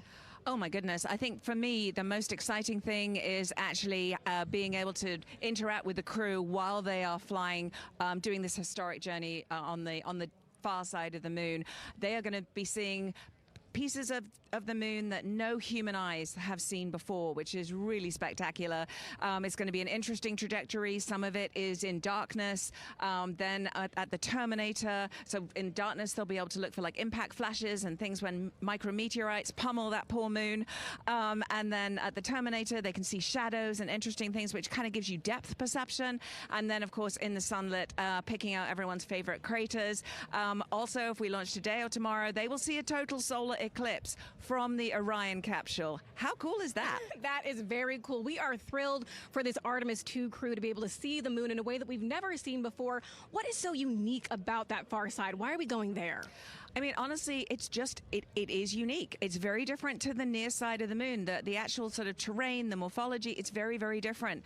And so it will be very exciting to see that as we're going past that. Absolutely. And Nikki, you know, we are performing a lot of science at the moon this year, actually, not just Artemis 2. Can you speak to the commercial lunar landers we're planning to send? Yes, we are very, very proud of our commercial partners as they take our payloads for us to the lunar surface. And very excited. Next one up is Blue Origin's Blue Moon Mark 1 going. It's got some science on it. It's got the scalps that went on the Blue Ghost. So we'll be able to sort of look at that plume as it's coming down onto the lunar surface, and then also the laser retroreflector that will be the array that's up there too. So even on that first test flight, packing it with science as much as we can. Wow, Nikki, so much science. It's hard to keep track of everything. But the unique thing about Artemis 2 is we're sending crew. Can you speak to the importance of the human element of science? Absolutely. I mean, we can program, like we do with our beautiful rovers on Mars, we can program them to do certain things, and it's what we think we need them to do. When you have an astronaut up there, they can make that sort of like really unique split-second decision. The thing I'm most looking forward to is when they think they're going to be looking here, is hearing one of them say, "Oh my goodness, look over there." And I think that's just incredible about how we do that. Also, flying our tissue chips with the astronauts, our Avatar experiment. Here we go, Avatar. Wow, look at that. And that's got the tissue chips samples matched to the crew, so we'll be able to monitor the effects of microgravity and radiation on that human tissue as we prepare for more and more missions to the moon for longer and longer durations, and then off to Mars. Wow, Nikki, so much science ahead of us, but first we have to launch. Thank you so much for being here today. Thank you so much. Go Artemis. Oh, of course, go Artemis. And with that, let's turn it back over to the countdown with NASA's Megan Cruz. Nikki is so fun. She has so much energy and so much passion about the science. And again, yeah, it's just so important to remember that so much science is happening with this mission. It's not just to test out the hardware and the life support systems. Yeah, you saw the science video, and then we talked to Nikki. Man, there's so much going on, right? We talked a little bit about the lunar observations that we're going to do. And then, she talked about, made a really great point about, the human eye can pick things out that a camera or a robot can't necessarily pick out. And so that's why we're sending humans. But also, we're not just doing the lunar observations. The Avatar, that's a really cool experiment. They took blood samples from the crew, and then they used those stem cells to make bone marrow and create those little Avatar chips, which is feels like scientific, sci-fi movie stuff. But, we're going to look at radiation. We're going to look at all sorts of different scientific experiments. We got the little CubeSats. We're going to go look at space weather. Lots going on. Yeah, even collecting some of the astronauts' saliva. You can learn a lot about the body through the saliva. So just really a lot in a small amount of time in a small capsule. Yeah, scientific discovery. That's why we go back to the moon. Yeah. And so, again, her energy just so... oh my God, I can't find the words. So wonderful, awesome. Yeah. I don't know why I couldn't find the word. So anyway, yeah, just really again, thank you, Dr. Nikki Fox and Jasmine. And so Nicole, what about answering more questions? Let's do it. Okay, great. First one. What was the word I was trying to get at? No, I'm kidding. Let's have the first question up on the screen now.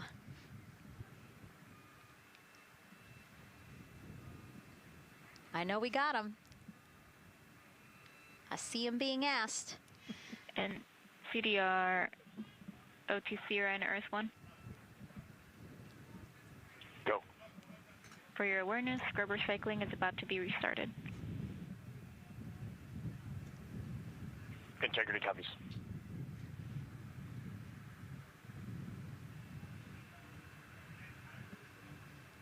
All right, let's try that again. Can we get the next social question, please? What are the G-forces experienced by the Artemis astronauts during launch and reentry? Ooh, you know, these are actually pretty similar to, you know, a Dragon launch or a shuttle launch. You know, we have to accelerate to get out of the Earth's atmosphere, and then, you know, we talked about the secondary burns that they will do to get away from Earth. But, you know, for me personally, it kind of felt like we got slingshotted off the Earth is how I like to describe it. So, you know, you get set back in your seat and the G forces are into your chest. CDR, OTC, you're on Earth 1. Go ahead. Moon leak check complete. The cabin is going to be vented to flight pressure momentarily. Integrity copies. That's fantastic news. Yeah. Again, so the spacecraft is holding pressure as expected, and so now they will depressurize it, which will take about 6 to 8 minutes. Exciting. Yes. Yeah. Go ahead, Nicole. Like we sorry. talked about, continuing to march towards the launch. Yeah, so the G-forces are into your chest, and it's kind of a slow build, and you can get all the way up to 4.5 Gs into the chest during the launch, and often they have to back off on the thrust a little bit so that you don't get too high in the G-forces, and especially as we go through kind of max Q or that max aerodynamic force, so as they get through the thicker parts of the atmosphere. And then very similar G-forces on the way home, so slow, steady build up to about 4.5 Gs as the rocket actually decelerates. You know, you heard in one of the packages, when they come back, they're going to be going 7 miles a second. Gosh, that's and incredible. so you have to slow down somehow, and to do that, you have to actually, you know, when you brake in a car, you feel those G-forces, and so for the astronauts, it'll just be, again, into the chest based on the orientation. Great. Thank you so much for that answer, Nicole, and for that question. We're going to continue to try to take as many as possible. Again, you know how to send them to us at NASA Artemis. But now we again have another question for you, for our audience. We want to know, what part of Artemis 2 are you most excited for? Liftoff, Earth views from Orion, lunar flyby, or splashdown? Tell us again on NASA's Instagram or Twitch accounts, and we'll share your answers a little later in the broadcast. That's a tough one. I don't know what my answer would be. I know. I don't know either. I'm excited for it all, but that's a cop-out. All right, now let's head back over to Banana Creek. Again, the crowd's there, really excited, people coming from all over the country, from around the world. Why don't we get another check with Leah Martin to see who she's caught up with now. Well, Megan, we were a little while ago talking to some students from around the globe. Today, we're actually talking to some local students who are from right here, locally, Merritt Island in Titusville. We talk a lot about the Artemis generation and about the students who are going to become the next generation of dreamers, of engineers, of scientists and technologists. And I'm actually standing with a group of those students here today. Our local high school has actually implemented a really neat new program in the spirit of being able to create these pipelines for employment and engagement. Can you tell me a little bit about what Merritt Island High School is doing? Sure. Well, this is a new program, first of its kind here at Florida, and basically what we're studying is astronautics and aviation, kind of blended the two together. We have flight simulators in our lab, but students are also learning about engineering, aerospace engineering, and we're trying to make all kinds of pathways available for them, trying to give them opportunities to see which pathway they might want to be interested in. So, yeah, it's just a great opportunity for them to learn about space. We just finished doing a whole model rocket build where the students took CAD software, developed their own rockets, put them together, and launched them right from our school. So it was very exciting. Incredible. We do space mechatronics with advanced manufacturing, preparing students to build and manufacture things to automate, do automation to build things on Mars and things like that, or locally too. Now, you told me that you're actually trying to figure out a little bit what you want to do when you're done your freshman in high school. What things are you learning in your class here that are really kind of tweaking your interest in the aeronautics field? So we're building a lot of things with like metal and how we're supposed to do it on the rockets. We're also doing computer programming, which would help with NASA and like programming and coding. Absolutely. And you were actually telling me that I think were telling me that you're interested in becoming a pilot. We talked a little bit about the pilot who is on board the rocket right now. How is this program preparing you for your future? I mean, it's teaching me everything that I know about aviation, and it's really inspiring that I get to learn it in a classroom, like locally as well. It's amazing. I love it. And then you were also telling me you're taking this class. What's the most interesting thing you've learned? I really like the whole design part of it, like actually like engineering, like because I want to be an engineer. Engineering the products we use when we build stuff, that's definitely my favorite part, learning how to use those kind of softwares.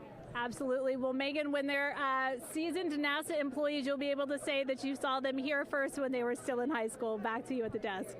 I can also say that they have fans. Nicole Ayers here. As soon as that girl said that she wants to be a pilot, Nicole went... Yeah, why is that something that's so thrilling for you to hear? I mean, I love when kids in high school have goals and they set their goals high and they want to go do something. You know, the kid who wanted to be an engineer or a pilot, like, I love that. You know, find something that you're passionate about, go work hard at it, and go get good at it. Yeah, and speaking of passion, I mean, we definitely have a whole bunch of people here passionate about what NASA is doing here. Again, the lawn behind us just filled with media from around the world, making sure that they can help tell our story to everyone who is interested in hearing it. So back here in Florida, of course, we have NASA leadership also keeping a close eye on launch operations. Let's go now to Jasmine Hopkins, who is standing by with Lori Glaze, Acting Associate Administrator of NASA's Exploration Systems Development. Thanks so much, Megan. Yeah, we're honored to welcome Dr. Lori Glaze to the balcony now. Lori, this is our very first time having crew on an Artemis mission. How does that feel, and how does that change our overall approach to the mission? It's a really good question, and it really came home today when we were watching the crew walk out, and then we saw them get into their van and go out to the pad, and we've been watching them getting into the crew module. And so we've really put an enormous amount of rigor into assuring the safety of our crew.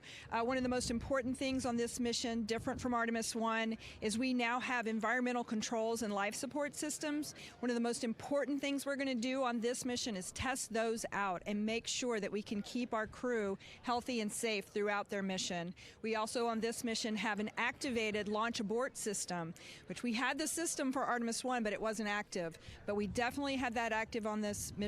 We want the ability, again, if something goes wrong, to be able to have that ability to abort and get them back to the ground, again, safe. Absolutely, Lori. I mean, as you're driving home, safety is paramount here at NASA, and your program is responsible for all of these Artemis elements. We have the Space Launch System, Orion, ground system. So how do you get everybody cohesively on the same page for a day like launch? And that's a great question, and it's really been wonderful to watch our teams working together.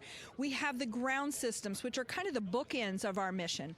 The ground systems help prepare us to get the rocket ready to take off. They're doing all of the loading of the tanks right now and getting the crew into Orion. And then at the back end, they'll be there to recover the crew when they land in the ocean. But they know that their job is to make sure that that rocket is ready to go and that the crew module is ready to go. And then the rocket itself, the space launch systems, they know that their job is to deliver the crew module to the right point in space so that they can conduct their mission. And then again, they have to make sure that everything is ready, that they set them on the trajectory that is going to bring them around the moon and set them up to land in the right place in the Pacific Ocean. And that's their job, and they know how important that is. And they have to work closely with Orion, which again, they also have to work with all the other teams to make sure that everything's working together. And then on top of that, our flight operations teams, all the people on the ground, they're all working together. They know this mission doesn't work unless every single part of the mission works. Right. Lori, there are so many things that have to work together today. We can't wait to see what happens next. Thank you so much for being here. It's my pleasure. Thank you. Of course. And with that, let's take it back to the countdown with NASA's Megan Cruz. Yeah, and speaking of the countdown, 1 hour, 59 minutes and counting until the opening of our 2-hour launch window at 6:24 p.m. Eastern Time. This is a shot of Jetty Park. It's a nearby popular viewing location of rocket launches, and it is so great to see how many people are here. I mean, this is a Wednesday. Like, people had to take time off of school and off of work, but it's something that they felt like they wanted to do, to be here. Yeah, you know, I think just based on the chatter on the airplane ride yesterday, half of my my airplane ride. Oh, no here way, was, really? They were coming to see the launch. You know, everybody's excited and traveling from all over the world to come see this launch. And it really is a great day. We had some sprinkles here in the crowd, but for the most part, I mean, it's just a beautiful day to witness history. And you can see the blue sky behind us, so hoping for good weather in a couple hours. Absolutely. And so Dr. Lori Glaze mentioned what we learned from the Artemis 2 mission helps pave the way to sustained human presence on the lunar surface. So what are the objectives of this mission to eventually accomplish that? Let's check in with Gary in Mission Control for more. Thank you, Megan. Yes, the Ascent teams are here in Mission Control Houston, working through their steps to prepare for a go for launch. Right up here on the front board, we're watching the teams in the White Room work through their checklist and closing the hatch as we verify ours, working as one NASA team. What Dr. Glaze said about working across the teams throughout the nation is true. It takes one NASA team to bring everything together and accomplish the mission objectives. The Artemis 2 is designed as the first crewed test flight of NASA's Artemis campaign, sending astronauts into lunar space to validate systems, operations, and human performance ahead of a more complex lunar landing missions. NASA has identified an extensive list of mission and flight test objectives that serve as a checklist to verify the capabilities needed to land humans on the moon. For the Artemis 2 mission, there are 5 overarching priorities that cover the mission and flight test objectives. First is, of course, the crew. As the first crewed mission inside the Orion spacecraft, this mission serves to demonstrate the capability of safely sustain the flight crew throughout the mission, including launch, the deep space component, and return. Number 2 is systems. This mission brings it all together to validate the performance of all ground and flight systems needed for a long-term lunar campaign, from launch infrastructure to spacecraft operations in deep space. Third is hardware and data. We'll be gathering performance data as much as possible over the Deep Space Network, but we also aim to retrieve onboard data and hardware after splashdown to gather additional insight and improve future Artemis missions. Fourth is emergency operations. The crew and flight control team will be testing emergency systems such as abort procedures, rescue operations, and contingency responses. During the flight, astronauts will rehearse a number of these procedures to ensure that in the event of a real emergency, the planned procedures and operations are sound. And finally, there's subsystem validation. Engineers will be verifying subsystems across the board to ensure reliability across life support, propulsion, avionics, and navigation systems aboard the Orion spacecraft. Human spaceflight is a complicated endeavor that requires precision and confidence across all disciplines. You may hear the phrase, human spaceflight is the greatest team sport a few times in today's coverage, and it's absolutely true. Not only does it need mastery of specific components, but the integration extends across thousands of people and facilities around the world to come together and make it all work. A lot of the work from many people has led to this moment, a rocket at the pad with humans on board, ready to put everything we worked for to the test. I'm certainly excited about it. The teams here in this room are looking forward to supporting the mission, and I hope those watching are as excited as we are. We are following the countdown here in Mission Control Houston. Everything continues to look good. Now inside 2 hours from the beginning of the launch window. With that, I will send it back over to you, Megan and Nicole. Hey, Gary, thank you so much. We are getting word that the launch team is working something that we would like to give you an update on, so let's get on over to Daryl. All right, thank you, Megan, and we are live in Firing Room 1 here at the Launch Control Complex. Yes, we are currently not working any constraints with regards to the rocket or the ground systems. But the launch team has been made aware of an issue that the range is working. And currently they're monitoring that work that is going on over at the range. We understand that that issue is related to the flight termination system. Now, the flight termination system, just to give you a quick explainer, every rocket has a flight termination system. It's the system that the Eastern Range here uses in order to send a destruct signal to a rocket in case it veers off path. So it's a very critical, important safety component in terms of how the range keeps the public safe here. We understand that the flight termination system, they're working an issue. And so as they continue to work that issue, they've asked for some assistance from the launch team to help verify some of the work that they're doing on their FTS system. And this is where it gets a pretty unique situation here. The assistance they've asked for is to verify what's going on with their system. They want to check it to see that the work they're doing is okay.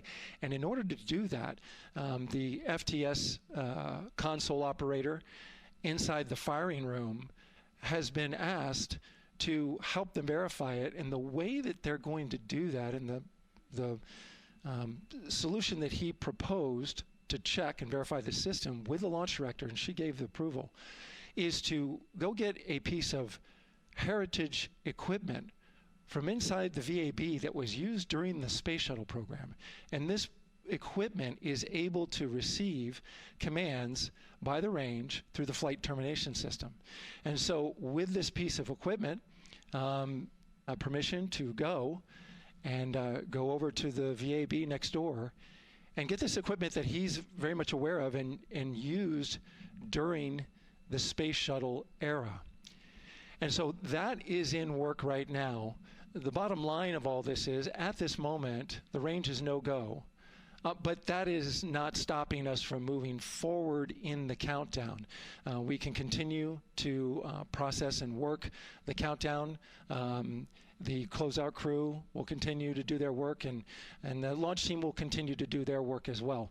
But we'll keep you updated on what happens in regards to, as far as my understanding goes, a pretty unique situation here with trying to bring resolution and kind of help out the situation that we're seeing at the range right now.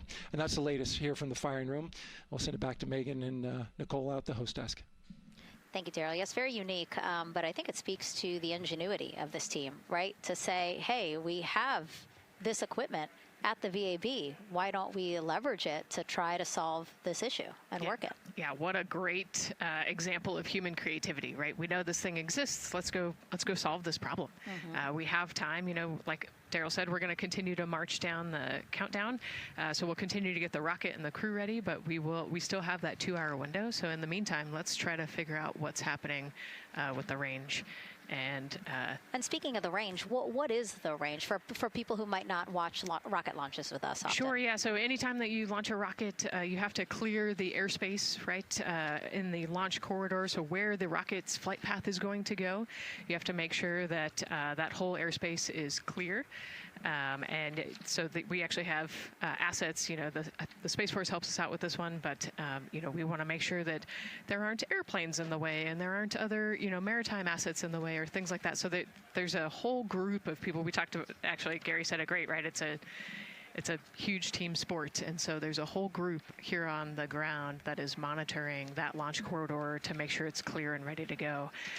And so if they're having issues, then we definitely can't launch this rocket. We don't want to launch blind into a corridor that we can't see. Yeah, because as Daryl said, I mean, it is very important, the flight termination system, needing to activate it in case of an emergency. So yes, something that we will closely be monitoring throughout the countdown, and hopefully again won't be an issue, that they can fix this issue by going to the heritage hardware that's in the vehicle assembly building. Right, what a great idea. Okay, so again, under 2 hours from the opening of our 2-hour launch window, 6:24 p.m. Eastern Time. The crew, as you can see there, inside of Orion, relaxing, getting updates from the team, but also just getting in the right headspace for hopefully launch today. Let's learn a little more about each of them now.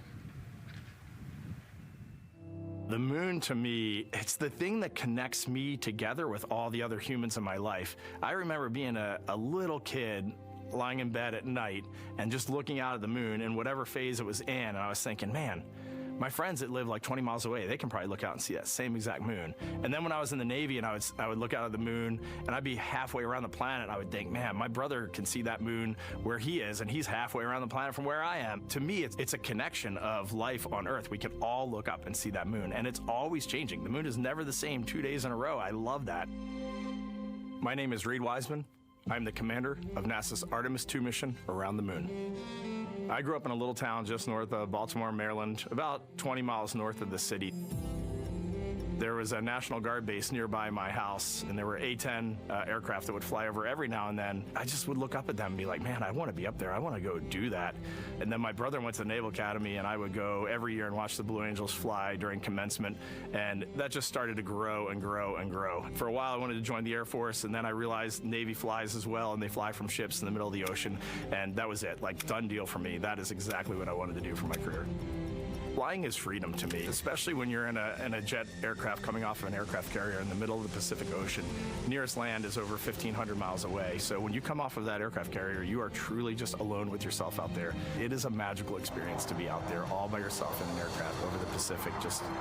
It's free. I think anybody who accomplishes something that they set their mind out to, there's no one thing that does it for them. It's a combination of everything. I mean, the way my parents raised me, the way my brother and I, the way our relationship developed over time, my friends, being in the marching band, going to college, setting my own course, learning how to live on my own, being mentored along the way, being, kept on the path to success, but being given the freedom to, make excursions and fail every now and then and regroup and carry on. I think all those things come together in the end to get you where you are. I've had to overcome, I'm a human being. I've had to overcome a lot of fears. I'm pretty scared of heights. I joked about that on the International Space Station, but it turns out I'm only scared like at the edge of a building. When you're up on the International Space Station, even though you're 250 miles up, I never had that feeling of falling or that I was, at risk up there. I just kind of loved the feeling of floating and looking down at Earth. There have been challenges all throughout my life. By far, the biggest challenge was losing my wife in 2020 to cancer and now raising two daughters who are grown up now, but that's been the biggest challenge by far I've ever had to face. It is not easy. Being an only parent, trying to work a full-time job, and raising two kids is something that I think about every single day. I'm very proud of the work I've done. I haven't always done it well, but I've always shown up and tried as hard as I possibly can. I do wonder what it's going to be like when we are really far from Earth and can see it. The sensation of being so far away from everything that you know. I had that sensation on the space station the first time I got to sit in the cupola for a really long time. So I can only imagine what that's going to be like from 200,000 plus miles away. My name is Victor Glover, and I'm the pilot for NASA's Artemis II mission around the moon. When I was in 4th grade, I was 10 years old, and that's when the Challenger accident happened. And it helped me understand how the general public felt about the astronaut corps, right? Like, these are the people that we want to be. And that just gave me an easy thing to strive toward. The biggest fear that I've had to overcome in my life is doubting myself. Going to college when no one in my family had gone to college was a huge risk. I had more confidence in my athletic ability than in my academic abilities. I could play football with those college students that I saw on TV, but my classmates that I saw in the lab and around the University Union, I didn't know if I had what they had. I think addressing that self-doubt was a part of, swinging for the fence and trying to go get an engineering degree, not just go to college, but get an engineering degree and then go do something challenging and technical like flying. Apollo is known for sending humans to the moon. Artemis has an opportunity to continue the Apollo story, but I actually think it's important for this story to stand on its own. Artemis is a new program, and we're trying to do new things. And it's great to compare and contrast. When you look at our spaceship, you can see parts that were designed, built, and integrated in another country. When you look at our crew, you see that our crew is international. There are also men and women. And I just think that comparing and contrasting makes the story even richer. The piloting role specifically, I will have an hour and a half or so where I get to fly the spacecraft by hand. We haven't flown that many spaceships. And so the ability to fly one actually in space on a test mission is just a really unique opportunity. I can't tell you how I'm going to feel when we fly by the moon and see the moon up close and the Earth from 250,000 miles away, but I don't use the word excited because I'm focused. You know, what we do, this is very serious and it's very risky, and we are all intimately familiar with that risk. And so if we go out there and we're successful and we can pass that baton on to Artemis 3, that's something to really be excited about. I tell a story, which is one that my dad told me before the Apollo missions when he was just a very little boy. He was looking up at the moon with his mom, and his mom said to him, "Don't worry, Ronnie, we'll never get there." Fast forward maybe 70 years later, it's his daughter that's actually going there. And I think that long arc is something that we can all learn from. The idea that the seemingly impossible becomes possible if you just believe in it and are willing to work hard and come together to achieve it. My name is Christina Cook, and I'm a mission specialist for NASA's Artemis II mission around the moon. When I look back at my dreams as a kid, I definitely never thought I would actually get here. I was very pragmatic. Even though I'm a dreamer, I knew that the odds were way against me again, so I might as well do something I'm loving in the meantime. I definitely loved science and math in school and, did pretty well in those things, but I also loved being active. I was always outside. I loved things that made me feel small. I loved looking at the night sky, oftentimes between the pine tree branches, or I loved the ocean. North Carolina also has mountains, and when we go there, I just loved the vastness of all of those things. I loved how they made me feel and what they made me think about, and the vastness of the universe and how much out there was to learn. I'm drawn to exploring. I'm drawn to challenges that involve both mental and physical, and I'd much rather be solving problems wearing a whole lot of equipment and in a harsh environment, and that's just something I've carried with me ever since I was a kid. Thinking about the fears or challenges that I've had to overcome, there are just so many. I mean, basically, it's just been, that has been the journey. I always say to people, do what scares you, and that means I have to follow my own advice. So doing what scares me meant getting on a plane and going to the Antarctic, getting on a plane and going to study abroad in Ghana, applying to become an astronaut, opening the EVA hatch in the airlock and going out of it into the darkness, strapping myself onto a rocket. And so for me, I think that no matter what the challenge, recognizing that if people believe in you and you believe they believe in you, challenges seem always a little bit easier. To me, the moon, it represents history. It is a witness plate. Everything that's ever happened to the moon is still written on the moon. Every single person has looked at the moon their entire lives. We see the same moon. That's something really special. It's just the epitome of a symbol of something that's in each of our hearts, but that's also represents exploration and reaching. I have this very distinct memory of seeing an image of an astronaut standing on the moon. It's burnt in my brain because I went back to it so many times in my childhood, and I would look at that image, and I know it had a huge impact on me that humans had walked on the moon. My name is Colonel Jeremy Hansen. I'm an astronaut with the Canadian Space Agency, and I'm a mission specialist on NASA's Artemis II mission around the moon. My elementary school years, I grew up on a farm outside of London, Ontario. I spent as much time as I could with my dad on the farm. I learned the value of hard work, for example. If I wanted to go to work with Dad, it was going to be a long day, and I was going to have to not complain, or I wasn't going to get to go the next day. I had a treehouse. I had a vivid imagination, and I changed my treehouse into a spaceship. I made all these dials and controls. I had circuit breakers for switches that I found in the barn, and I was exploring space in my imagination.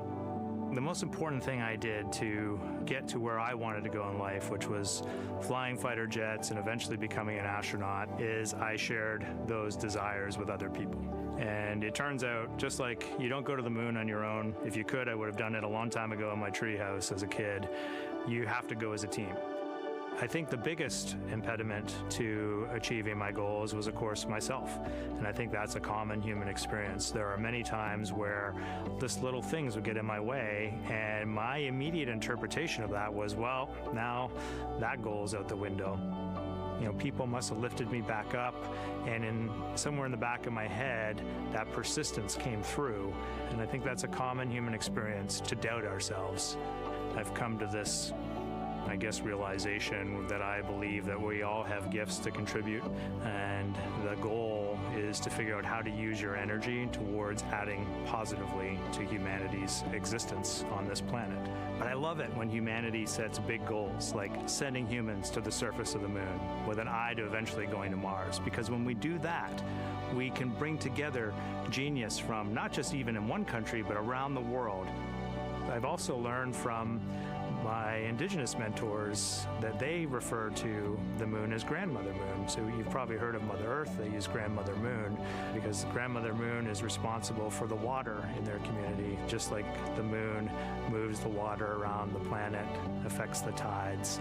And I think that's a really beautiful thing for us as we go back to the moon, to think about all the different cultures around the world and how they view the moon differently. And that's really neat because we all share that same moon in the night sky.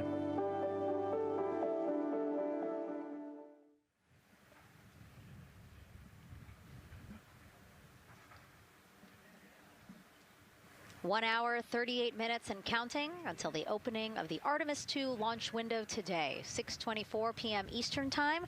And we are looking at the rocket and Orion out on the pad, historic launch pad 39B here at Kennedy Space Center. What a great view, Nicole. Yes, it is. You know, we can see the clouds out in front of us, but they are to the west. And you can see that there's some blue sky peeking through behind that rocket, which is good news.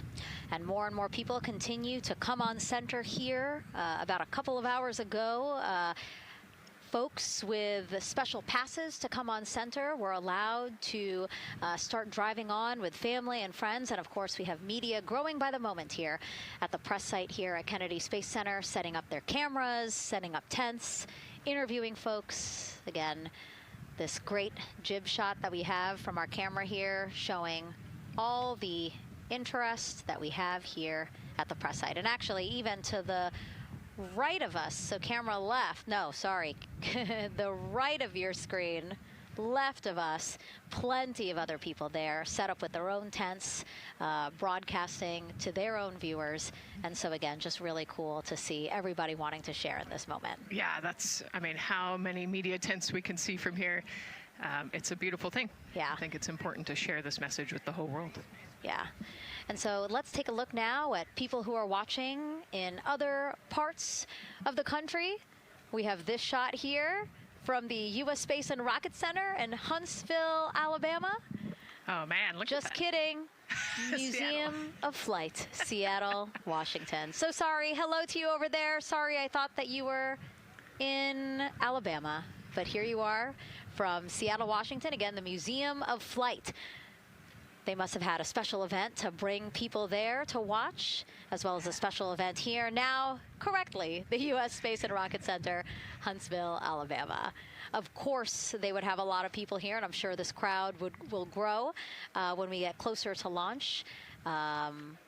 Marshall, the home of the SLS rocket. Yes.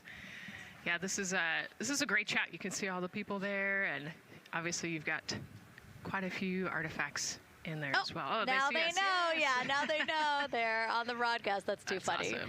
Hey, listen, it's all right. We can sit. We can sit and chill until we wait for the opening of the window. No, there they are. Yeah. Everybody's excited. Thank you guys for showing us your excitement. I know deep down it was in there. It's just that you felt like sitting at the moment, and that's all right. There's a little delay. Yeah, that's all right. Well, thanks so much to those supporting these watch parties and bringing them to us live here. Actually, our video paths are taking quite a circuitous route to be able to bring those live views in from Seattle as well as Alabama, but we're glad that we can be able to share it with you in the broadcast now. And so why are we going to the moon? Why does NASA want to build a moon base there? Here's Megan Carter again with our moon board. All right, thank you, Megan. Yeah, so we are right around that hour-and-a-half mark, hopefully for that launch. It's going to be very exciting. So they are going to have a few days to be around the low Earth orbit, and then they'll be heading on to the moon. So yes, let's talk what will be happening. Why are we going to the moon? So obviously this is not going to be a landing, as we've discussed. They are going to be coming with 4,000 to 6,000 feet around the moon's surface, and this is going to connect us directly to our past. Those Apollo missions did have 6 lunar landings, and the Artemis campaign is looking to build on that past by going back to the moon, staying longer, and then going farther. So how are we going to do that, and why? We have obviously talked a little bit about that lunar South Pole, and we are focused specifically on the far side of the moon for this one for a specific reason. You might have guessed we're going to be looking for some resources especially, and that's going to be water or water ice. That is going to be giving us some really critical pieces for future missions. And as you can see here, we have identified 9 potential landing zones. So this is going to be a critical objective for our crew. Depending on when they launch, it will determine what is going to be visible, but we do have these 9 landing zones right here around the Shackleton crater. And as you can see here, a lot of that area is deep and dark, and that is where we are going to be looking for that water ice, because that is obviously going to give us not just water to drink, but as we know, that can actually be converted into our propellant potentially, that hydrogen and oxygen. So that is going to make the moon a critical place for that moon base, because we want to think of it essentially as a backpacking trip. If you have your tent and your hiking boots and your camping stove and all your gear, you don't want to take that out and be on the trail for the first day and then try everything out. You're going to test things out a little bit closer to home before you go out on that adventure. And that kind of goes for us as well. So the moon is going to be critical for us in the future steps towards our lunar landings, and then also for going farther on to Mars in the future. It's going to set us up for that deep space exploration, and we can't wait to see what they see once they get to that flyby. But for now, we are, like I said, getting closer. So I'm going to turn it back over to you, Megan. Exciting stuff. Again, the idea of accomplishing a moon base, like as we've been saying, sometimes things just seem like science fiction, and it's amazing that we're making it science fact. Yes, yeah, we're going back. We're going to scout it out, and then on the future Artemis missions, we're going to put boots back on the moon for the first time in over half a century. But we're going to stay, and we're going to learn from the moon, and we're going to, as Megan talked about, the water ice, and harness that resource, and, not only learn from the moon about Earth and about the solar system, but also figure out how we get to Mars from the moon. And so what we're seeing now back inside the White Room with the closeout team, they are removing basically fixtures that protected the crew module hatch while they did work around it, right, Nicole? Yep. Yeah, so anytime that you're moving around and working, there are some sensitive sensors and parts of the crew module that we don't want to kick or bump into, and so it's easier to just put a guard up while you're working in there and then take it down later. And so this is a visual cue for us that the team is getting ready to close the last hatch, again, the launch abort system hatch. Can you tell us about what the LAS is? Yeah, so launch abort system, this is, we have the crew module, and then what sits out basically on top of the crew module is the launch abort system, and it has its own motors, so that we'll arm it about 5 minutes prior to launch, and then it stays with the crew module until about the Kármán line, so that 100-kilometer point in space. Once the crew could safely get to orbit, it will actually be jettisoned, and the crew module will then be exposed. So this is just a safety mechanism that stays on the outside of the crew module, and then as they monitor the attitude and the thrust and all sorts of the roll, all sorts of different data points to make sure the crew is safely getting to orbit. And once they are safely to orbit, then we will get rid of that launch abort system. And it looks like they're putting all these parts that they're removing from around the crew module hatch into a bag, because they have to take this out with them once they leave the pad, right? Yes, yeah, we don't want anything left up there in the White Room, and especially because that crew access arm will move away from the capsule and the rocket, and so we want an empty White Room, no FOD like we talked about, so that we can have a safe launch. And this orange tube that you see on the right side of your screen, that had been inside the crew module, providing breathable air to the crew. And now again, with the crew module closed and them getting ready to close the second hatch that has been removed and is out of the way. So again, the closeout crew can continue to do their work. Yeah, that's just a duct to provide some cooling air and some breathing air to the crew and the closeout crew while they're in there. That's actually a good point, yeah. And so as we continue to watch the crew prepare to close the launch abort system hatch, why don't we take a look at the crew's mission patch? Now, crews have designed their official mission patches since the Gemini 5 launch in 1965. Reed, Victor, Christina, and Jeremy, they really wanted to play on the abbreviation of Artemis 2 to all, signifying not only the second major flight of the Artemis program, but also a mission to explore for all, by all. The crew chose the iconic Earthrise photo for a reason. It was taken by the Apollo 8 crew in 1968, the first crew to ever fly around the moon. The mission was to prove teams then were ready to land on the moon the same way Artemis 2 hopes to fly around the moon ahead of a lunar landing with Artemis 4. This time, as we've been saying throughout the broadcast, to stay on the moon and pave the way to Mars. Yeah, we talk about incremental steps, right? And so Artemis 2 is very similar to Apollo 8 in terms of that increment. They're going to fly around the moon and set up the rest of the Artemis program for landing on the moon, but also with a nod towards the fact that we do this for all humanity. And I love the thoughtfulness and how much they, how much importance they put on their patch design. Another camera angle of inside the Orion spacecraft. I was going to say, we might be able to see Rise, but I think it's right behind Reed's foot there. And so to orient people again, so basically we have Christina in your upper right hand, Christina in your upper left hand corner.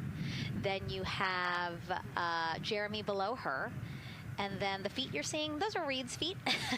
And then next to him, the upper right hand corner, that is Victor, who's unfortunately hidden by Reed's feet, but again, that is the orientation of the crew inside Orion right now.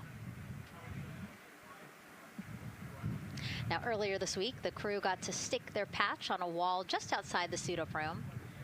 You can play that video there now. You can see that crews have been doing this as part of a pre-flight tradition again. Wow, Reed just making sure that thing won't come off. It's flat. And so now Victor is signing there, followed by Christina, and then Jeremy. That's a fun tradition, and your patch is up there too. It is, yeah, ours is on the left-hand side there. It's a fun tradition. This is a really fun day too. They did this a couple days ago, but it's just another step that makes it a little bit more real that you're going to be launching soon.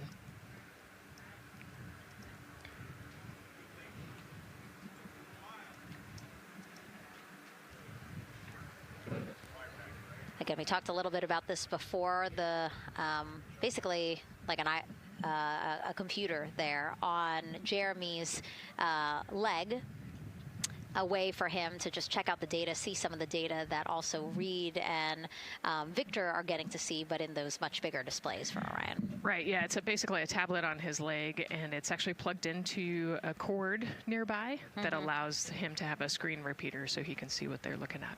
And it looks like he's taking notes. Can you talk a little bit about what that is? It's part of, all of them have like a little procedural book, right? Right, yeah, so they have what we call a knee board, and they'll have blank pages to take notes on. They might have a cue card or procedures, or they can be kind of custom built to what each crew member wants for their knee board. This mission, of course, built by people and companies in all 50 states, as we've been saying throughout the broadcast, and with our international partners as well. Let's take a look at some of the people playing such a big role in today's test flight. What we're doing here is a collaborative effort of hundreds of thousands of people.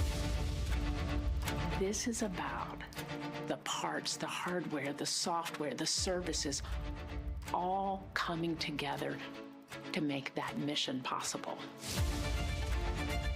My dream for this space program is that we would not just push the boundaries, but that we push them together.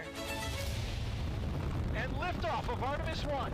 We rise together, back to the moon and beyond. It takes a team to do great things.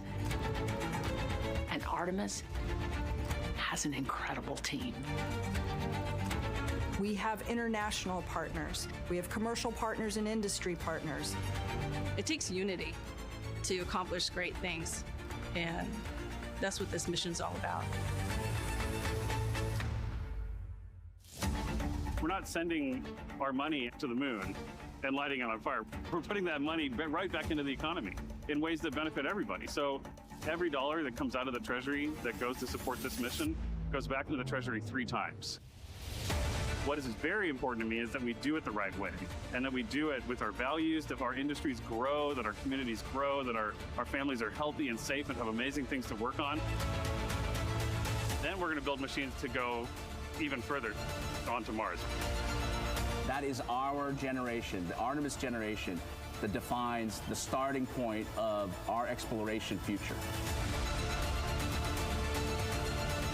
I just want to say thank you to all of the hands that have touched a part of this program and the hearts that have moved everyone to this goal, because we're going to the moon and we're going beyond. One team. One team. One team. One dream. What I really like about that package is, again, just reminding people that this is spurring so many jobs across the country. Yeah, across the country and across the world, right? The whole world has a part of this. The Artemis Accords are signed by over 40, 50 different countries. And so, yeah, we're taking all of the taxpayers' money and we're putting it right back into the jobs here in the U.S. And the money, too. You know, when we have more disposable income because we have good paying jobs, that's money that goes back into our economy as disposable income. So really, it is just an ecosystem that NASA is proud to be a part of. Right. Not only is it about the money and the economy, right, but it's also about the science and what we're going to learn and exploration. You know, on top of all of those things, we benefit the economy as well. Obviously, Nicole is a wealth of knowledge. We're very lucky to have her. We're going to be tapping into that knowledge throughout the broadcast, and we have been for now close to 4 hours. So thank you, Nicole. I hope you're holding up okay. Yeah, I'm loving it out here. It's been great. Let's learn a little bit more about Nicole. Her first mission to space was actually last March. She launched from here at Kennedy Space Center as pilot of NASA's SpaceX Crew 10 mission to the International Space Station. And what a beautiful launch that was. She spent 148 days in space conducting science experiments that could benefit us on Earth.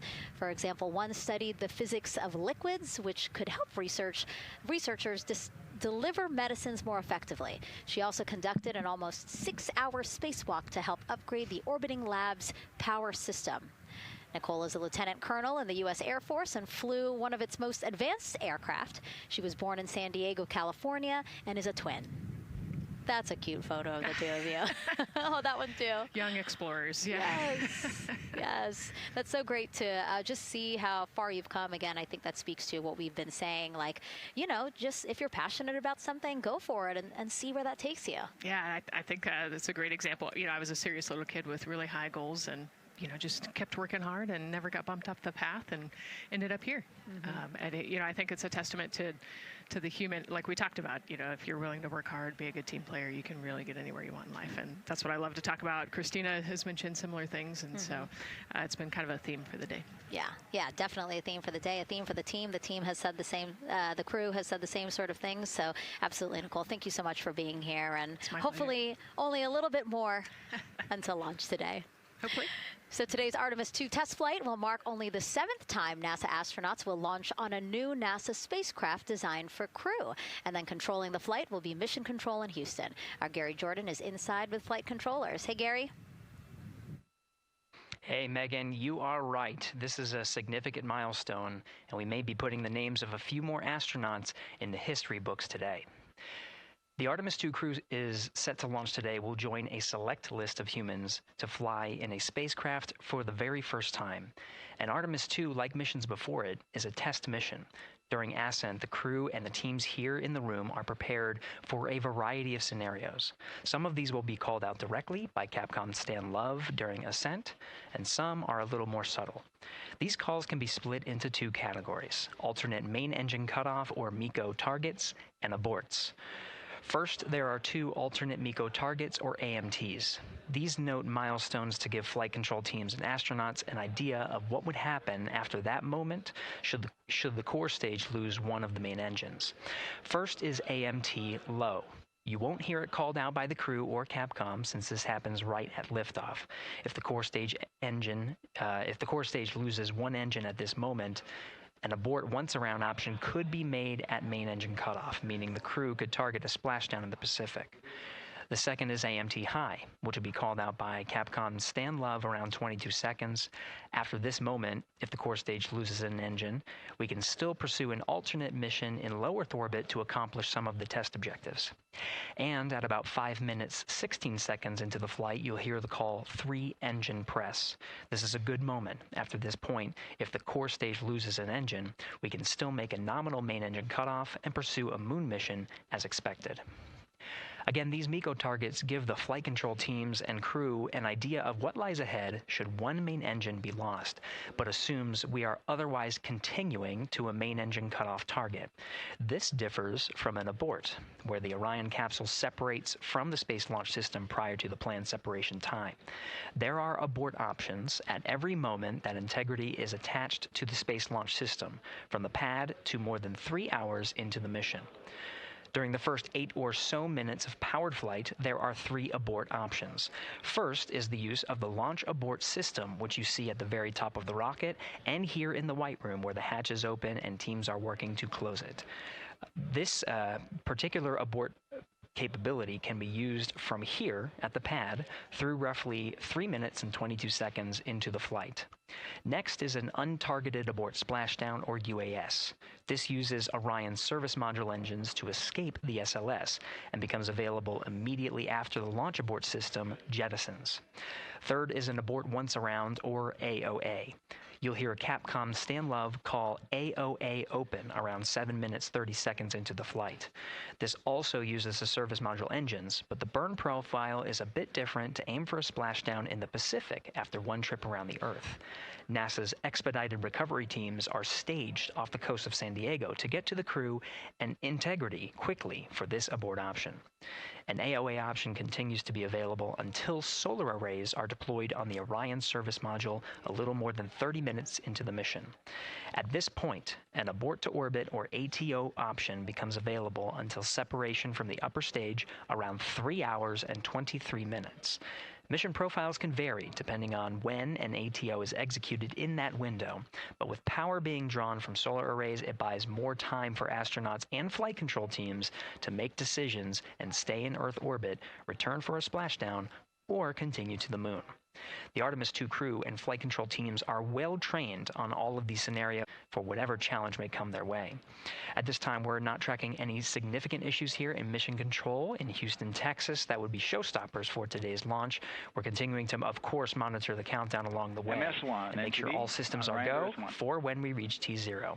With that, I'll send it back to you, Megan, at the Kennedy Space Center. All right, we are ready for another reading if you are ready over there. Yes, sir. CBA is steady at 2,600 PSI. All right. Copy that. And you know, the more times we ask you to do that, the closer we get to launch. So that's a good thing. Copy.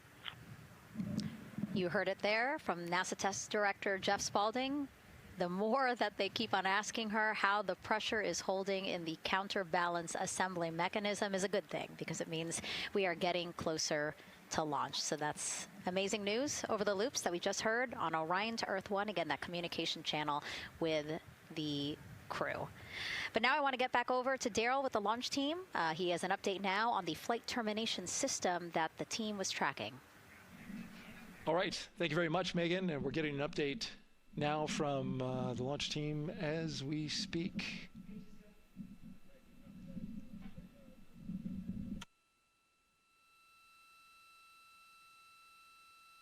I stand by 1 second.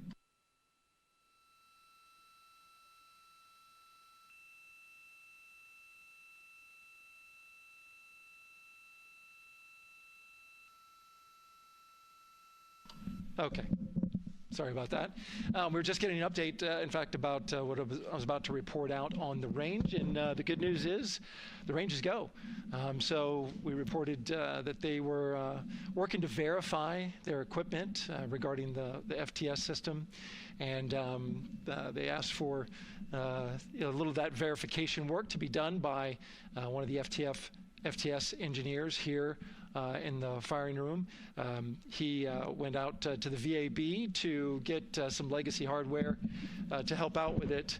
But in the end, this is a fix that the range had come up with to get clearance, to clear the range rather, and to as well work the FTS system. And so now they are go. Again, the range is go. That is no longer a constraint. And so you combine that with the fact that the rocket and the ground systems here also working, no constraints, clear board here is great news. So again, the range is green, and we're continuing to work through the countdown. We got a weather update that came in to the launch director from Launch Weather Officer Mark Berger. He reported out that there's still a little bit of feisty weather activity that's happening up in the Titusville area. That's the city neighboring the Kennedy Space Center. Those showers had passed over Kennedy, and then now they're currently over in Titusville, currently still within that mile kind of constraint of flight through precipitation rule. But we're still far enough from the window that it looks like it won't be an issue. And in fact, we're seeing some good sunlight now breaking through onto the launch pad. As you can see, it's actually shining on the other side of the rocket here. But to the west, we're starting to see some of that clearing that was forecast. And so the launch weather officer held his forecast for 80% go for flight during our launch window tonight, which, as a reminder, is 6:24 p.m. Eastern Time until 8:24 p.m. Eastern Time.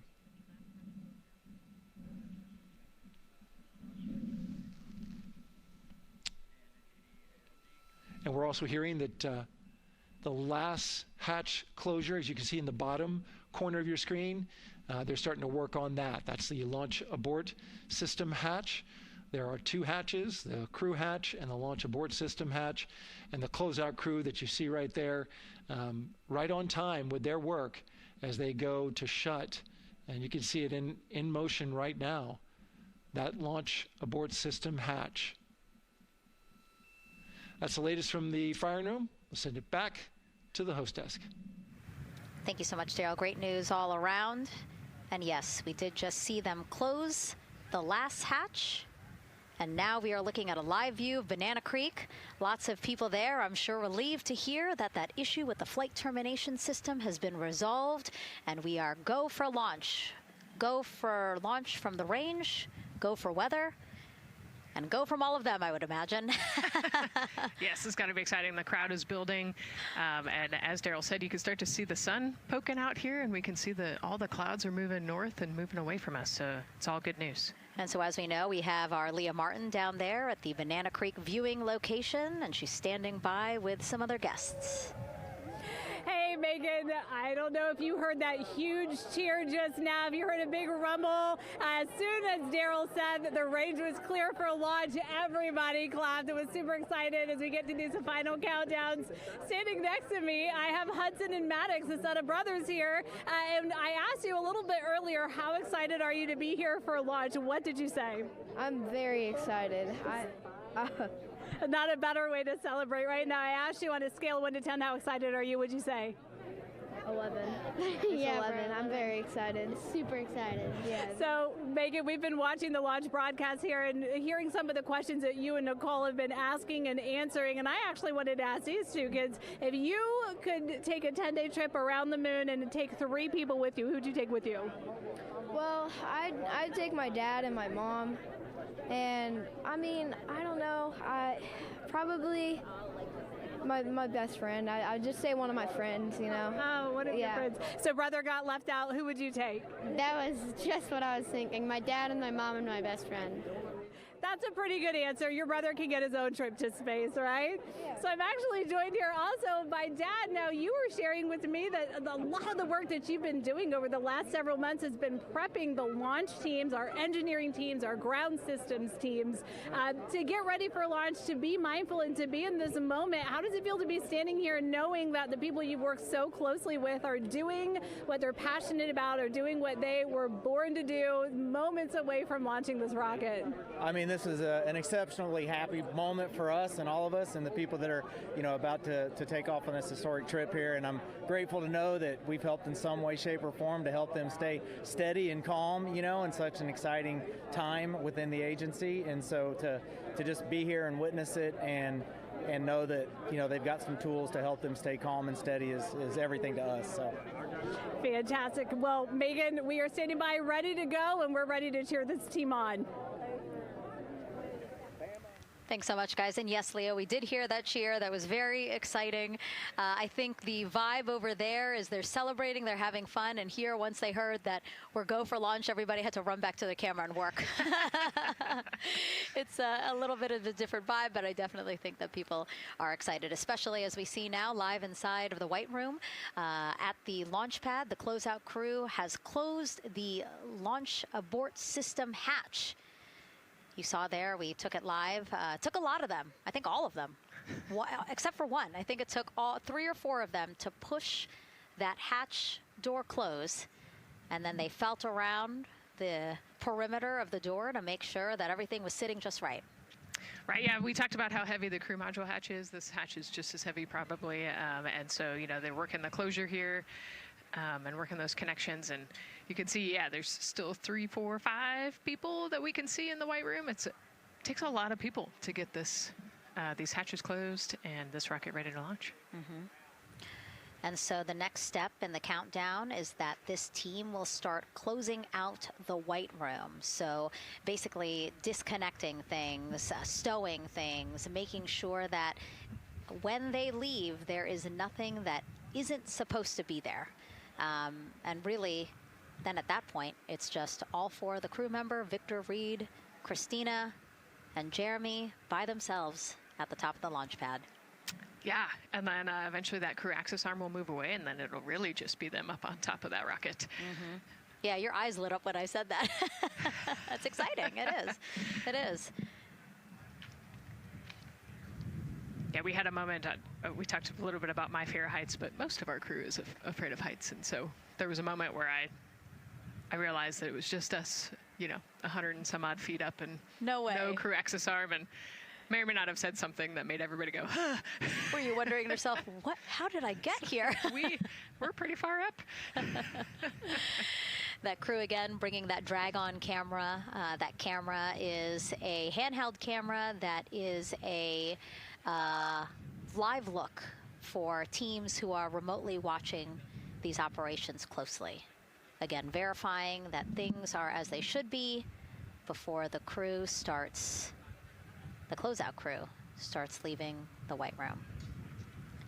You see them checking their procedures. You can see they're covering the ends of those hoses.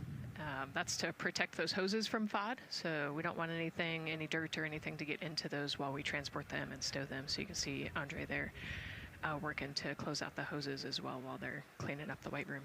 And so they'll tape that close. You just saw number 5 holding some tools. Again, we'll stow those away. You have to account for everything. Obviously, they did have tools out. They did have procedures, paper, notes out. Like, all of that has to go. Yes, and you can even see on number 3's hat, he's got a string that's connected to his suit there. Mm-hmm. That's, again, just to make sure that we don't lose anything. If, a gust of wind or you get knocked or something, you don't want to lose a single thing in the White Room. So everything is tethered, everything is accounted for, and everything is protected. The crew now, another live view of them inside Orion. Jeremy, Christina, and Reed and Victor on the right side of your screen.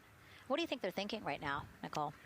Oh man, just over an hour to launch. There's probably a little bit of a lull right now, monitoring some systems, but you can see Reed's got his feet crossed. So I think just trying to relax and, pass the time by maybe thinking through the items that they're going to monitor through the launch, the different jobs that each of them have throughout the launch. And once they get to orbit, this first day on orbit is actually really busy for them. They've got, 2 burns that they have to monitor. They've got to get the system set up, and they've got to get the cabin set up. So there's a lot going on in the next 24 hours for this crew. I think they've got a couple sections where they get to take a nap, but I don't think they get a full night's rest for quite some time. So, going through what's next. And so as we say that, I mean, imagine what it would be like to live in a spacecraft for 10 days. Let's take a look at what life will be like in Orion. Artemis 2 is our first crewed mission back to the moon since the Apollo program.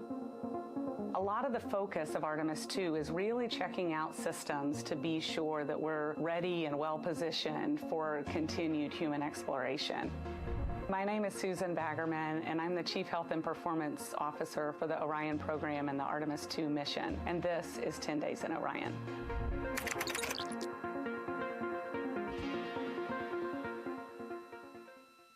For this mission, the crew will launch in the Orion spacecraft on top of the Space Launch System rocket, or the SLS rocket.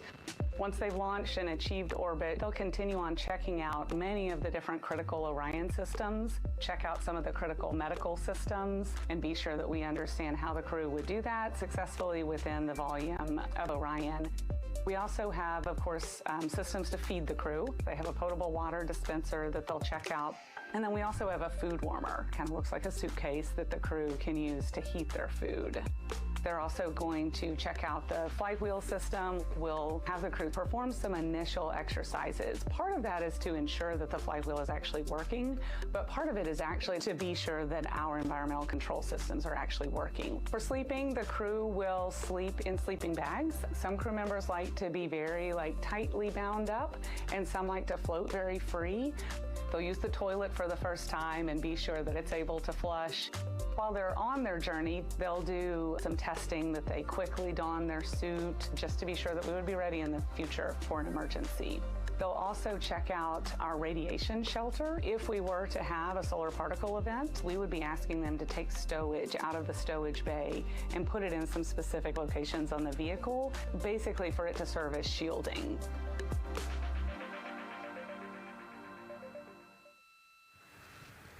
And so I want to talk a little bit more about what we just heard in that package. I am interested in the space food. So Reed, Victor, Christina, and Jeremy have a pretty big menu to choose from, so that's really cool. We're actually going to pull up a graphic now that kind of shows you some of the food that they're going to have with them on their 10-day journey around the moon. We know of more than 10 types of beverages. There's coffee, a mango peach smoothie, apple cider, lemonade. So those all sound delicious. And now I've just remembered I haven't eaten lunch. They're actually not too bad. I actually have a mango peach smoothie with me today. No way. Yeah. So you can see they come in these little packets here, but it's just kind of a dried powder that you add water to. So this would actually, you'd add 175 milliliters of water and let it sit for 2 to 5 minutes, and then you can stick a straw in it. You saw in that package they put a straw on the top septum portion there, and then you can drink it. And so this is the packaging. This is food that you brought up with you, or that you had while you were at the ISS. Yes. Yeah. Actually, this is all food that we have available to us on the standard, what we call the standard menu on the space station. And so, actually, the graphic there showed quite a bit of the standard menu that they're going to take with them. So, let's pull space it back food up, is space actually. food. Yeah, we can use the food that we have been using. You know, our food lab at Johnson Space Center actually creates that food, and then they stabilize it and they package it for us and everything. So they do a really wonderful job out there. We've got different types of food. You know, you can see I've got this is a soup, tomato basil soup, so thermal stabilized. It's already hydrated, so you just throw it in that food warmer that we talked about, and then you can eat it. But then we also I have some shrimp cocktail here that's, you know, irradiated, so it's in a package that protects it. I'll show you. I've got a brownie too. This is probably my favorite one. But are we eating it's it? We might, if you're.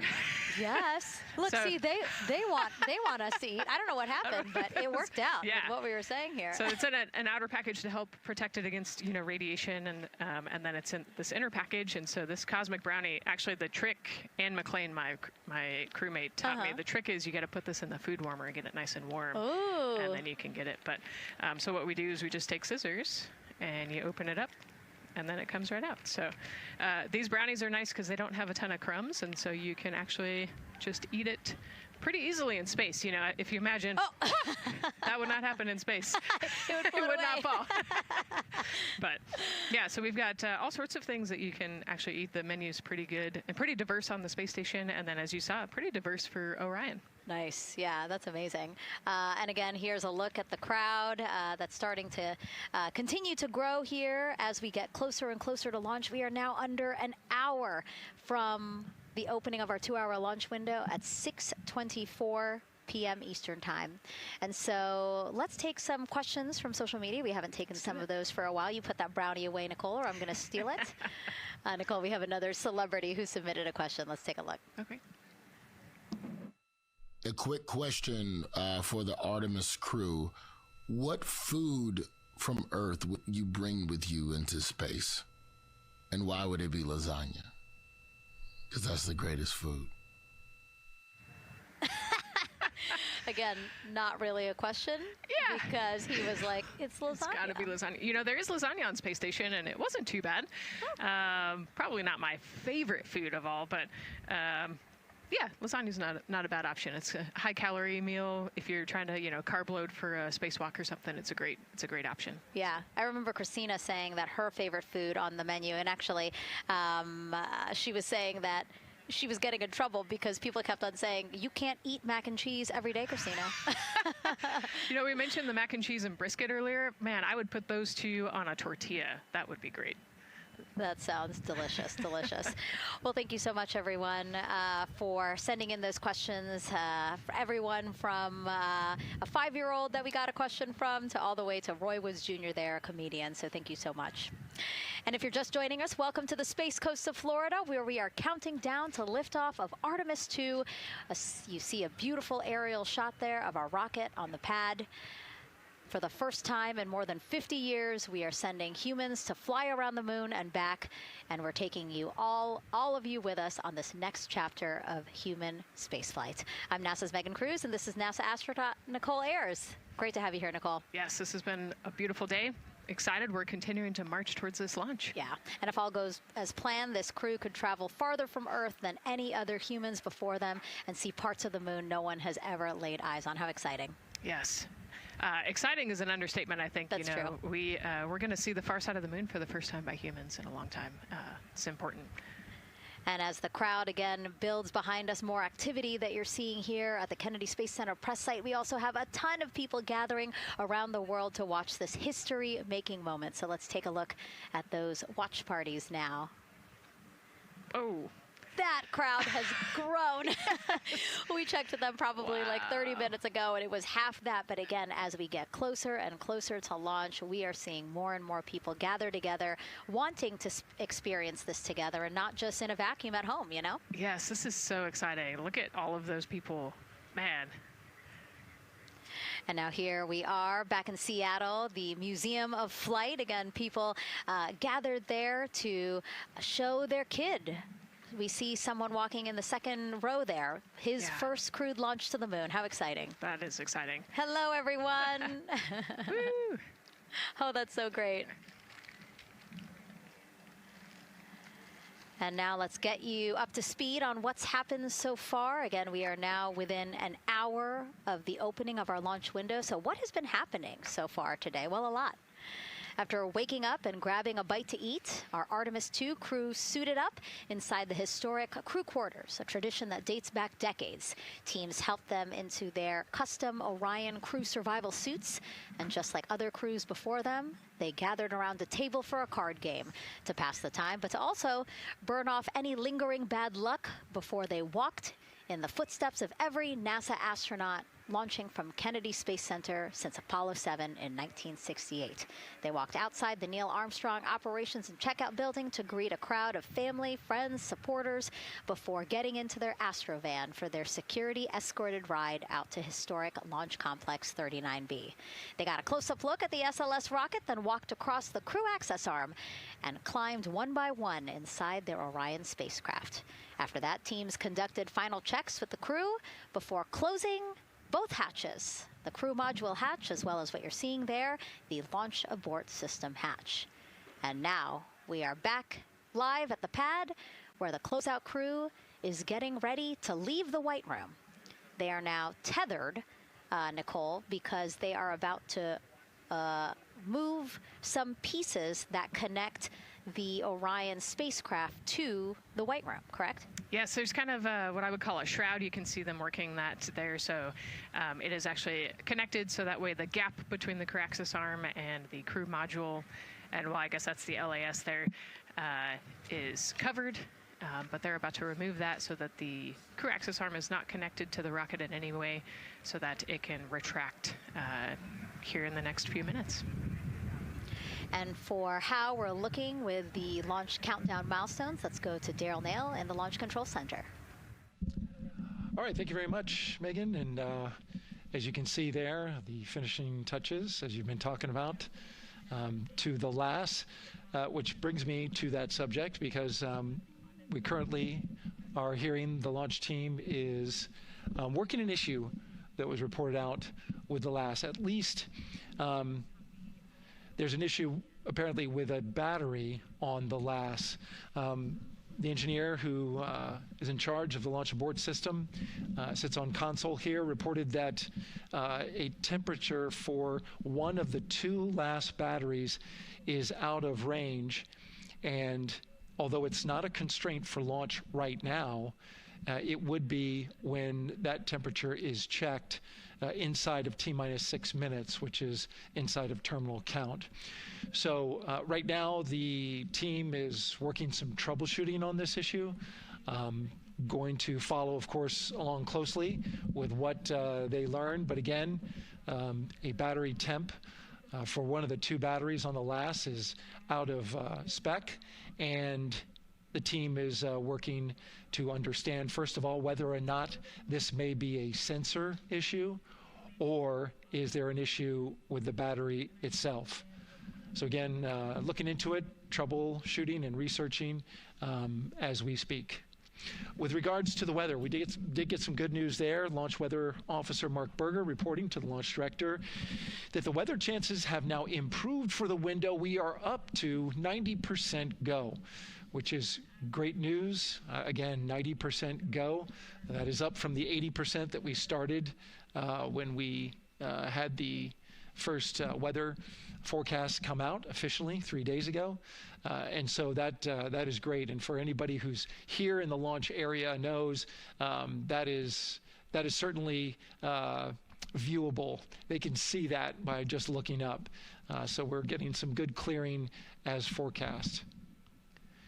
And then just a reminder for those people who are watching the launch from the nearby area that if you're watching on an internet-enabled device, just remember that there may be a little bit of a delay. Can't tell you how much of a delay, but since it's on an internet device, sometimes this broadcast might be a little behind what you're actually seeing. So just keep that in mind as you are watching. Don't wait till the last second to run outside if you're inside your RV or your camper or your house.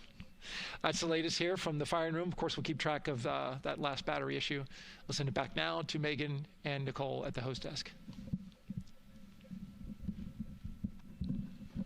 Two of them there had to be tethered to the inside of the White Room, because obviously now we have detached the White Room from the Orion spacecraft.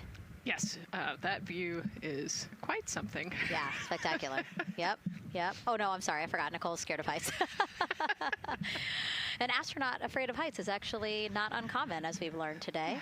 But yes, so obviously, again, things proceeding as we march closer to the opening of our 2-hour launch window at 6:24 p.m. Eastern Time. Again, the closeout crew just finishing up those last couple of things they have to do before leaving the White Room and then leaving the pad, leaving only the 4 Artemis 2 crew members inside the spacecraft by themselves at the pad. Yeah, and then we'll be curious to follow the battery issue on the LAS as well. I think sometimes it's just a sensor issue, sometimes it's a battery issue. So hopefully they figure that out quickly. Mm-hmm.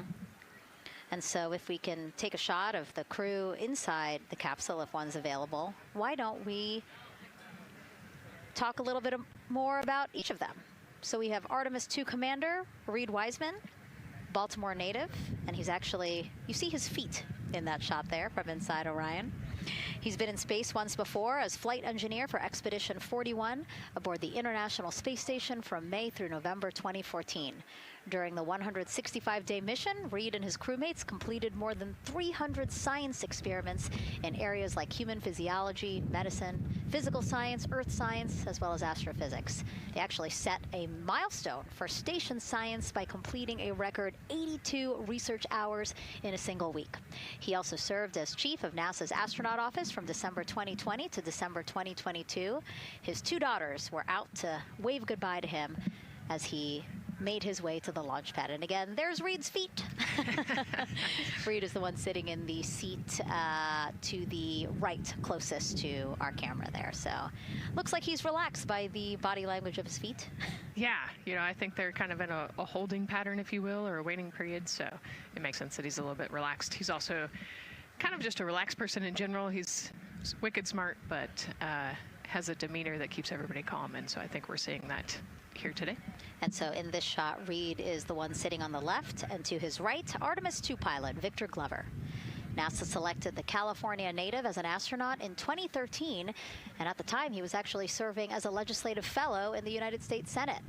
His first trip to space, November 2020, pilot of NASA's SpaceX Crew 1 mission. That was the first operational mission of NASA's Commercial Crew program, which resumed launching American rockets from American soil to the International Space Station since the end of the shuttle program. Victor is a U.S. Navy captain and naval aviator who served as a test pilot, racking up more than 3,500 flight hours in more than 40 different aircraft. So again, he probably feels pretty at home in the pilot seat of Artemis 2. Yeah, I think he does. He got to say goodbye to his wife and 4 kids. Again, those were the family that he had here at Kennedy Space Center before the 4 of them drove out to the pad. Yeah, and you can see there, we talked about Victor's energy earlier, and you can see him working through, you know, pushing some buttons on the displays. Looked like he was pulling up a procedure, so he's following along and ready to go, looks like. And then mission specialist Christina Cook, sitting on the upper left-hand corner of the screen there, native of Grand Rapids, Michigan, was selected to the Astronaut Corps in 2013, same class as Victor, served as flight engineer on the International Space Station from March 2019 to February 2020.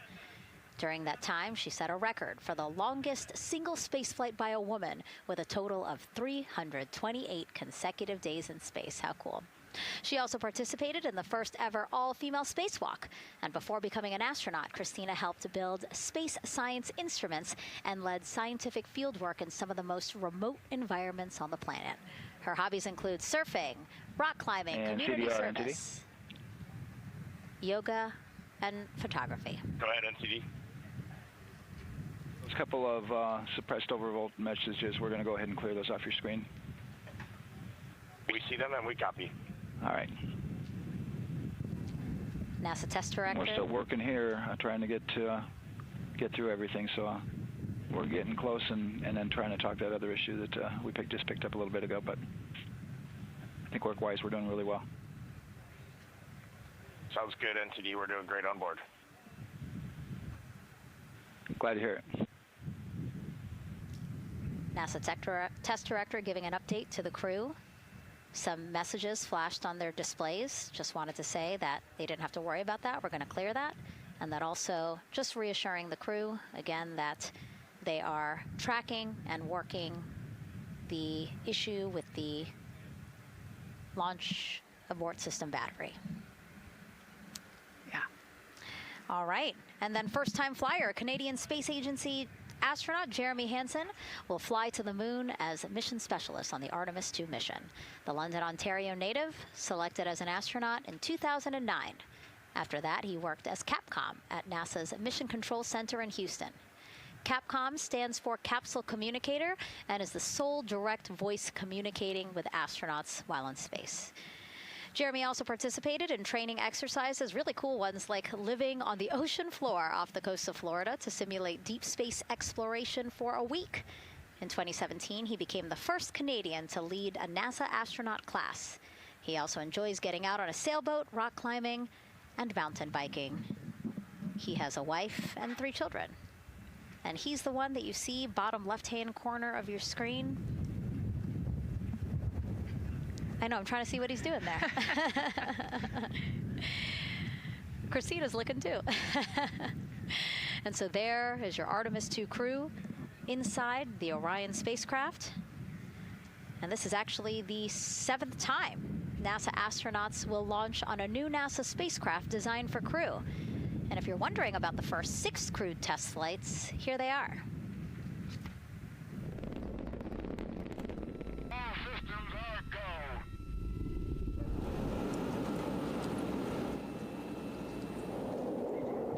Gemini 3, Gus Grissom, John Young, March 23, 1965.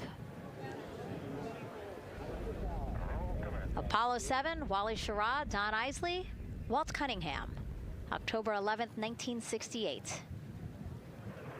Space Transportation System, or STS-1, John Young, Robert Crippen, April 12, 1981.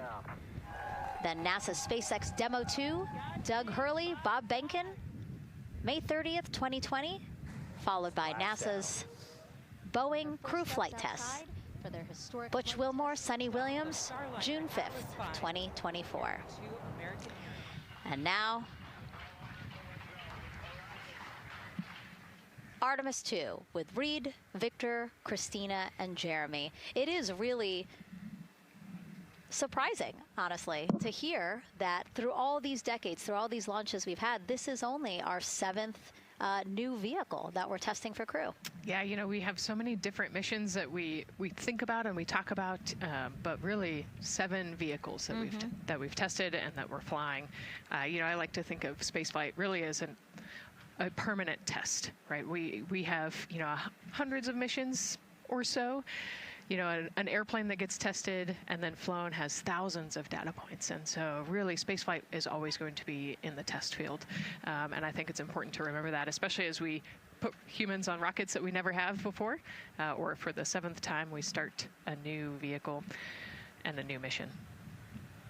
Just getting word now that White Room closeouts are complete. And so the closeout crew is preparing to leave the pad. It's exciting stuff. We are making good time, and the closeout crew is doing really well. 41 minutes, 43 seconds and counting until the opening of our window. And Artemis 2 is a 10-day mission that will send the 4-person crew on a journey around the moon and back to Earth. It will be a critical step towards future lunar and Mars missions.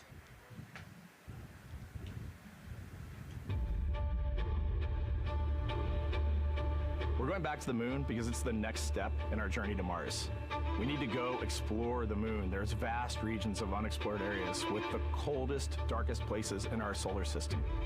This is a test mission, and when we get off the planet, we might come right back home. We might spend 3 or 4 days around Earth. We might go to the moon. That's where we want to go, but it is a test mission, and we are ready for every scenario as we ride this amazing space launch system in the Orion spacecraft. But another reason we're going back to the moon is to fulfill NASA's mission, which is to explore the unknown in air and space, to innovate for the benefit of humanity and to inspire the world through discovery. And when we succeed and when we accomplish the things that we set out to accomplish, that inspiration not only can set up new things to happen, but it also is a reminder in tough times that we're capable of doing great things when we work together. The thing I love about the moon is that it's not just a beacon for exploration and this platform of possibilities for incredible missions like this, but it has benefits. That's actually why we're racing towards it.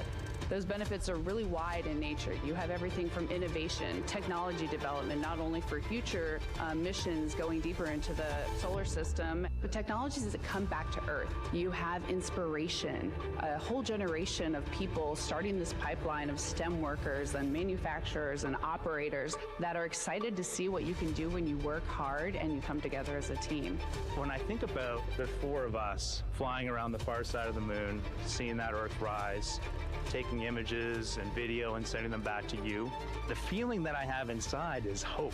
We know that Artemis 2 is not the solution for humanity on planet Earth, but it is a contribution in the positive column. We hope that just for a moment that people will pause and say, wow, it's extraordinary when you look back upon the Earth with over 8 billion people, and you see this concrete example of what humanity can do, this extraordinary thing when we set big goals and CDR entity to achieve them.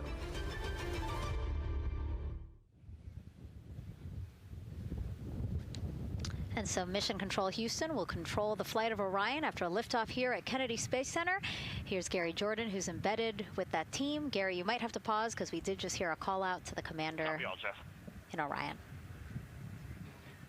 Will do, Megan. I think that was Commander Reed Wiseman responding to prepare for some of the next steps. We are now holding at the T-minus 10-minute hold. Expected a 30-minute hold. So we are well on the countdown. We are well on the timeline to meet this L- time and launch towards the beginning of the window, but continuing to track progress along the way. Again, I'm here with the Artemis 2 flight control teams in Mission Control Houston. The team in the room behind me has been monitoring the countdown and verifying their own mission-specific launch criteria of the Space Launch System, the Orion spacecraft integrity, and its crew. During the final poll before launch, if all looks good from each of the flight controllers in this room, Flight Director Judd Freeling will report a go for launch from Houston Flight. Upon liftoff, teams here take control of the mission and communicate with the crew while they fly on the Space Launch System. This phase of flight is highly dynamic, and each console position has a dedicated and important role of looking after critical systems.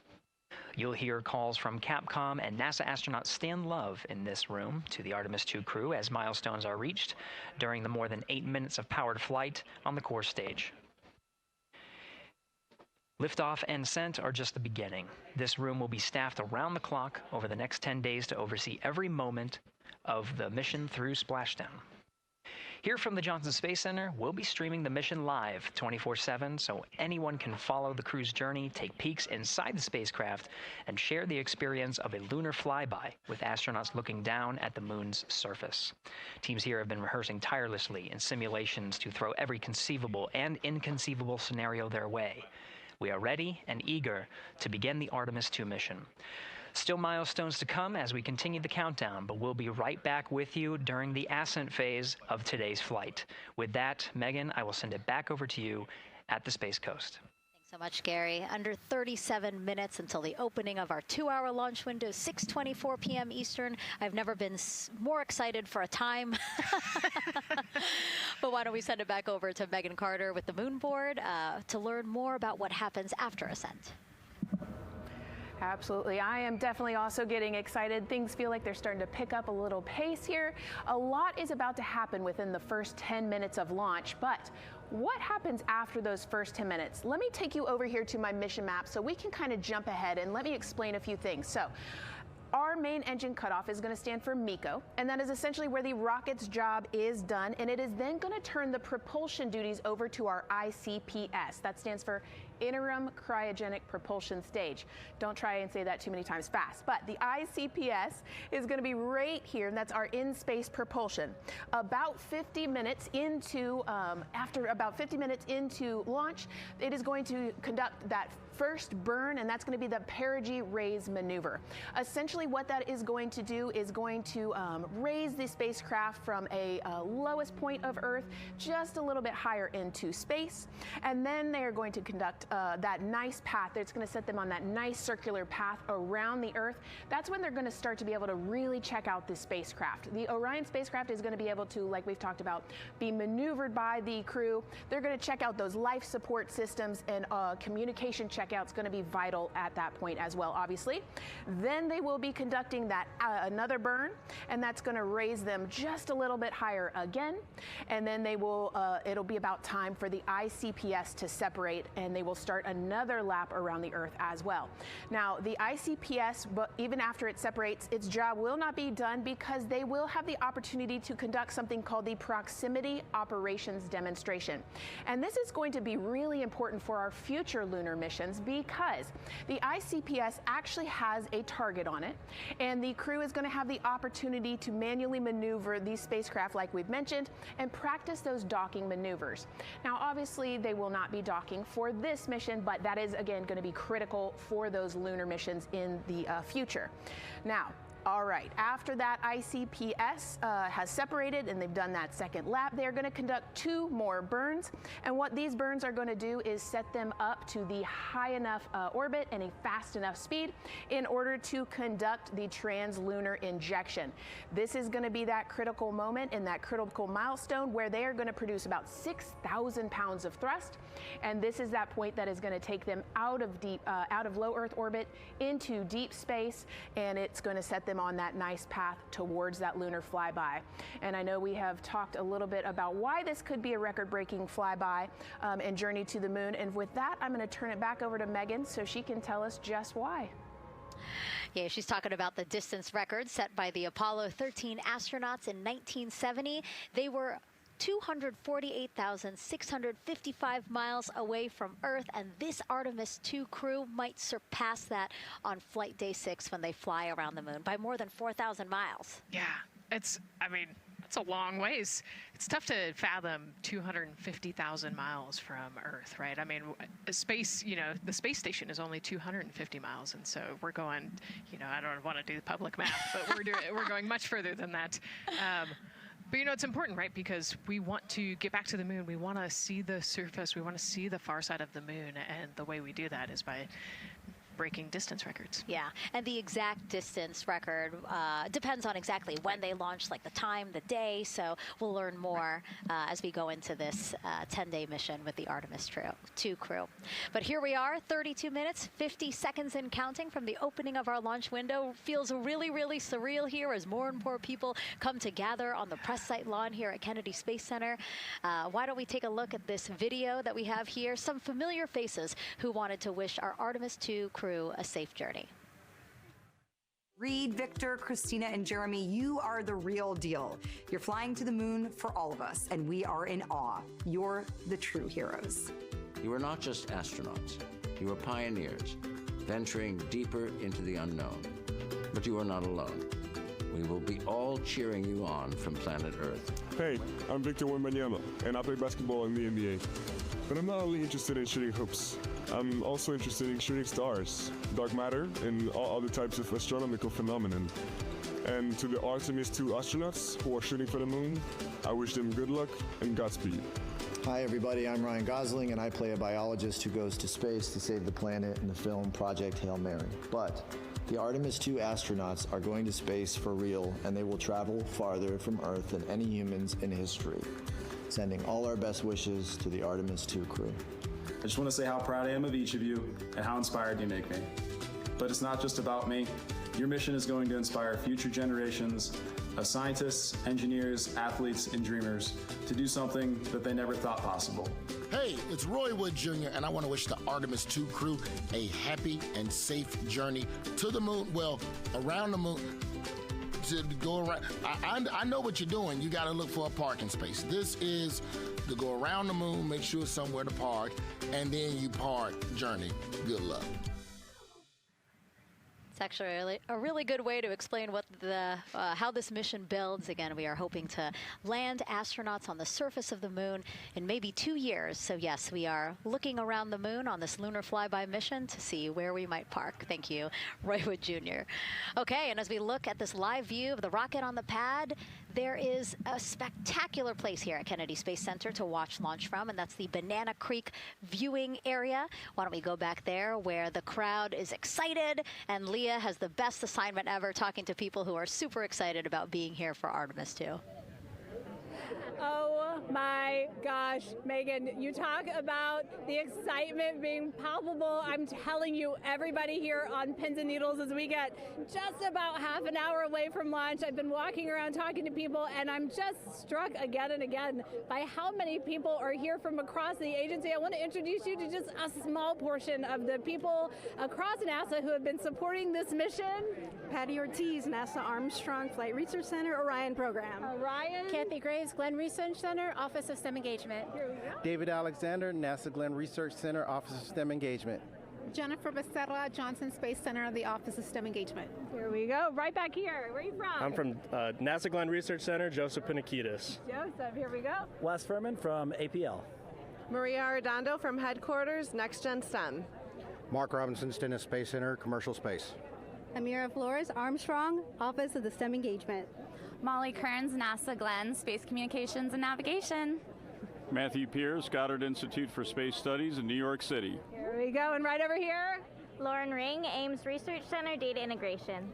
So we're coming together. We're one big NASA team, one big NASA family, and we have one major message before we launch tonight. Okay, guys, what are we going to say? 1, 2, 3. Go Artemis!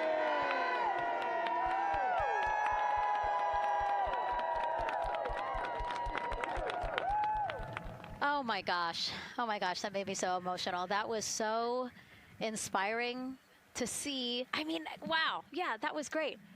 I mean, just to hear everybody say their position, what they're doing to support this mission is amazing, and I'm sure this was something that really rang true and resonated with NASA's Administrator Jared Isaacman, again, to see the workforce come together to do the work and then to be here for launch. So why don't we actually go over to him now with our Jasmine Hopkins at one of our other viewing locations. All right, Megan, thank you so much. The energy here on the balcony is honestly becoming electric as we get so close to launch, and now we are thrilled to welcome NASA Administrator Jared Isaacman.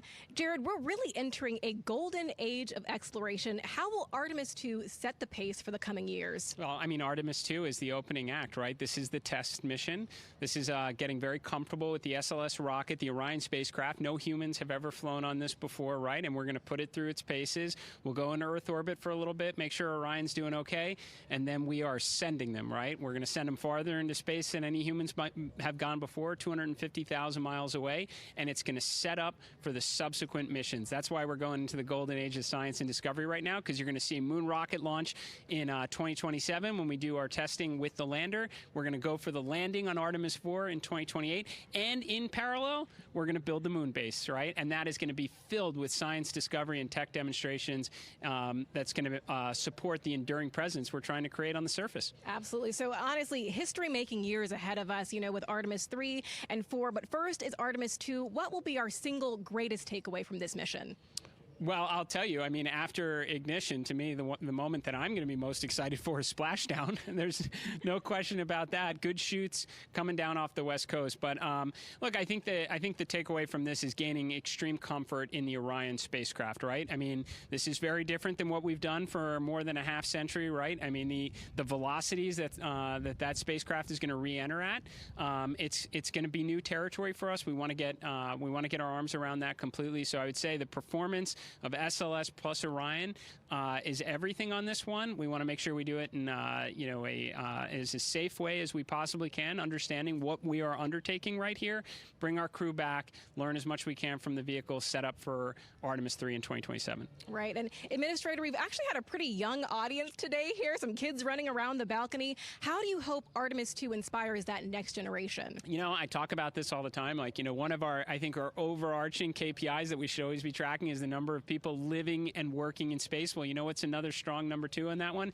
It's the number of kids that are dressing up as astronauts for Halloween so that they grow up, that they're inspired to want to join in this grand endeavor, whether they come work with us here at NASA or they join in industry, but they're helping humankind venture out farther, pursue all the secrets of the universe. Yeah, I think we'll see a lot of kids dressed as astronauts this year. And finally, Jared, you've really made it a personal mission to get to know the people behind the work at NASA. Do you have any final thoughts, any final words before today's history-making launch? Yeah, well, one, I want to express a lot of appreciation. I'll tell you what, the 4 astronauts on top of Artemis 2 know this. It takes an army to pull a mission together like this, right? Across all 10 of our centers, all of our commercial partners, the international partners that come together to make this possible. My sincere appreciation for everyone who is currently working the mission right now, so getting them ready for launch, that will be watching over them in mission control, recovering this crew when they splash down off the West Coast. I have complete trust and confidence in your abilities.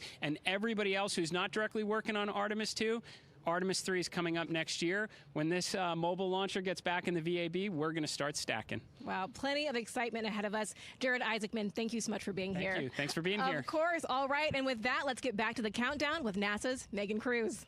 Under 25 minutes and counting from the opening of our 2-hour launch window. And take a look at all these people behind us.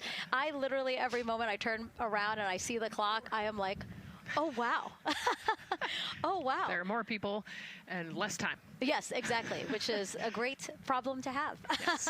Now, this first crewed test flight of NASA's Artemis program coincides with the 250th anniversary of our country's founders signing the Declaration of Independence. Exploration is a part of America's DNA, and it continues now with our return to the moon. 250 years ago, 13 colonies laid the foundation for the greatest and most enduring democracy in the history of the world. One driven by courage, faith, and freedom. From that moment, we became a nation defined not by where we stood, but by how far we were willing to go. We conquered vast frontiers, invented tools that shaped a modern world.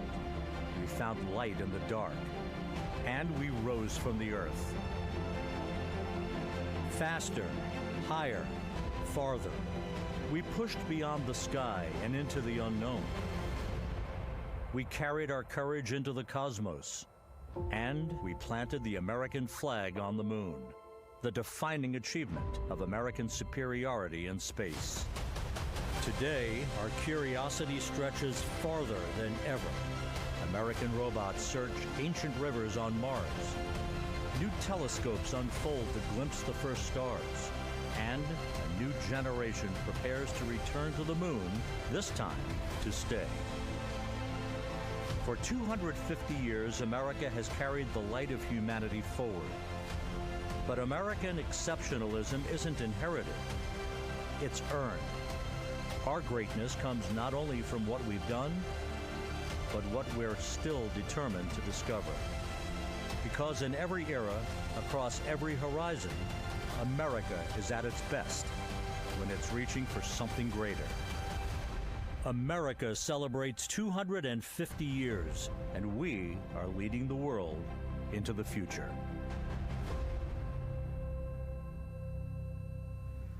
22 minutes, 15 seconds and counting from Artemis 2, NASA's boldest test flight in a generation.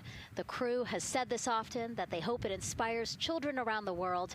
And recently, a group of kids here at Kennedy Space Center got a surprise of a lifetime while watching that rocket roll to the launch pad. So tell me what color it is.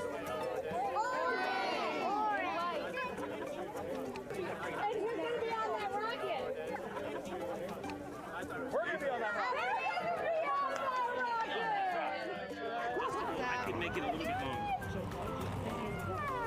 longer. Did you see it? Okay, so everybody's looking at the rocket because it is kind of cool and impressive. One of the coolest things happening over there right now, though, is it's on top of a giant tractor. Doesn't all food come in like tubes? It's in these like little plastic bags. You have to like rehydrate it. Sushi. There's not. I haven't seen sushi in space. It's probably hard to keep that back. Sushi mashed together. My favorite part was this one little girl. She had a question. She had patiently held her hand for a long time, and Christina turns to her and says, "Okay, what's your question?" She just goes, "I forgot." It was like, that's a perfect little kid moment. I just Wait, are you my mother's cartoon astronauts? Say that again? Never mind. It's a little hard to say. Go Artemis! These two? Yeah. Put it on. Look at this one. Yeah. There you go. I like your dabbing astronaut back there. It's just so fun to see the enthusiasm, the energy, and a little bit of chaos. 3, 2, 1.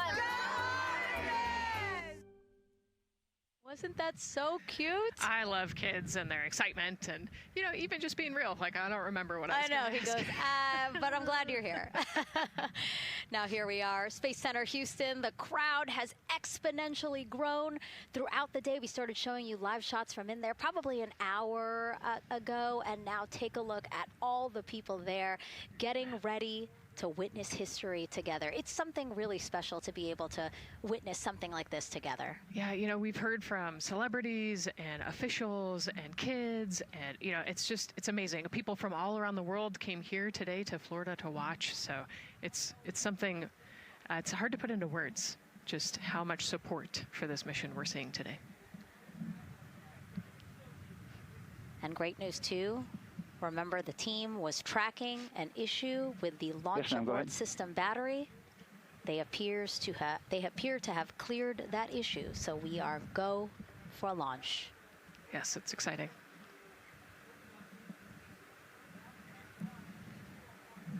U.S. Space and Rocket Center here, Huntsville, Alabama, waving to the Artemis 2 crew sitting right there inside Orion. Inside of 20 minutes from the opening of our launch window, and right now we are targeting the top of that launch window, so we could be launching here in about 19 minutes, Nicole. Wow, I don't know if I expected this today. I'm excited, and, you know, I'm glad they were able to clear the problem with the battery on the LAS, and everything has gone really smoothly today. It's been great. The weather cleared up. It's a beautiful day for a launch. And so now, as we are so close to possibly launch now, just what are your final thoughts as we are about to embark on a mission back to the moon, the first time in more than 50 years? Yeah, you know, just so proud of the crew and all of the teams here on the ground that made this happen. You know, they are carrying the torch from the Apollo era into the Artemis era. And, you know, as the crew likes to say, they want to be the shoulders that the next generation. And let's see, GLS, can you help us with that, please?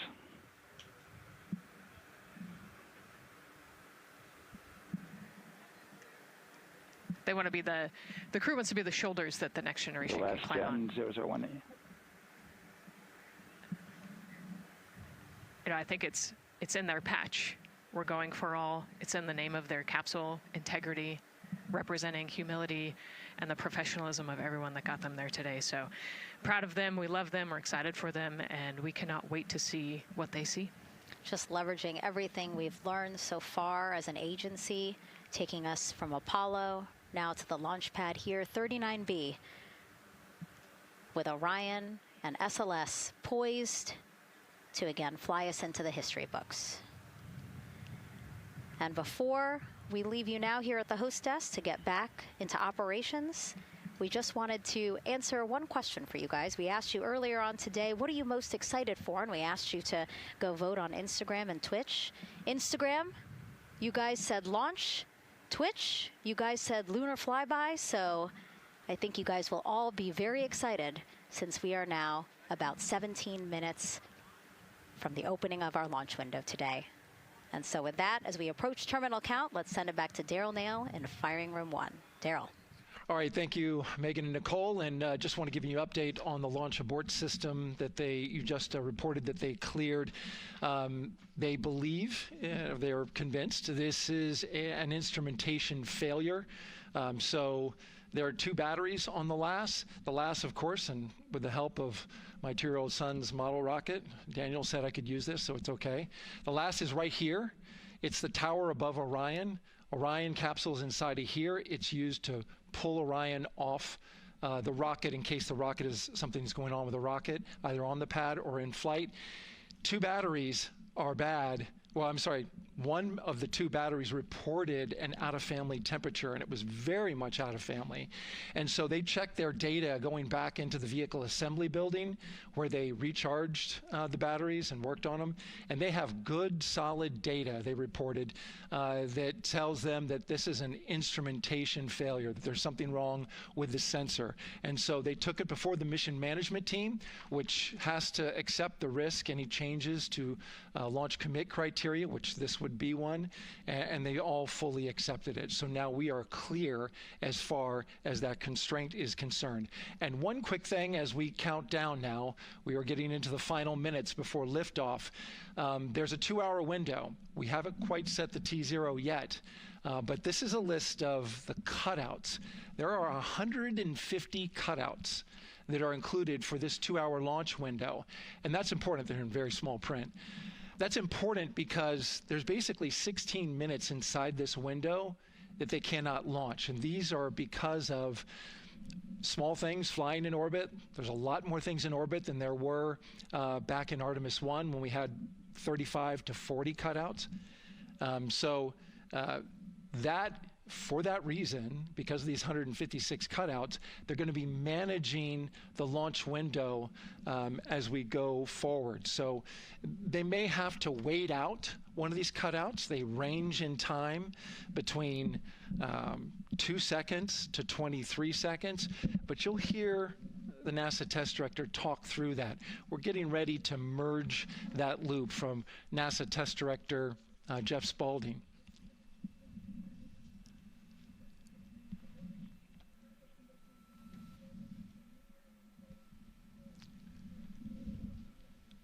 And so now I'm listening to the launch team get ready to merge their operational channel.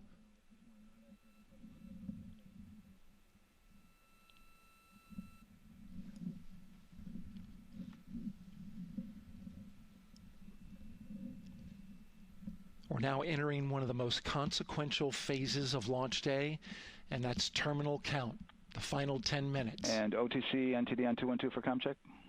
Good, comm. Help me. I hear you the same. STC? 2. GTC? GTC is on 212. All right, copy that. NASA Test Director Jeff Spaulding confirming communications with his team.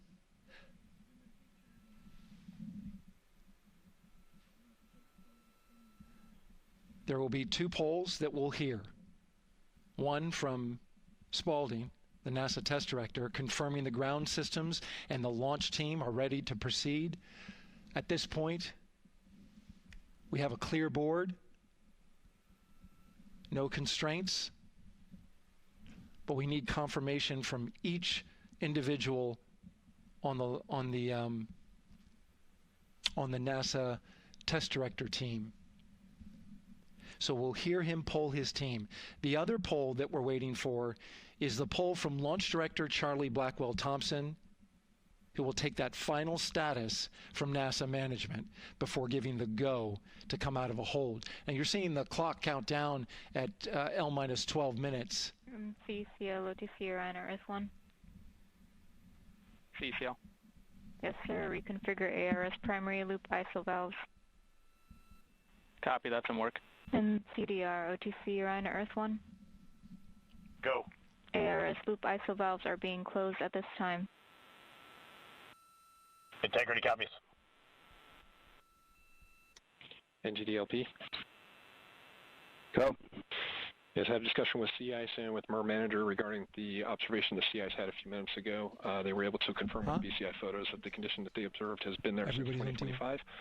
MER Manager has had a chance to review the findings, and they do not have any constraints from either a Sea Ice or MER Manager perspective. Okay. Copy all. And Launch Director, NTD, you copy? Yes, sir. I copy. That's good news.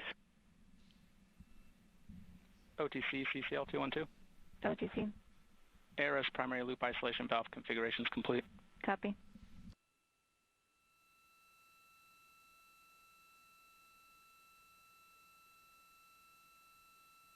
And CGLS NTD, cancel pending, please. GLS copies, and that's complete. All right, and for all personnel, we got a little bit more work to do before we pick up the clock, and we're about a little over a minute from getting to T-minus 10 minutes, but we've canceled the resume time there, and then we'll pick it up after we get through all of our work and anything else that we need to do to get through the remainder of count. So we'll continue working that to get to our T0 today. So when we get to about 50 seconds from now, we'll extend that hold. CVSE OTC. CVSE 400-290, looking to verify that we are configured for Ascent. Yep, give me about 2 more minutes. I'm going to start CMA2 streaming. Copy. NTD COSE hold requested. Copy that. I have an LCC violation of O-CT-004, S-band transponder anomaly.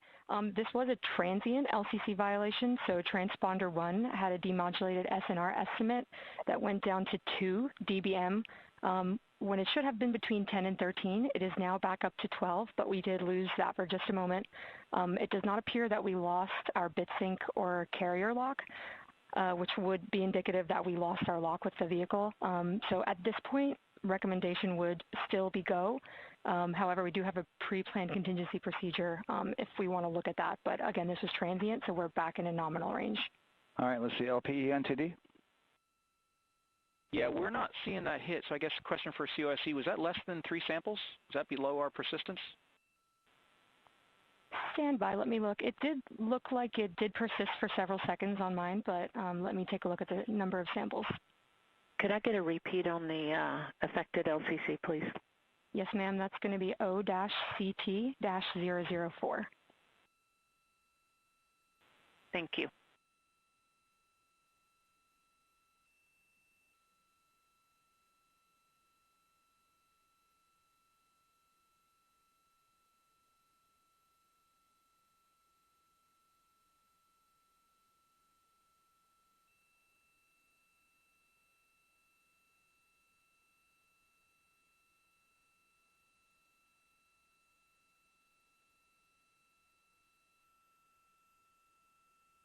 Yeah, us taking a look at the data right here, looks like that was a single sample. Yeah, copy that. RFTS does report that they also lost lock for about 5 seconds. So I would love to ask KUS and see if they also lost lock with the vehicle for any extended amount of period.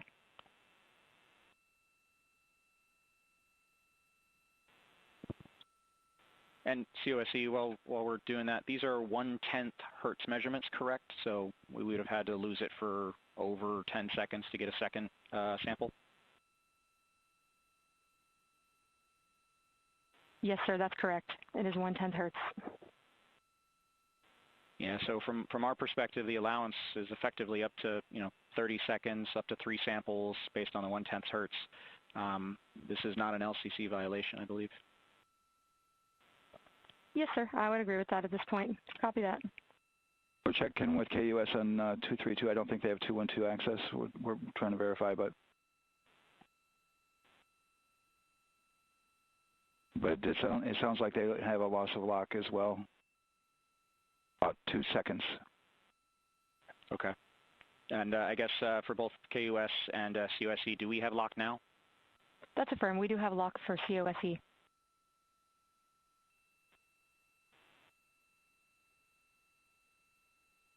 Yeah, so from the integration console perspective, we did have a temporary loss there within the allowable, and per the requirement, let's go. And this is Houston Flight. We have lock and we have good telemetry here in GSE. And KUS has reported too, they have good lock now. So with all of that, OSC, then are we in a go configuration per your LCC? Yes, sir. Recommendation would be go. Okay. LP, you concur with that? Yes, sir. LP concurs go. And Launch Director? Yes, sir. Launch Director concurs go. All right, and I'm going to go ahead and just verify everybody has everything else complete, Launch Director, and if we do, we'll be ready to pick up the pole at that time, unless there's something else that you're aware of. No, sir. Let's verify all our work is complete, and I would like one last check of our constraints list. All right, let's see. OTC, are you still waiting for ComConfig, or are you complete? That is affirmed, sir. Okay, is that your only open item? Yeah, OTC, this is CVSC. That 400 step 290 is complete. Copy. Okay, so OTC, you're complete with all of your work? That's affirmed. All right, copy that. STC? STC is complete. And GTC? GTC is complete. Okay, excellent. All right, and LPE, just want to verify we have no open constraints at this time. No open constraints. We have a clear board, sir. Okay, tracking the same here. And Launch Director, with that, we are clear and ready to pick up the launch readiness pole with your go. All right, sir. I am go for the pole. All right. And for all personnel, this is the NTD conducting the Artemis 2 launch readiness check. Verify ready to resume count and go for launch. OTC. OTC is go. STC. STC is go. GTC. C's go. MCO. CO is go. Safety Console. The Safety Console is go. LPE. LPE's go. RTD. RTD's go. Houston Flight. Houston Flight is go. ROC. ROC is go. And CDR. Crew is go. Copy that. Thank you, Reed. And Launch Director, NTD, our launch team is ready to proceed at this time. All right, NTD, I copy all. At this time, I'll perform my poll. Attention on the net. This is the Launch Director performing the final poll for launch. Verify no constraints and go for launch. EGS, Program Chief Engineer. Artemis Chief Engineers are go. Copy, thank you. EGS, Chief Safety Officer. The Artemis CSOs are go. Copy, thank you. Range Weather. Launch weather is go. Thank you, LWO. And Artemis MMT Chair. MMT's go. Thank you, John. And Integrity Launch Director.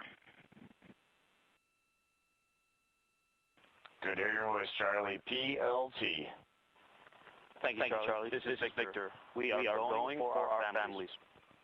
MS1. This is Christina. We are going for our teammates. MS2. This is Jeremy. We are going for all humanity. All right, Charlie, your Artemis 2 crew is go for launch. Full send. I copy that. Reed, Victor, Christina, and Jeremy. On this historic mission, you take with you the heart of this Artemis team, the daring spirit of the American people and our partners across the globe, and the hopes and dreams of a new generation. Good luck. Godspeed, Artemis 2. Let's go.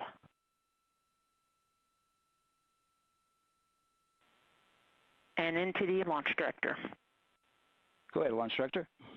Yes, sir. You have a go to proceed with countdown. Copy that. I'll put it in work. CDR, NTD. Go. Your risers and initiate short purge per your EPROC 10.1.1, steps 8 and 9. 10.1.1, 8 and 9 going to work. Copy. CVSC NTD, start and verify recordings of our Orion cameras. Copy. Okay. Well, there you heard it. RSR NTD. RSR. They're getting ready to start terminal count. arm rotation enable at this time, please. It's currently at T-minus 10 minutes. Once we wrap up this last bit of work, SNA arm rotation enable complete. we're going to start that clock. Copy that. Thank you. Integrity crew, close and lock visors.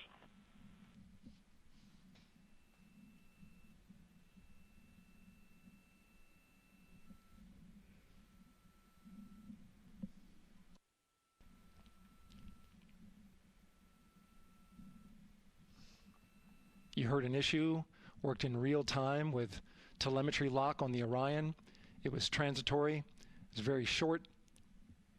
They checked the data, confirmed that they had a good lock This was with the S-band transmitter on the Orion.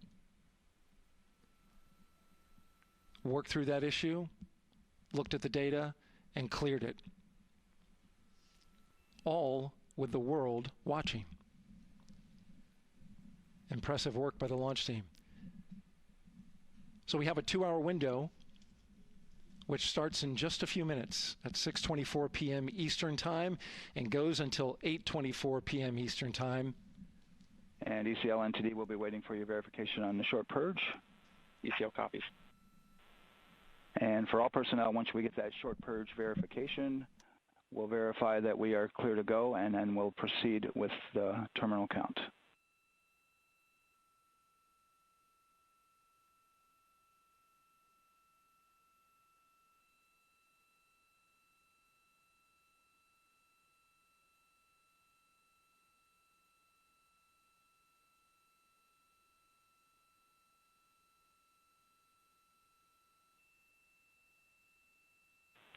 ECL time estimate?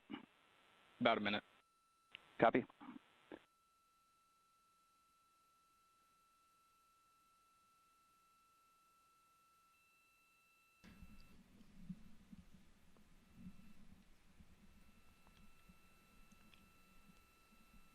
So we're going into the launch window, but not by much, it looks like. Just wrapping up some final work. And once that's completed, you'll hear NASA Test Director Jeff Spaulding ask for the ground launch sequencer operator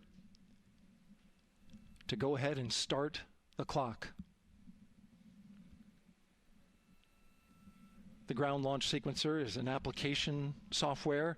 It runs on top of the launch control system in the firing room, acts like a conductor of an orchestra, executing hundreds of commands in precise order and timing. It's all autonomous. NTD CCL 212, short purge initiations verified. All right, copy that, and we're verifying our constraints.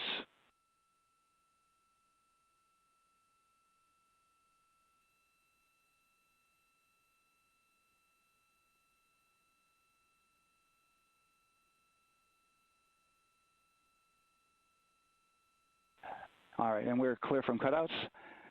And with that, we're going to resume the clock momentarily.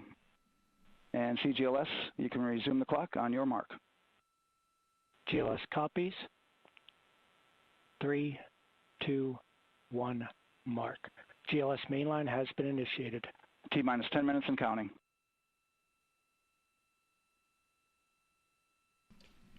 And that begins terminal count. Our new T0 is 6:35 p.m. Eastern Time. 6:35 p.m. Eastern Time. We are now counting down to liftoff of Artemis 2.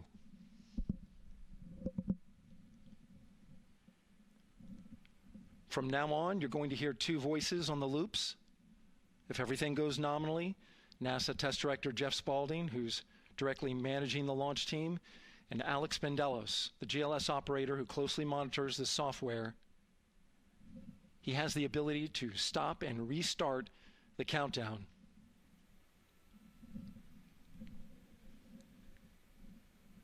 A lot of people ask about whether there's a launch button. There certainly is not. Flight and Rock, our new T0 is 22:35:12. Houston flight copies. Rock copies. 22:35:12. Affirm. There you heard confirmation of the exact T0, 6:35 and 12 seconds p.m. Eastern Time. Again, our T0 is 6:35 and 12 seconds p.m. Eastern Time. But as I was saying, there's no launch button. This is autonomous. But there is a button that keeps you from launching, and that button allows the GLS operator to pause the countdown outside of terminal count and during terminal count and submit a hold to the next holding point. So the clock won't stop right away. If there's an issue, we'll go to the next stable holding point.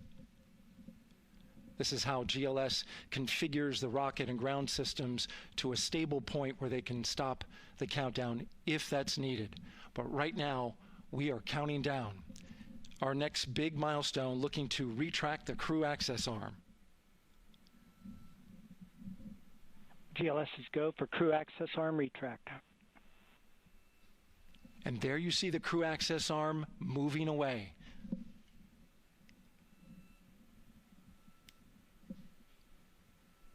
That's the path that the astronauts took to ingress into the rocket.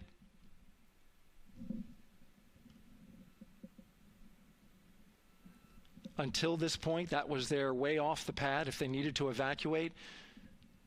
But now with that arm retracting, the backup transitions to a launch abort system, and they'll begin arming that shortly.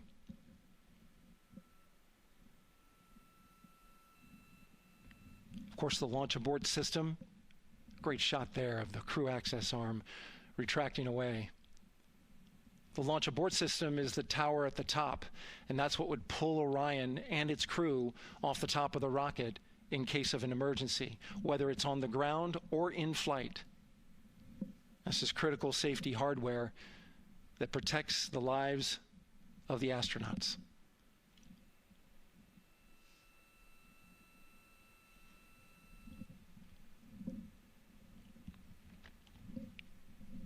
Starting at T-minus 6 minutes, the GLS will start bringing that and other high-energy systems online, starting with core stage pressurization.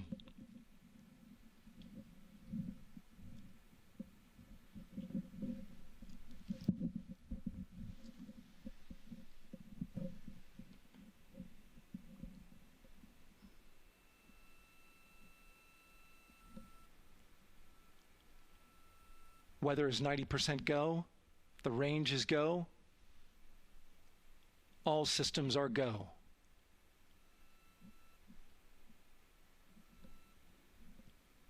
GLS is go for core stage tank pressurization. That means the replenish valve for the liquid hydrogen tank has now closed, and that tank is beginning to pressurize to flight levels because that hydrogen is naturally boiling inside the tank. We'll get the liquid oxygen tank a little later in the count. Now the team is waiting for verification that, if needed, the Artemis II crew could use the launch abort system to pull Orion safely off the top of the rocket in an emergency. Let's listen in for that call. GLS verifies last capability available. And CDR, do you copy? CDR copies, last available. That's great news, and you heard the NTD verify that with the commander of the mission. GLS is go for FTS arm. Now work is being done to arm the flight termination system. This is so the range safety can send a flight termination command if the rocket flies too far off track. There's a brief built-in delay, so the launch abort system has time to pull the astronauts to safety first. GLS is go for LH2 high flow bleed check. All right, the high flow bleed check. That's so the cryo team gets verification that the RS-25 engines, all 4 of them, are in the proper temperature range for launch.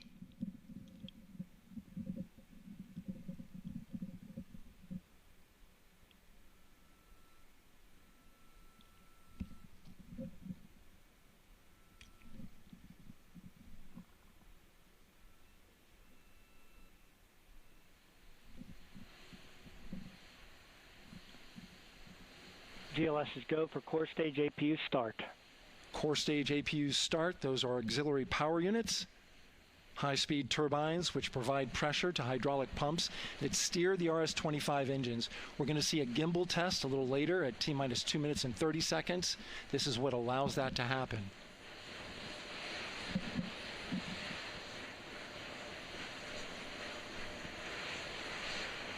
Coming up in about 20 seconds, we're listening for go for purge sequence 4. That's a helium purge of the 4 core stage engines downstream of the propellant valve. This gets all the air and moisture out of there.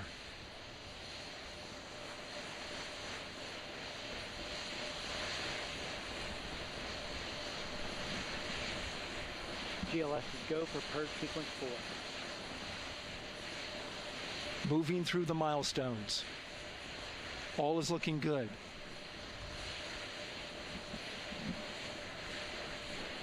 Coming up in just a few seconds, we're going to get that thrust vector control actuator test.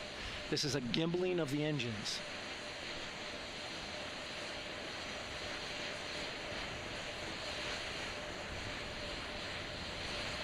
There are the 4 RS-25s, 3 of them shuttle heritage, 1 of them built from shuttle parts. And there you see them moving.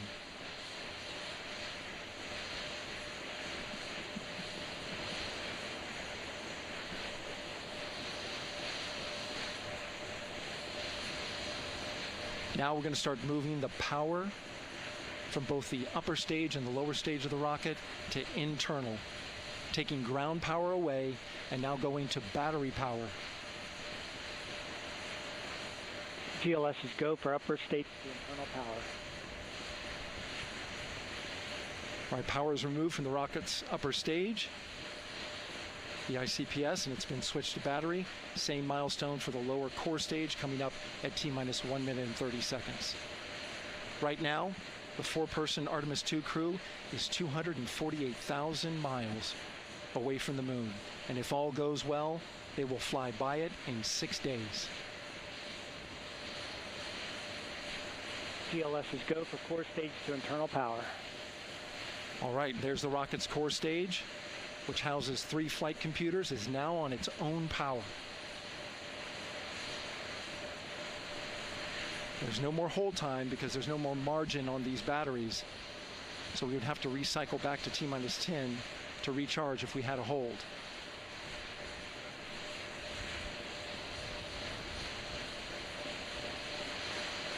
One minute. Right now, the rocket does not know what the T0 is, but coming up at T-minus 33 seconds, control shifts from the ground launch sequencer to the rocket's onboard autonomous launch sequencer, or ALS. The rocket will count itself down, but honor any holds that could come from the ground. Now, shortly after liftoff, Houston will take control of the rocket, and my colleague Gary Jordan will take over commentary. GLS is go for ALS. Great call out. The rocket is on its own. 4 brave explorers ready to ride the most powerful rocket NASA has ever launched. Sound suppression water is flowing. 15. And here we go. 10, 9, 8, 7. RS-25 engines lit. 4, 3, 2, 1. Booster ignition. And liftoff. The crew of Artemis II now bound for the moon. Humanity's next great voyage begins. Good roll pitch.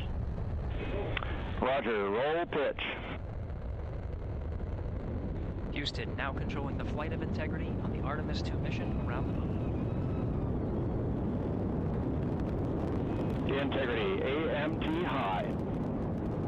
AMT high. On time passing 30 seconds into the flights. Integrity passes the alternate MECO. Target milestone. Mission Control Houston seeing good performance on 4 main engines. Space Launch System core stage. Integrity, 3 miles in altitude. Traveling more than 1,200 miles per hour.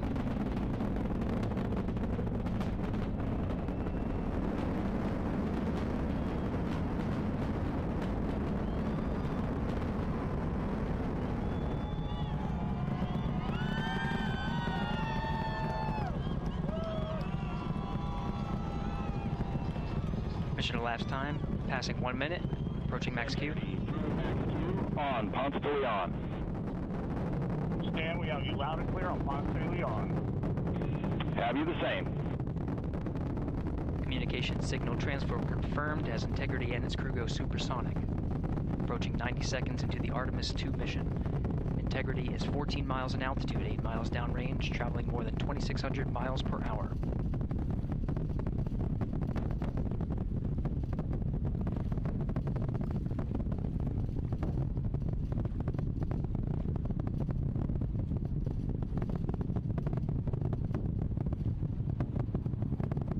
One minute 50 seconds of mission elapsed time, standing by for main engine throttle down to 85%, ahead of solid rocket booster separation expected at the 2 minute 9 second mark. We see throttle down.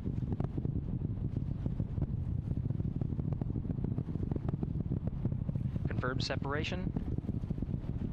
Main engines throttling up, guidance converged.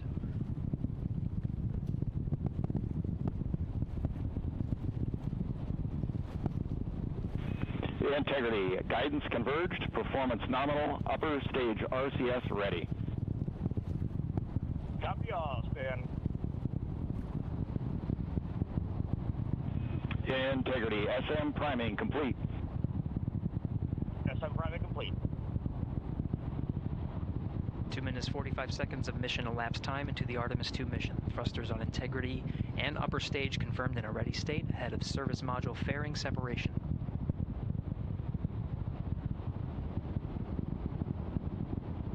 Minutes into the flight. Integrity 49 miles in altitude, 78 miles downrange, now passing 5,000 miles per hour.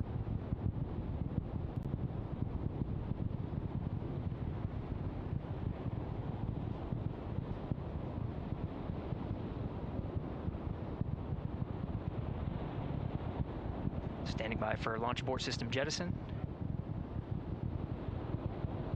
Houston Integrity, good last jettison, great view.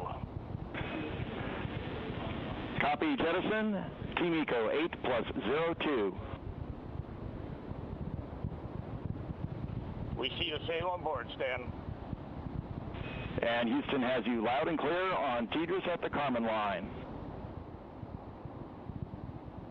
Outstanding, Stan, we have you the same.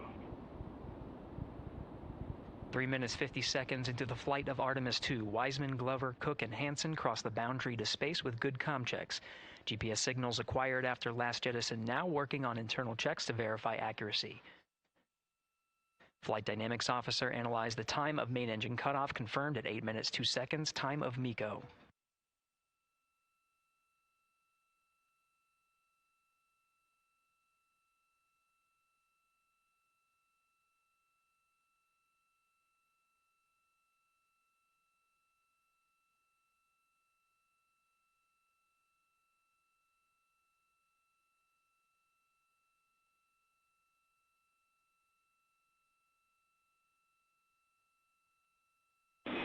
Integrity, GPS processing.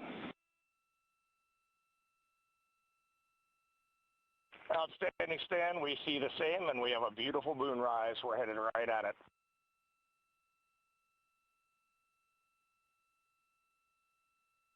Approaching 5 minutes into the flight, Commander Reed Wiseman confirms he has visuals of his destination. GPS guidance, navigation, and control software finishes internal checks and sends to navigation channels.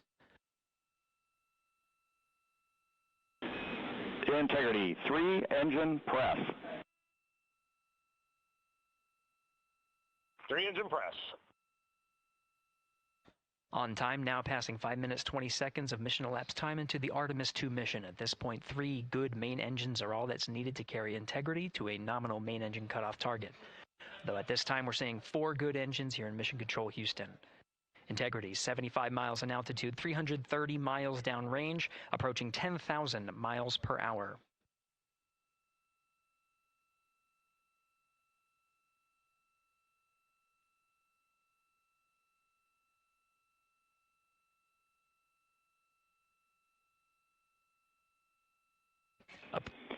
Integrity, looking good at 6 minutes.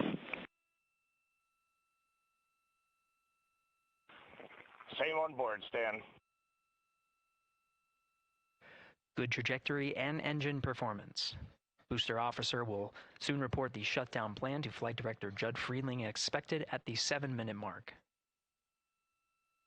Integrity, 78 miles in altitude, 460 miles downrange. Integrity, expect nominal shutdown. Integrity copies nominal shutdown.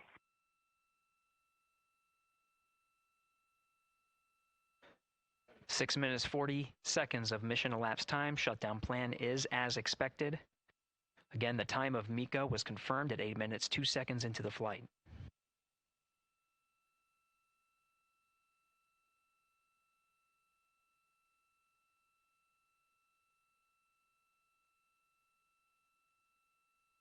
Seven minutes of mission elapsed time. Throttling down as we approach the abort once around option. Milestone at the 7-minute 30-second mark. Now 84 miles in altitude, 650 miles downrange, traveling more than 15,000 miles per hour. Integrity, AOA open. AOA open. The window is now open for an abort once around option that would target splashdown in the Pacific Ocean. Still following nominal ascent at this time.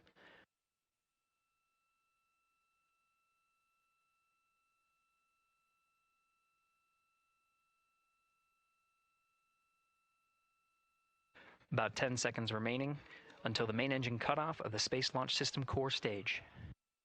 Standing by for confirmation of MECO and core stage separation.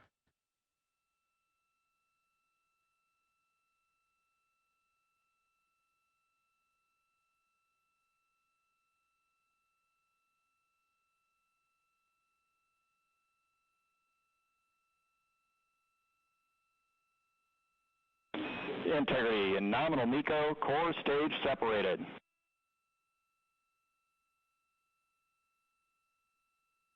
We see the same on board, Stan.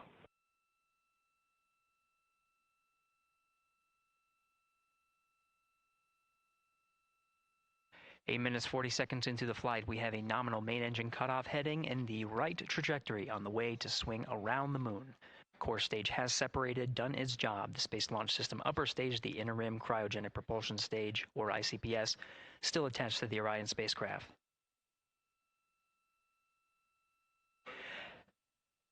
Nine minutes of mission elapsed time. Integrity crew of Reed Wiseman, Victor Glover, Christina Cook, and Jeremy Hansen now in orbit around the Earth at the beginning of their journey to the moon.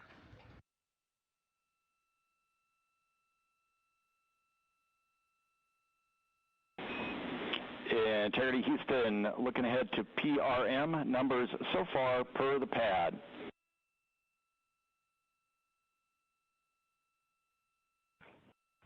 Copy that, Stan. Numbers for the pad.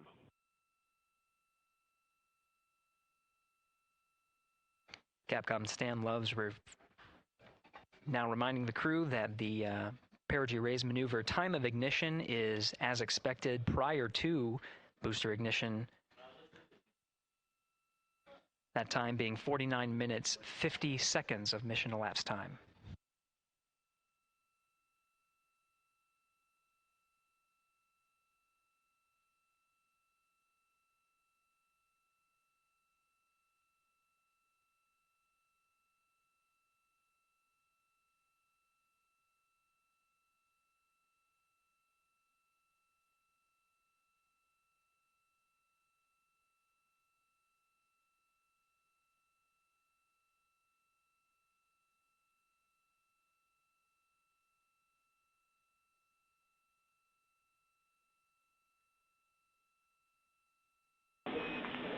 Integrity, good. NEDS deploy.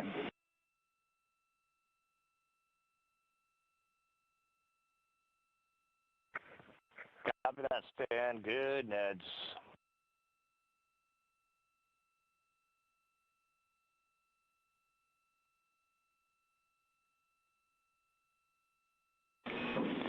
And Integrity Houston for PWD setup. Just a reminder, halfway open on the secondary. We copy that, Stan. Halfway open.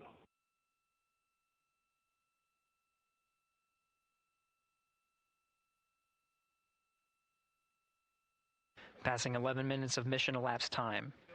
Here, overhearing the conversation between Capcom Stan Love and Commander Reed Wiseman, already passing some milestones. We have a good nozzle extension deployment system. That is confirmed. Complete. We also have the visors are confirmed up. Now past the dynamic phase of flight, that is ascent. Their launch and entry suits that provided them an extra layer of protection. Now not as needed. They're going to raise those visors. And later in today's mission, they will begin to egress or get out of the suits to begin some of their initial tasks of activating some of the systems aboard in the Integrity spacecraft. It's passing 12 minutes of mission elapsed time. Again, the perigee raise maneuver that's targeted near 50 minutes of mission elapsed time, 49 minutes, 50 seconds. That's what the crew is going to be working towards. The Commander Reed Wiseman, pilot Victor Glover will focus on preparing for that milestone. In the meantime, mission specialist Christina Cook and Jeremy Hansen will start some of the activation of environmental control life support systems. You may hear confirmation of their activation over the Orion to Earth communication network.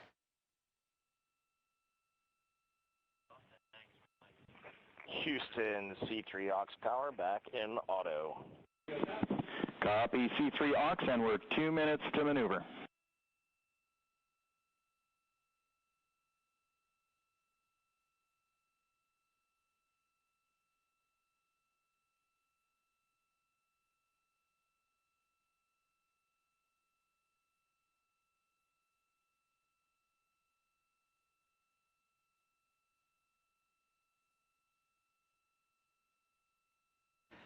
"13 minutes and 30 seconds of mission elapsed time. We're going to continue to follow the crew of the Artemis 2 mission. They are beginning their journey around the moon to verify the systems that will take us to its surface. An incredible ascent. Artemis 2 is underway. Reed Wiseman, Victor Glover, Christina Cook, and Jeremy Hansen begin their journey to the moon. Still milestones to come up as we await solar array deploy and the critical burns that will get Integrity into high Earth orbit around the Earth before engines are fired to get us around the moon. We'll keep tabs on Integrity and its crew from here in Mission Control Houston. But for now, we're going to send it back to you, Megan and Nicole at the Kennedy Space Center. Very jealous to hear how the launch experience was over on the Space Coast. Yeah, Gary, if people are just joining us, welcome back to the Space Coast, where we just saw Artemis 2 lift off 14 minutes ago. And wow, what an amazing launch, and an emotional one, too. As soon as the rocket lifted off, Nicole, you had tears in your eyes, I had tears in my eyes, and we had all these people around us cheering. It was amazing. Yeah, the energy was wonderful. I mean, it was a beautiful launch.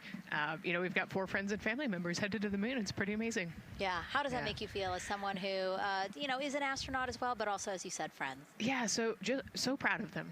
You know, man, we don't have the words in the English language to describe this kind of an event, and pride, love, so many emotions. You know, they are truly breaking some barriers, and hopefully, you know, as Gary just said, they've got a long day ahead of them, so wishing them well on everything. But so far, what a beautiful launch to watch. Yeah, to be returning to the lunar orbit in more than 50 years. Maybe they go farther from Earth than any other humans before them. Maybe they see parts of the moon that we've never seen before. I mean, what a great start to what could be all of these milestones that we break in just a 10-day mission. Yes, what a way to welcome in the Artemis generation.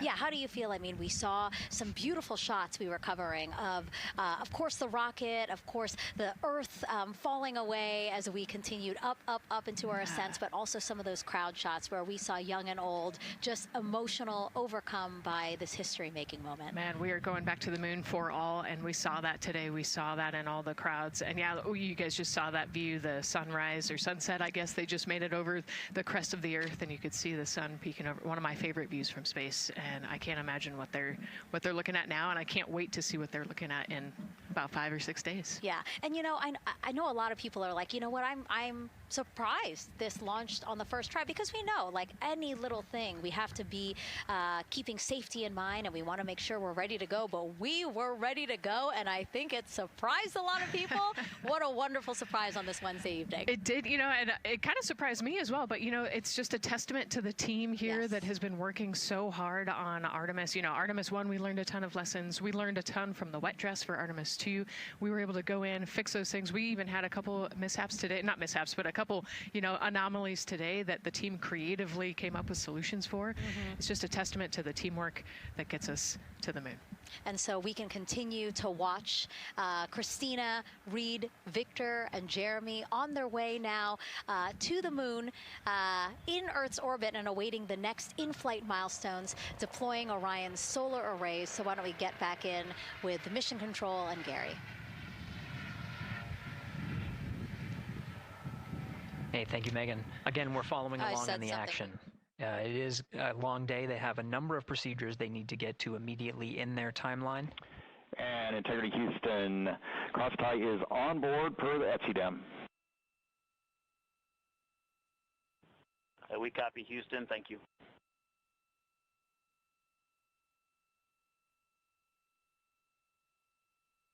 Cross-tie referring to flight controllers here initiating a connection between some of the batteries aboard the Orion spacecraft, allowing for an even distribution of power. This is the flight control teams that took us through ascent of the Artemis 2 mission today. Right now we're, as you see, passing 18 minutes of mission elapsed time. The Orion spacecraft integrity and the interim cryogenic propulsion system are maneuvering tail to sun. It is in this orientation, this attitude. Integrity anywhere until that momentary prop caution.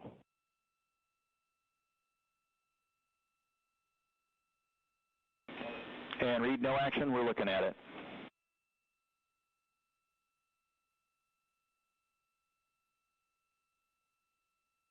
Commander Reed Wiseman verifying what is being routed to his displays aboard integrity.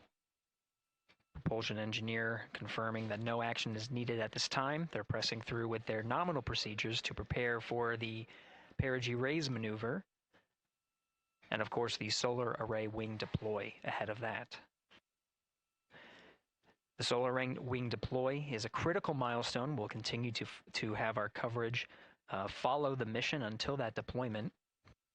A successful launch is just the beginning. The deployment of the solar arrays and successful confirmation that those solar array wings are drawing power is a significant milestone and says to the flight control teams that we will continue on today's mission. Power needs to be drawn to continue through some of the next milestones.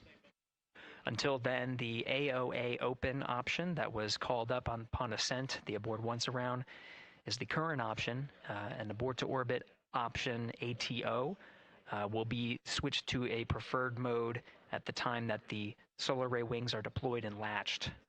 It gives the flight control teams a little bit more flexibility. Integrity Houston, update on TDRS handover for your pad.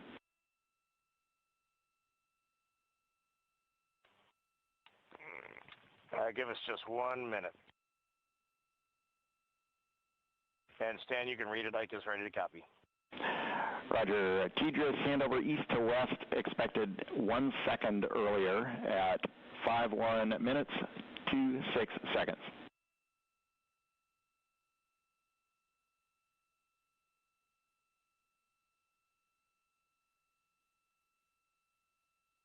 All right, Stan, we copy 1 second earlier for 5126 TDRS east to west, and saws are starting to deploy. Thermal knives are firing.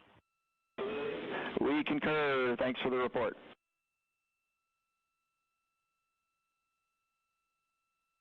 Read back of the reports that you just heard on the Orion to Earth network. Integrity has maneuvered tail to sun. The RL-10 nozzle on the end of the ICPS is pointed towards the sun, and the solar array deployment sequence has begun. With the deployment confirmed, it'll be several minutes until they are what is called in a latched position. Once they are latched and confirmed to be drawing power, they can switch the mode to ATO and continue along the mission. The teacher's handover at the pad, that message meant the crew was provided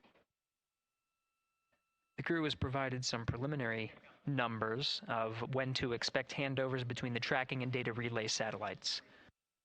currently orbiting Earth at an altitude of 545 statute miles above the Earth. They are in a near-Earth network communication system, the tracking and data relay satellites, geosynchronous satellites that are stationed about 23,000 miles above the Earth.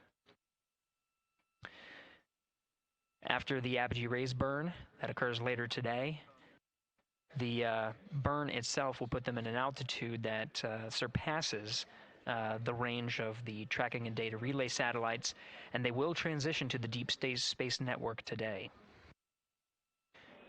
And Integrity, for prop messages, we see 2 temperature measurements right near the line. It's that momentary message you saw earlier. We're going to suppress those. It's CM helium heater 2 T1 and heater 1 T1. They're going suppressed. Integrity, thank you. We see the same.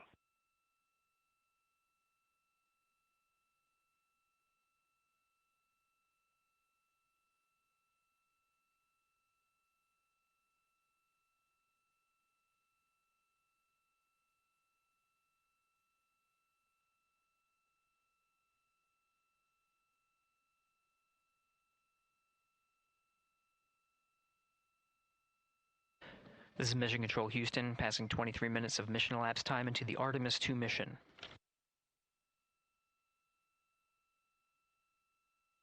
This is after a launch that began at 5:35 and 12 seconds Central Time, 6:35 and 12 seconds p.m. Eastern Time. Right now, the orientation you're seeing from our arrow visualization that translates some of the telemetry that we're getting from the spacecraft and puts it into a model so you can follow along on some of the milestones that we are following here. The RL-10 nozzle that you see at the left end of your screen, though it is currently not firing, that nozzle is pointed towards the sun, and the solar arrays are currently deploying.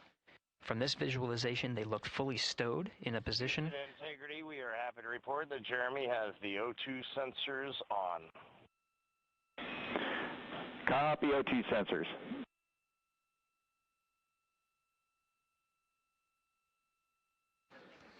Again, Commander Reed Wiseman and pilot Victor Glover overseeing the deployment of the solar arrays.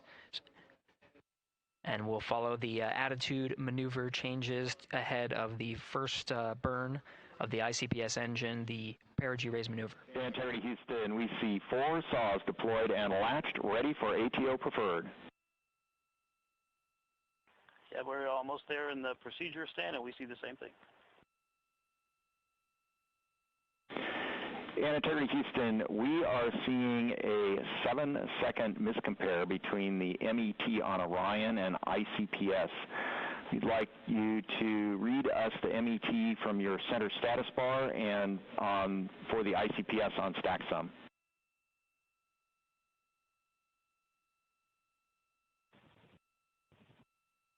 And Stan, we see a absolutely precise alignment. MET 25, 14, 15, 16, precisely aligned with ICPS MET. Copy, thank you for that. We'll investigate a ground issue. And Houston Integrity, ATO preferred set. Copy, ATO preferred.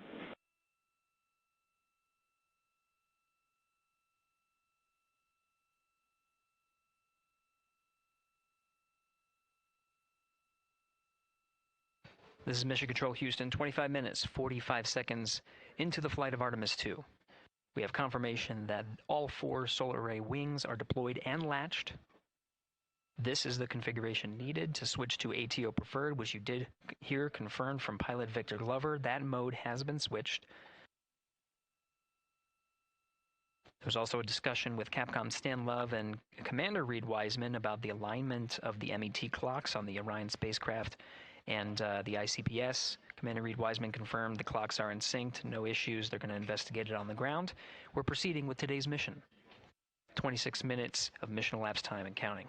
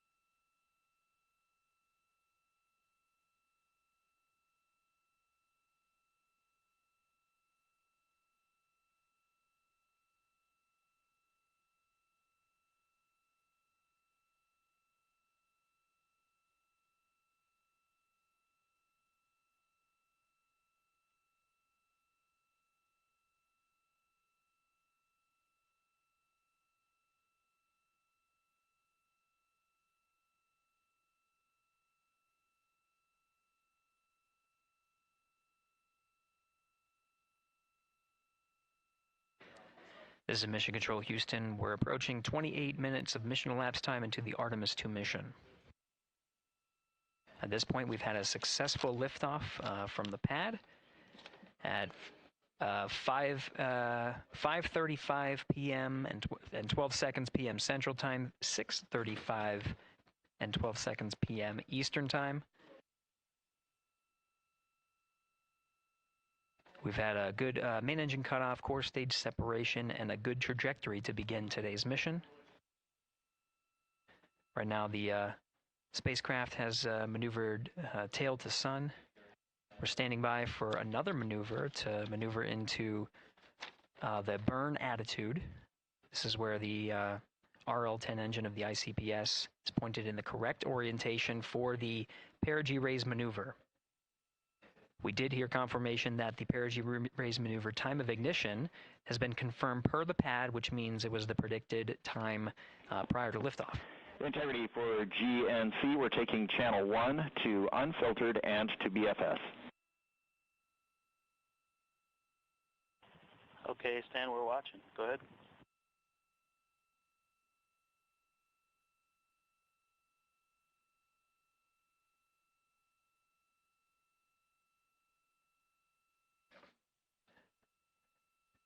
Capcom Stan Love reading up to the crew of Integrity. They will switch the navigation source from channel 1, standing by for confirmation that that switch has occurred. Pilot Victor Glover will receive confirmation when, and as at least watching to confirm that that switch has occurred. Again, the perigee raise maneuver that we're heading towards, not too long from now, we're actually inside 20 minutes at this time from the time of ignition of the perigee raise maneuver. We did have a successful deployment and launched of all 4 solar array wings. This is the configuration needed to commit to the perigee raise maneuver. Of course, flight controllers here in Mission Control Houston will continue to evaluate that everything is good before committing to that burn. The perigee raise maneuver does raise the perigee, the lowest point in the orbit, from 15 to 100 nautical miles. The 100 nautical mile mark is needed to continue in low Earth orbit and hit the target for the apogee raise burn. That will put them in a high Earth orbit for the remainder of the day and set them up for the right position to execute the translunar injection and head to the moon tomorrow. The burn duration of the perigee raise maneuver is 26 seconds. A relatively short burn, but it does raise the perigee and do the job to get into the correct position before firing that main engine on the ICPS. The pad had a TDRS handover. This is the tracking and data relay satellites. East to west, they are geosynchronous satellites that are positioned around the globe. And as Orion makes its way around the Earth right now, above the west coast of Africa, at an altitude of about 923 statute miles, and counting.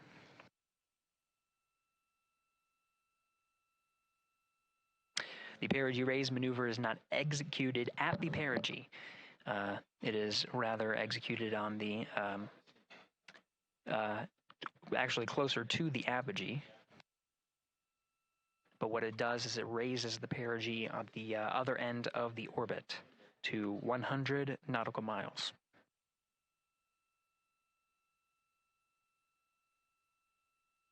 The 26-second duration burn does not conflict with the time that they reported of the tracking and data relay satellite handover from TDRS east to west. Again, geosynchronous satellites that are used not only by Integrity today, but the International Space Station as well.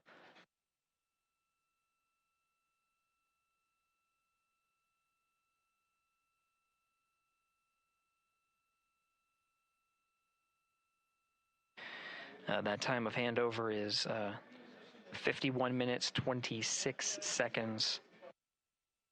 Plenty of margin before the perigee raise maneuver cutoff happens, and the trajectory is analyzed to see whether it was a good burn Good burn means that the burn was performed as expected and sets the trajectory on course for that 100 nautical mile perigee target mark.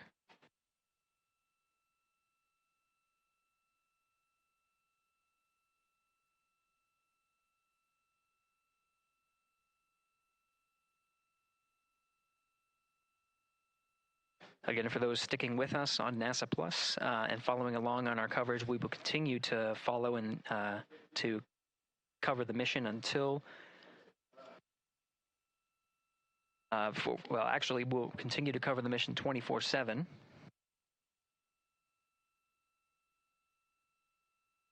But we'll wrap up our coverage here shortly. And now that solar array wing deployment has occurred on NASA Plus and Amazon Prime. Again, we will continue coverage 24/7 at the NASA YouTube channel. For those that want to see all of the upcoming milestones, there are select times where we will be coming back to NASA Plus and other streaming platforms. You can go to nasa.gov to find the latest on when to find those activities. Given that this is an operational mission, we do want to make sure that we are maintaining transparency in the mission and providing you all the information on what's happening in space as Reed Wiseman, Victor Glover, Christina Cook, and Jeremy Hansen head on their mission around the moon.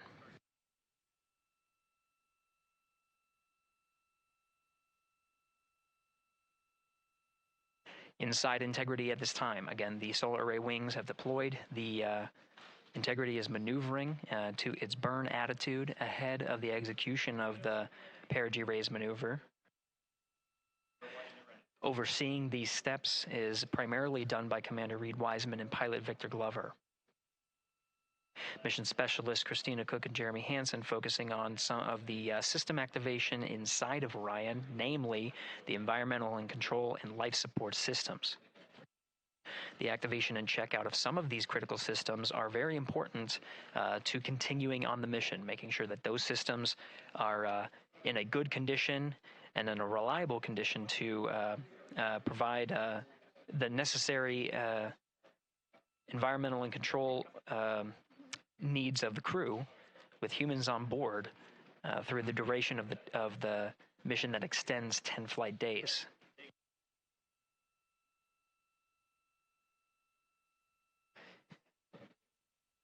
Standing by for an update to the perigee raise maneuver time of ignition.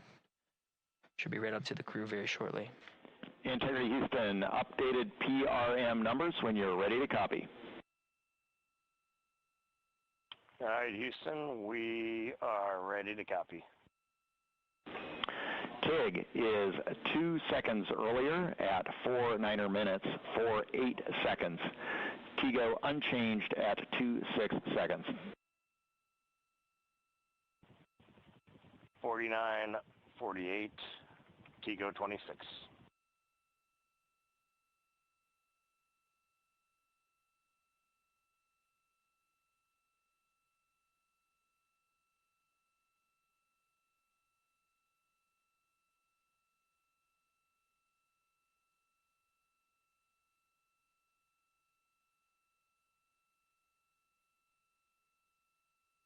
This is Mission Control Houston. With that update, we are approaching a little more than 13 minutes from the time of ignition of the perigee raise maneuver. That time updated to be 2 seconds earlier was 49 minutes, 50 seconds of mission elapsed time. We'll now move to 49 minutes, 48 seconds.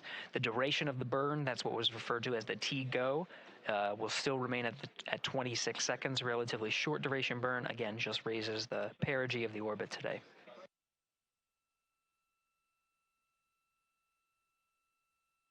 Making sure they hit the mark on that time of ignition is the primary concern of Commander Reed Wiseman and pilot Victor Glover. Mission specialists Christina Cook and Jeremy Hansen inside activating those environmental control and life support systems.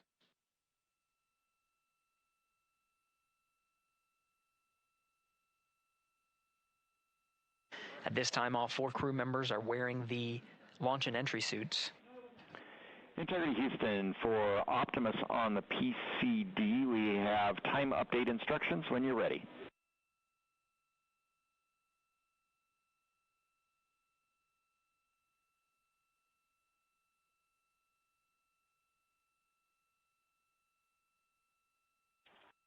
And Houston, Integrity, we copy. Hands are pretty busy at this time. I think we will call you back when we're ready for that. All right, that one is not urgent. 2 minutes to maneuver to PRM attitude. We are watching and concurred. 90 seconds-ish, maybe.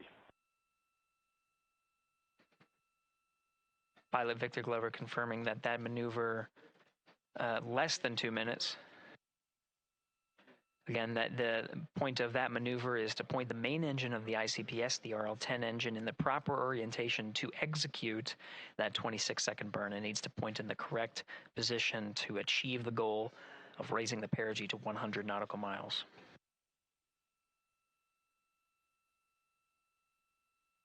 You heard some of the environmental control system activations over Orion to Earth. Jeremy Hansen activated the O2 sensors. They'll be measuring the cabin of Orion.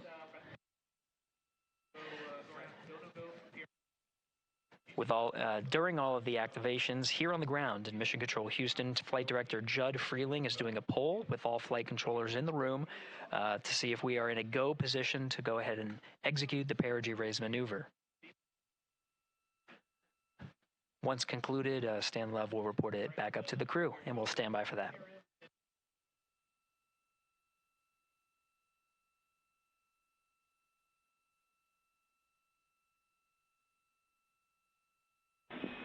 Integrity Houston, MCC polls go for PRM pending attitude and saws.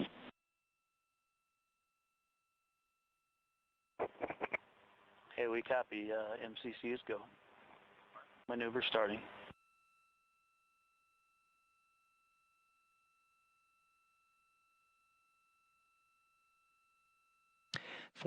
Minutes of mission elapsed time. The maneuver to the burn attitude has begun. The maneuver also is paired with reorientation of the solar array wings that have been deployed. They will have various positions throughout the duration of the flight. Of course, solar array is meant to maximize the draw of power from the sun. So when deployed, we're in a biased solar array wing configuration that was called solar normal.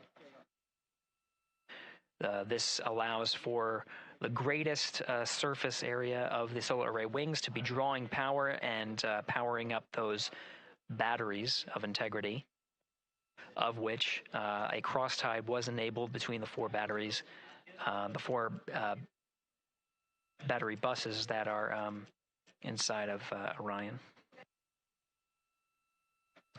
However, for the perigee raise maneuver, the solar array wings will be put into a position to take on the loads imparted by the ICPS main engine when they execute the 26-second burn. You can see in the animation here, the solar array wings are in motion, and the attitude is being reconfigured to point the engine in the correct direction, those solar array wings being pointed forward.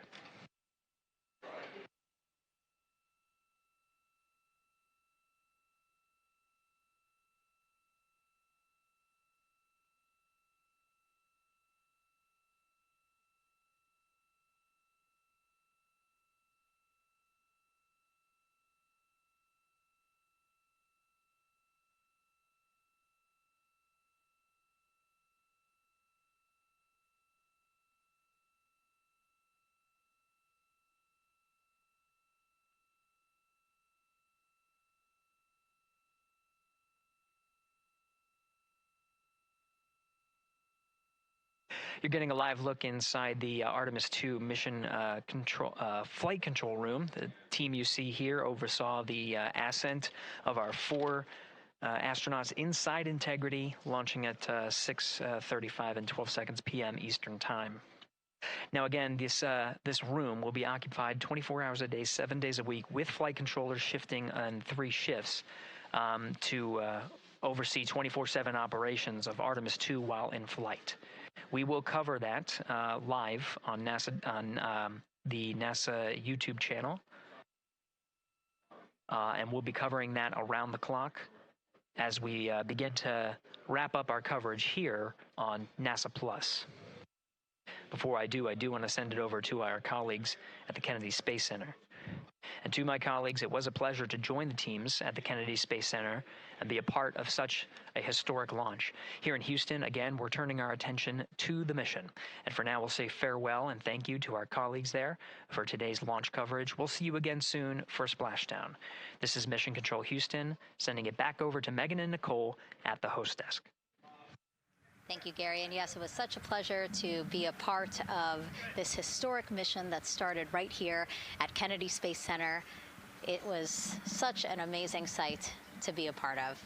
And now, as Reed Wiseman, Victor Glover, Christina Cook, and Jeremy Hansen begin their journey, we here at the Kennedy Space Center are about to wrap our broadcast. We'll, of course, though, have 24/7 coverage with our colleagues at Johnson Space Center starting as soon as we sign off, so don't worry. You can follow along our 4 astronauts every minute of their nearly 10-day journey to the moon and back. Nicole, I'll definitely be watching it, and I'm sure you will, too. Yes, of course. You know, they just started, right? The launch was beautiful. This was a historic day. They're on their way back to the moon for the first time in over half a century, but they've got a lot of work ahead of them, and so we're excited to see what they have to do and excited to test out the Orion spacecraft. This is a test flight after all, and we're excited to see what we can learn from this mission. Very humbling, inspiring. It was really amazing to be a part of this, and I'm so glad that so many people joined along by either watching here in person or watching online. And of course, Nicole, thank you so much for sitting through this, answering questions, adding so much context and information that really brought a lot out of what we saw today. Oh man, I had a blast. You're a rock star. You're a professional. Gosh, this was great. Oh, you're great. So this was a wonderful day. Well, again, thank you so much, and thank you to you for watching at home. You know, tonight we didn't just launch a rocket, we launched the next chapter of human exploration. Our Artemis 2 crew now on their way back to the moon, and we're taking you with us. So thank you again for watching, and go Artemis 2.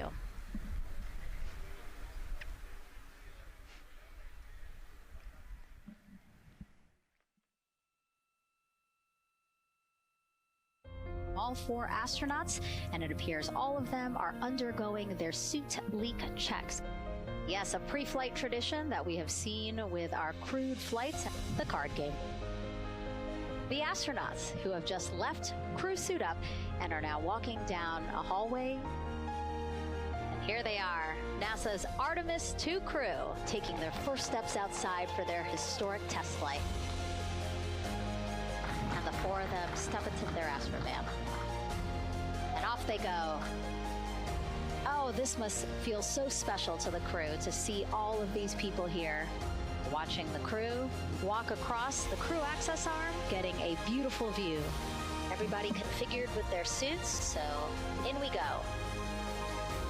And the closeout crew has closed the launch abort system hatch. 3, 2, 1. Booster ignition. And liftoff. The crew of Artemis 2 now bound for the moon. Humanity's next great voyage begins.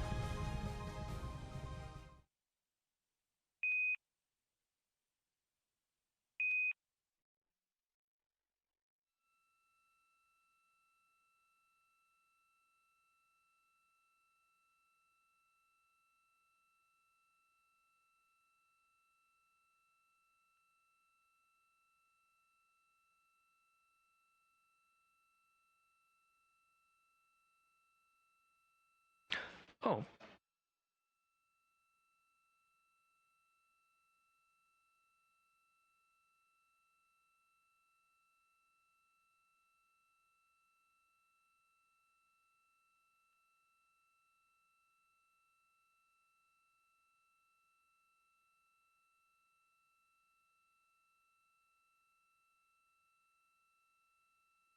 All right, this is Mission Control Houston. Welcome back for our 24/7 coverage of the Artemis 2 mission. At this time, we are a little more than 1 minute from the time of ignition of the perigee raise maneuver. At this time, the Orion spacecraft integrity has been maneuvered into the burn attitude, is pointed in the right direction, and the solar arrays are in the position to take on the loads imparted by the 26-second burn.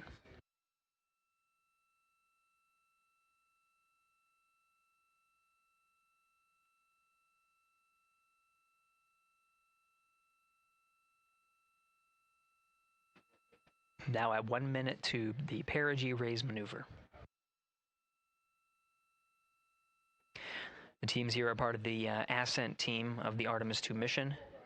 Now getting our first views from one of the solar array wing cameras over the tracking data relay satellites.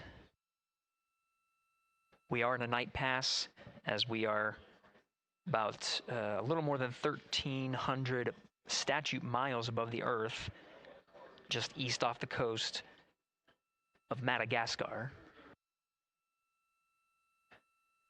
So we have, you can see the Terminator line right just west of the Philippines and the west coast of Australia, where we'll start to get some sunlight again.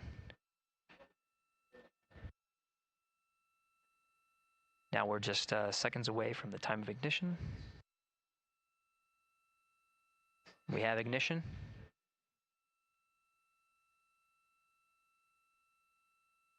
You can see the perigee raise maneuver from the main engine of the ICPS firing from the solar array wing. Standing by for confirmation of cutoff.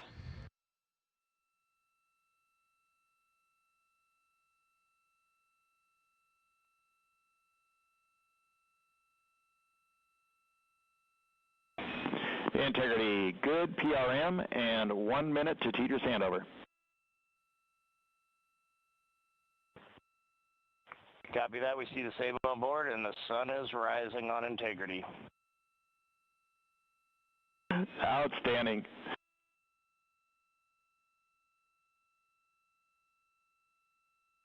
And with that, the first burn of the interim cryogenic propulsion system has been completed and put the crew on the right trajectory to get them to the moon. Houston, there are integrity for toilet setup, step 2.5. Go ahead. Yes, there was not an installed oxon inlet filter, even with empty oxone in the hose when I opened up the filter.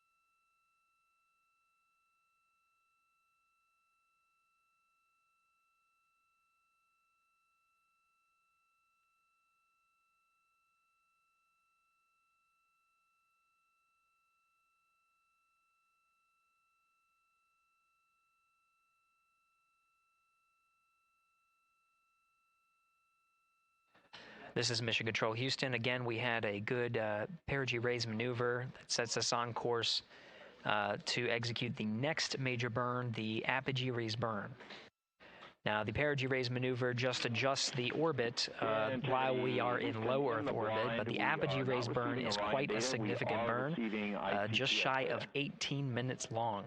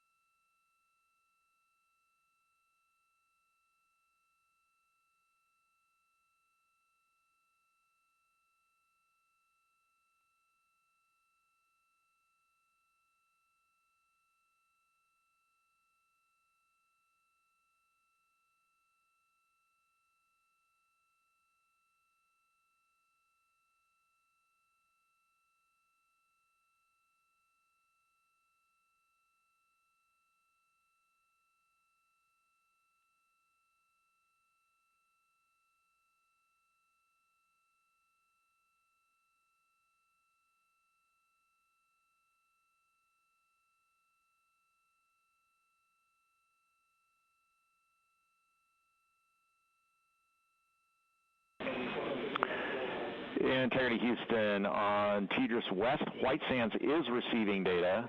Houston is not. We're still troubleshooting.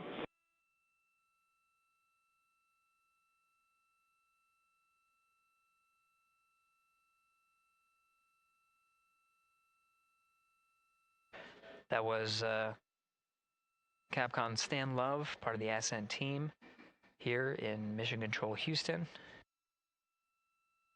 We changed over to point to one of the tracking and data relay satellites at the expected time.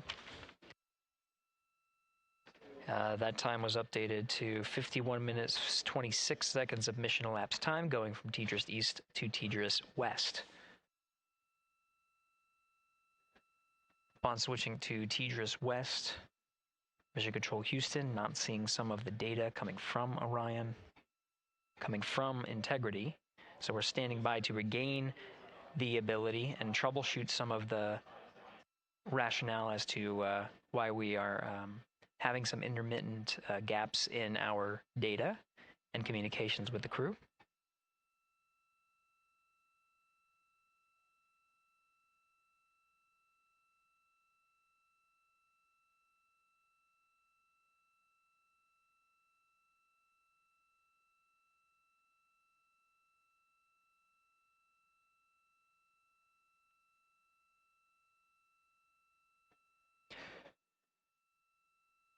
Now again, as the teams are troubleshooting. Integrity Houston in the blind. We see good solar normal maneuver. ARB TIG is expected to be 45 seconds earlier than the pad. That's 1 hour, 46 minutes, 0 9 seconds. No update to TIGO yet.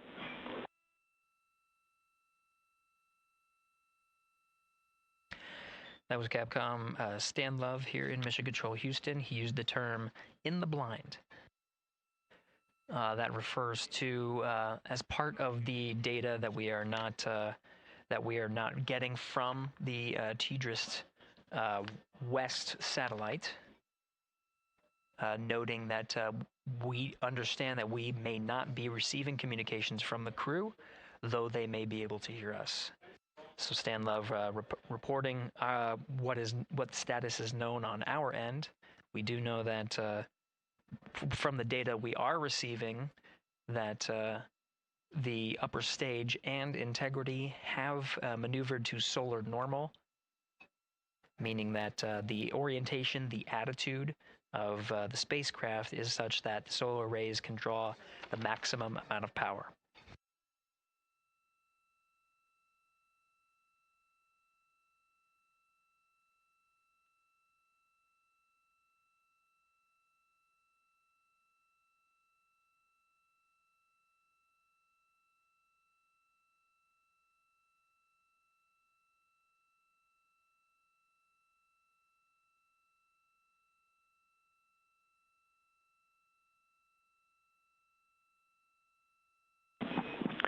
Integrity Houston in the blind for Christina. Just before the TDRS handover, we heard your report about the lack of an oxone inlet filter. We copy that there is not one installed as expected, but please put in a new one.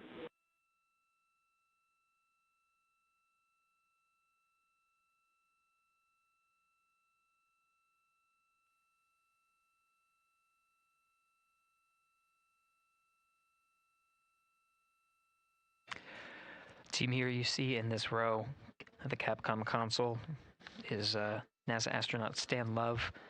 The voice that you're hearing from the teams here in Mission Control Houston up to the crew of Integrity. A Capcom voice that you'll hear throughout the mission as well. Next to Dr. Love, to his right is Jackie Mahaffey, the Chief Training Officer for the Artemis II crew. And